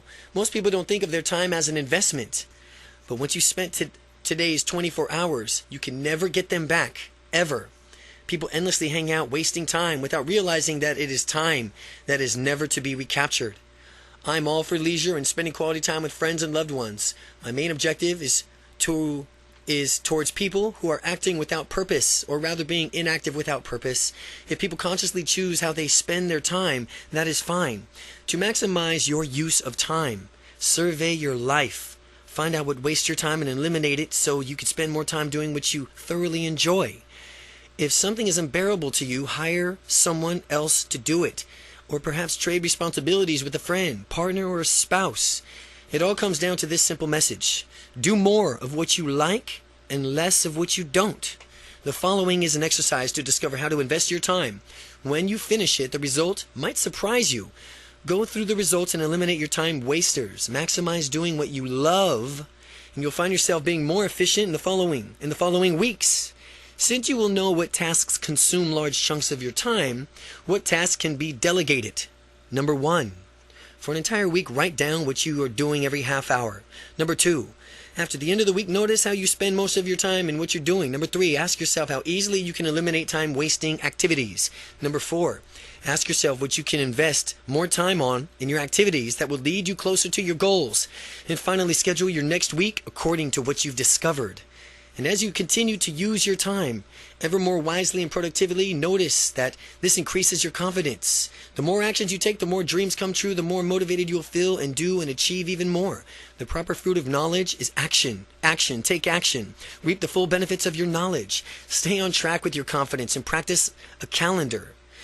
One method to stay on track as you develop your ability to be confident is a confident practicing calendar. You can take an extraordinary calendar and schedule which confident exercises you will do on a particular day. You can also set up milestones that you expect to achieve that journey towards unstoppable confidence and compare your progress against them. One day you could practice speaking confidently. The next day exercise you'll be walking confidently. The following day exercise gesturing confidently. Going through this book, pick out your favorite exercise and put them down on the calendar. Create your calendar and match your personality. You'll know what will work best for you. Positive reinforcement is a great motivator. There I recommend you that you praise yourself when you find that you're behaving confidently.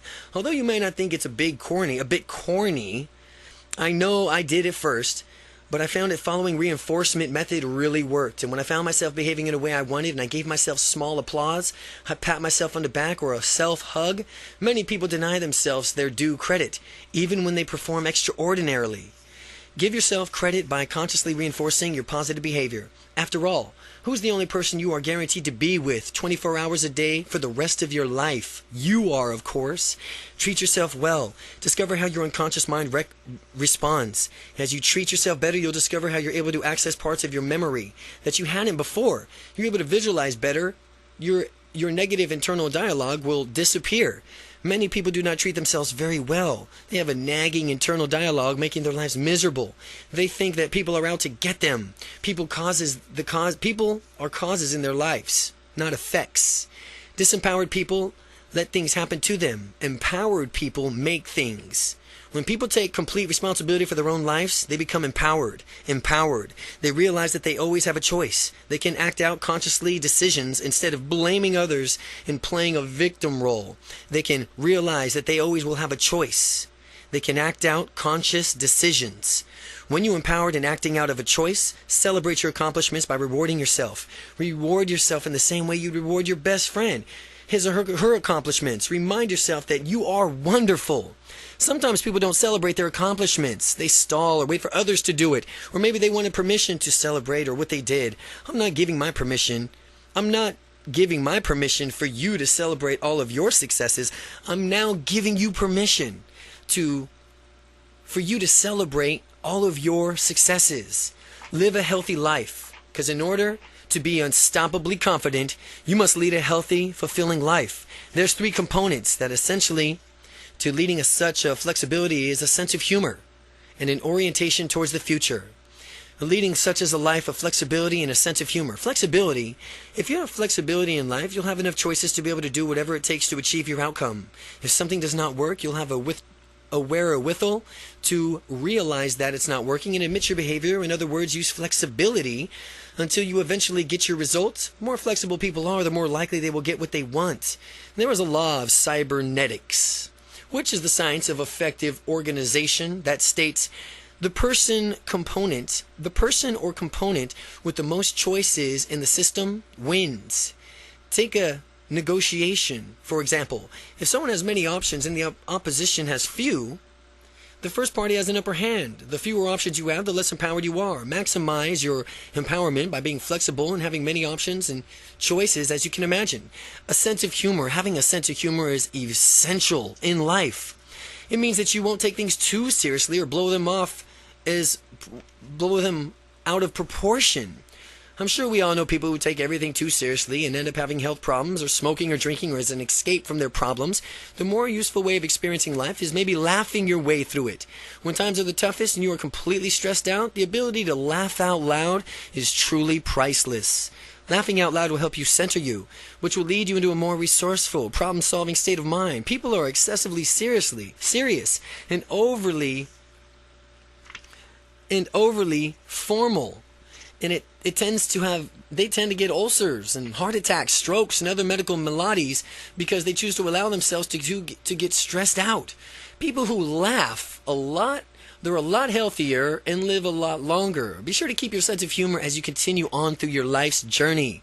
Future orientation. There are 3 different ways that we can orient ourselves with respect to time. The past, the present, the future. Each can be a useful outlook, having strong orientation for the best path of living our life's dream. The past could be useful for summoning positive resources from earlier periods in your life, for gathering and tapping into experience, for example. Some people who are heavily oriented towards the past virtually live into the bygone glory days, however, continually rehashing them through the storytelling of other reminiscence. Focusing solely on the past makes it easier for you not to take any action towards building the future. People who get overly caught up in the present orientation live entirely in the moment and fail to plan for the future, and flawed outlooks can be in a direct consequence. These people want immediate gratification without having to think about the negative effects of their decisions. A certain amount of present time orientation is to cherishing each moment of your life and allowing the spontaneity to provide that you still plan for the future. The ideal orientation is to balance the future and the present together. The ideal mental orientation from now on is to balance the future and the present together.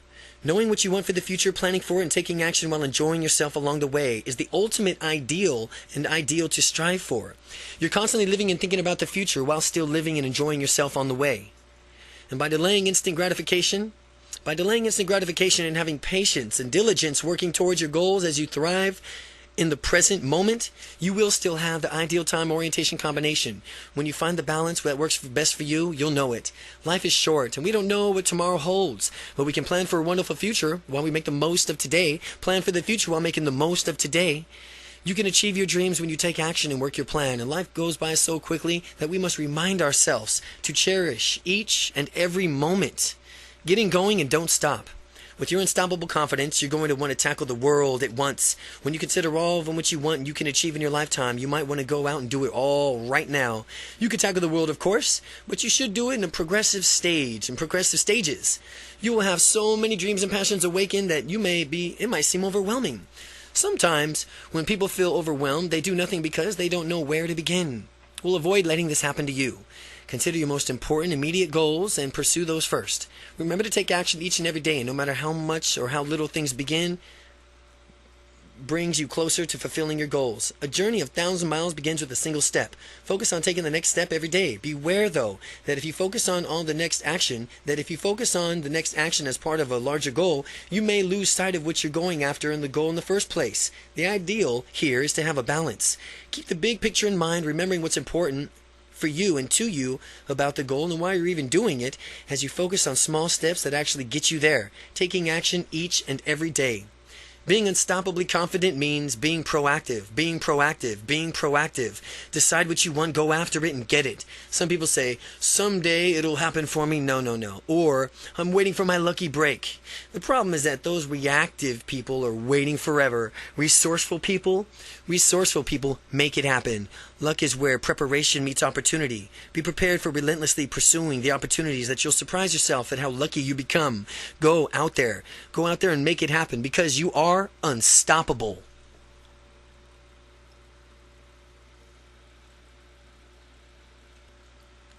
Appendix. Qualities to alter your experience and your beliefs. You can work on altering your experiences by focusing on the following qualities. Visual qualities is color. Is the image in color or black and white? Size. How big or small is the image? Detail. How detailed is the image? Focus. Is it clear? How clear is the image? Contrast. Do the elements of the image contrast? Brightness. How bright or dull is the image? Border. Is there a border around the image? Distance. How near or far away is the image to you? Shape. What shape is the image? Location. Where is the image located? Perspective. From which vantage point do you view the image? Dimension. Is the image flat or three-dimensional? Movement. Is the image fixed or is it a movie playing? Auditory qualities. Location. Where's the sound coming from? Tonality. What's the tonality like? Depth. Does the sound surround you? Volume. How loud or quiet is the sound? Melody. Is the sound melodic or monotonous? Duration. Is the sound continuous or intermittent? Sensory qualities. Intensity. How intense is the feeling? Location. Where do you feel the feeling? Speed. How fast does the feeling occur? Duration. Is the feeling continuous or intermittent? Quality. How would you describe the feeling? Unstoppable confidence. How to use the power of NLP. NLP to be more dynamic and successful by Kent Sayre. If you're serious about gaining more confidence, you must get this book, Robert G. Allen, The 1 Minute Millionaire. This book will give you a boost towards success that can make all the difference. Brian Tracy, best-selling author of Maximum Achievement. Imagine having the confidence and courage to go after goals, successful careers, rewarding relationships, richer, fuller life. If you could dream it, you could do it. Using the scientific methods of Neurolinguistic Programming, NLP. Through NLP, author Kent Sayre transformed himself from a painfully shy introvert into one of the nation's most dynamic NLP trainers. He's taught thousands how to break out of their shells and go after their dreams. Now, with this proven system, you too can harness the power of NLP to blast out of your comfort zone, shatter your limiting beliefs, and boost your confidence instantly. The step-by-step program for a ready-to-use tool, verbal, nonverbal techniques, and practical thinking exercises will redirect your mind towards your goals. You'll be amazed how easy it is to interact with others, embrace opportunities, and enjoy social events, activities, and work functions. Unstoppable confidence.